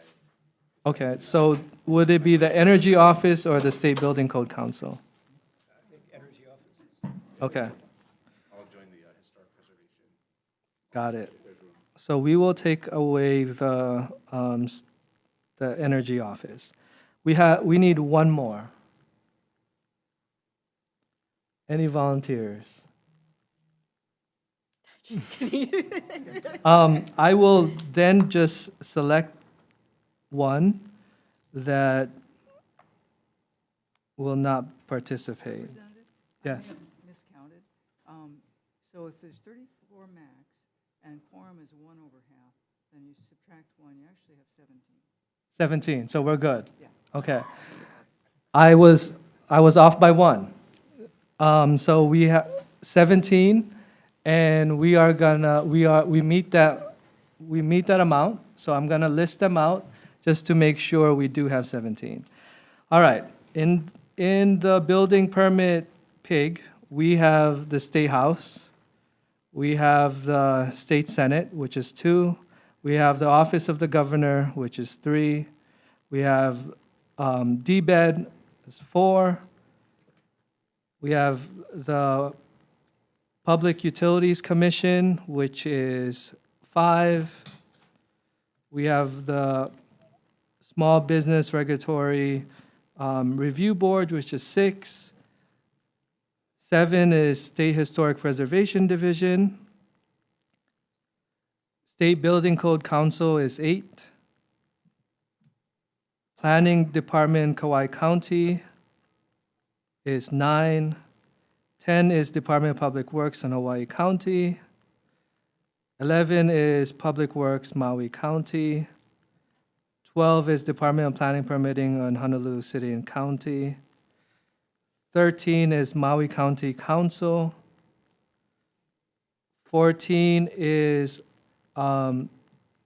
Brian as the individual homeowner. 15 is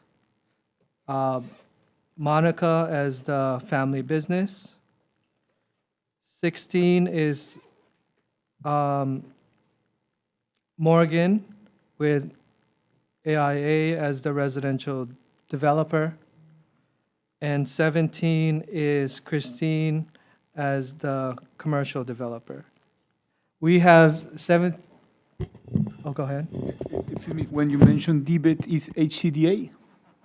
I mean, we are, No, HCDA is not in the list. HCDA is not, Yeah. unfortunately.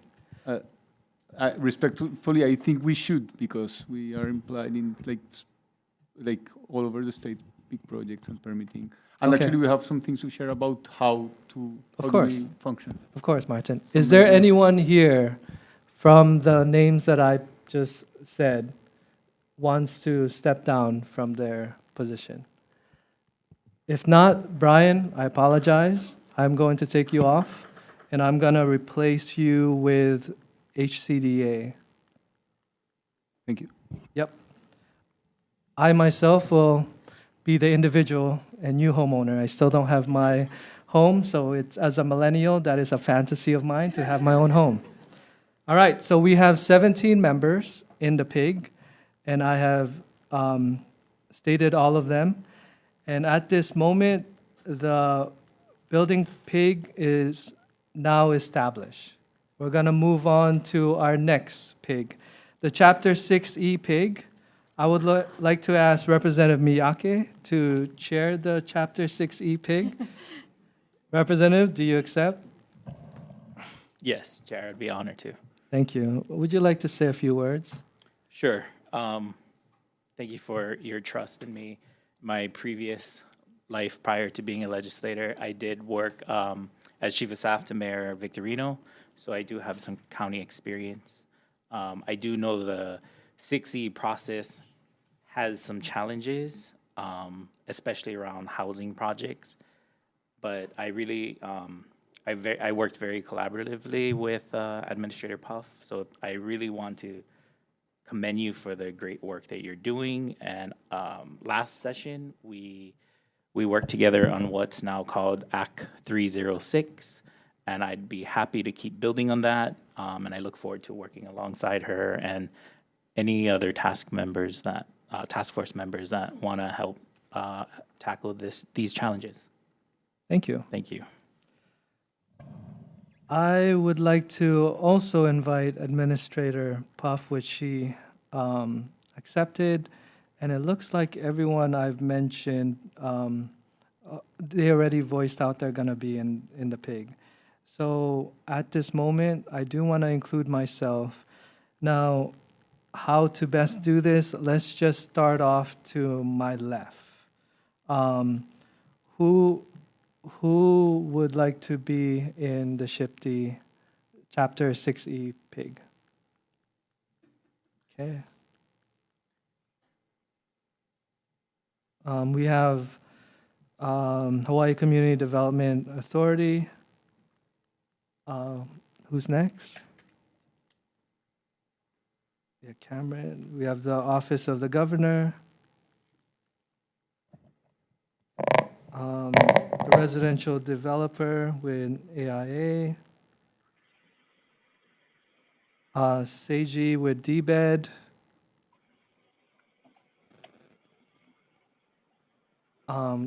Cameron Black with Hawaii State Energy Office. Michael with, I think it's Honolulu City and County.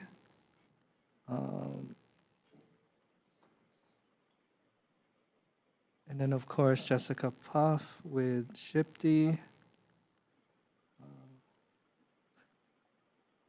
7. Anyone on this side? Okay. Maui County Council. Councilwoman Yuki Lei, Christine, commercial developer. Okay. Yeah, Jennifer Salisbury with Small Business Regulatory Review Board. Chair, I think we have some stakeholders online. I'm not sure if you've polled them yet. I didn't see any hands, so it looks like they're good to go. Chair, Oh, Jordan? Jordan from Maui County would like to be on the Okay. SHPD team. Jordan, 11, Maui County. It looks like Aaron from Hawaii County. Thank you.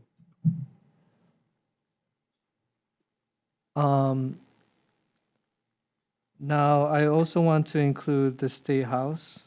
So we are at 13. State House and now State Senate, which is 14. Anyone else? Okay, we have 14 members currently for the Chapter 6E PIG. Carl, did you get the same? Okay. Yes. Why? Yes. Why don't we just take a recess while we make sure the count is correct? Recess.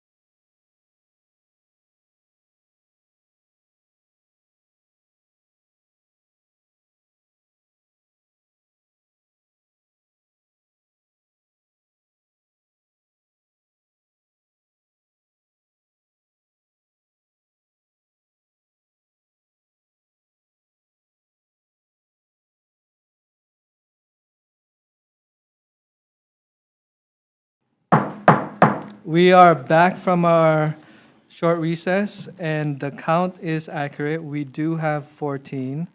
I just want to ask one final time before we establish this. Okay, it looks like we are set at 14. And at this moment, the Chapter 6E PIG has 14 members and is now established. We are going to move on to the IWS permit pig. And Representative Lee did voice out his acceptance to be the chair for the IWS permit pig. He had an important meeting to go to. Unfortunately, he could not be present at this moment, but he will be chairing this pig. I would also like to ask John Nagato from DOH to be part of this pig. So starting off, I will want to state that the State House is going to be 1.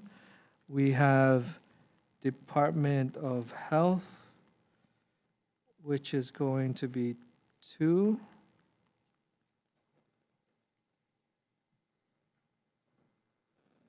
And Seiji from DBED is going to be 3.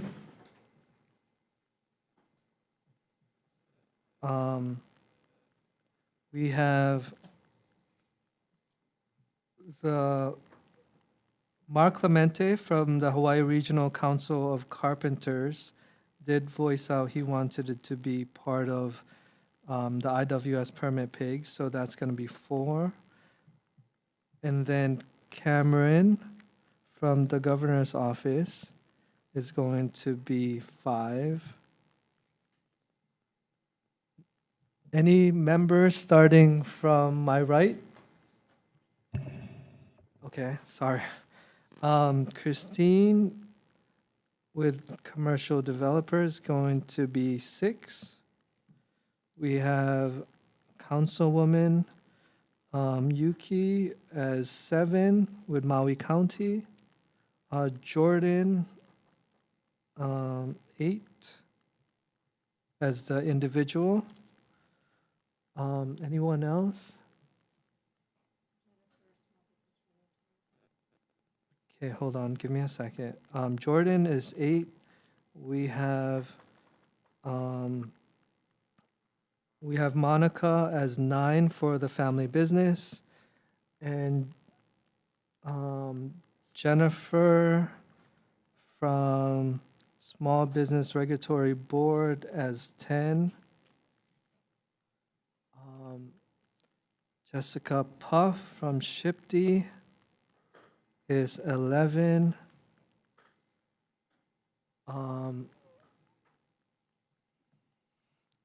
Any others? All right, we have 11 members here for the IWS permit pig. And Gregory, you got a bunch of hands up over here. oh, thank you. That's why I took a moment. Thanks. We have Denise, which is the family business, so 12. Neil, Daryl, you're next. Daryl with residential developer as 13. Neil as the Hawaii County, 14. And that's the same with Aaron. Is there anyone else from Zoom? Okay. No one else from Zoom. A last call for the physical space? All right. Well, we have 14 members for the IWS permit pig. Members, I just want to state that I really appreciate your engagement and participation. I didn't realize how large these pigs were going to be, and I noticed that you are all very engaged in wanting to be part of it, so thank you for that. I just want to state that the IWS permit pig is now established with the 14 members. I'm pretty confident on that number. But you know what? Just to Can I ask a question? double, yeah, of course. Actually, let's go with your question first. No, I know you said that you're counting each organization as one. We don't have to name any. We will clarify those members later, but at least we know what the members are. Yeah. And we'll post it publicly online, so everyone will know exactly who the members are. I'm just gonna take one last recess just to verify the 14 members, and then we can establish this PIG. Recess.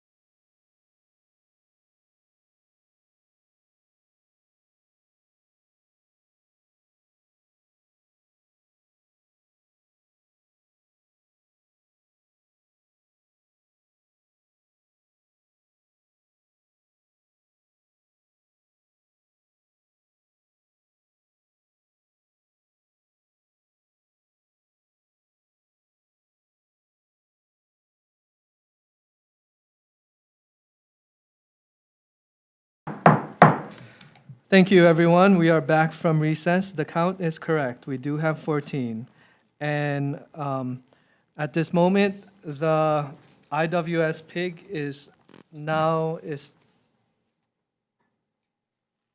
established.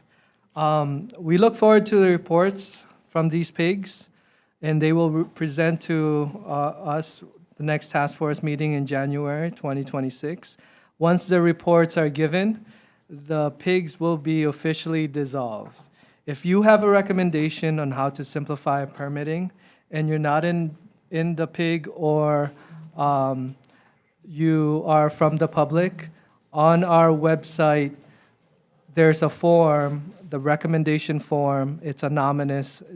You don't need to put your name in, but you could submit that form and complete it and email to stf@capital.hawaii.gov. Your recommendation will be forwarded to the relevant PIG for review and consideration. So anyone from the public can do that, and depending on how the PIGs will be conducted, they can have public meetings as well. So any further questions from the task force members regarding these PIGs? Yes, Chair Neil Tanaka. Go ahead, Neil.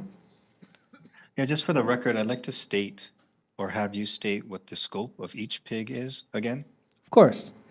So the scope for the PIGs will be looking at, so starting off with the building permit PIG. Their goal is going to be reviewing recommendations for the building permit process. And once they're complete with their recommendations, each recommendation will have a SWOT analysis. The SWOT analysis will have a strength, weakness, opportunities and threats. So once the building permit PIG is completed, they will report back to this task force a list of recommendations along with their SWOT analysis. The second PIG is the Chapter 6E PIG that will do the same. However, not with the building permit, but with the historic review, with the Chapter 6E with the historic preservation compliance.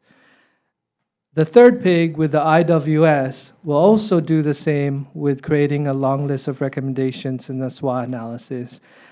But they're not going to look at the building permit or the 6E, but they will look at the IWS process and make a list of recommendations for that process. Does that, go ahead, Neil? Yes, thank you, Chair. I appreciate that. I think just for clarification, clearly these three permit processes, they overlap, right? And they are related to building permits. So if the recommendation is to, or if there is a recommendation to one of the permit process that affects the other, would that be a violation of the scope of the PIG? Yes, we want to maintain the integrity of each of the PIGs, so the scope should be limited for their building permit process. And Chapter 6E and as well as the IWS. Is there any other questions? Yes, Chair. Go ahead, Christine. One more question. I think the IWS is very clear that it's rather narrow. When you look at the SHPD process, also very narrow. But when you talk about the building permit, it's a holistic approach because you can't get the permit unless you have these issues addressed. So I can't imagine how you could not discuss the SHPD process. Are you saying that we shouldn't, or like wastewater, that type of issue? Of course, we can have these conversations, but the recommendations that's going to be presented is solely focused on the building permit. And we can state that the building permit, maybe some of the cause of delay could be an agency, and you can identify that agency. But to make a recommendation on that agency is outside the scope. It's going to be focused strictly on the PIG focus, which is the building permit, the 6E, as well as the IWS. Thank you. Is there any others wishing to ask the question? Well, thank you, members, for your patience. And I want to say thank you for your time and participation into the Speed Task Force. This meeting is now adjourned.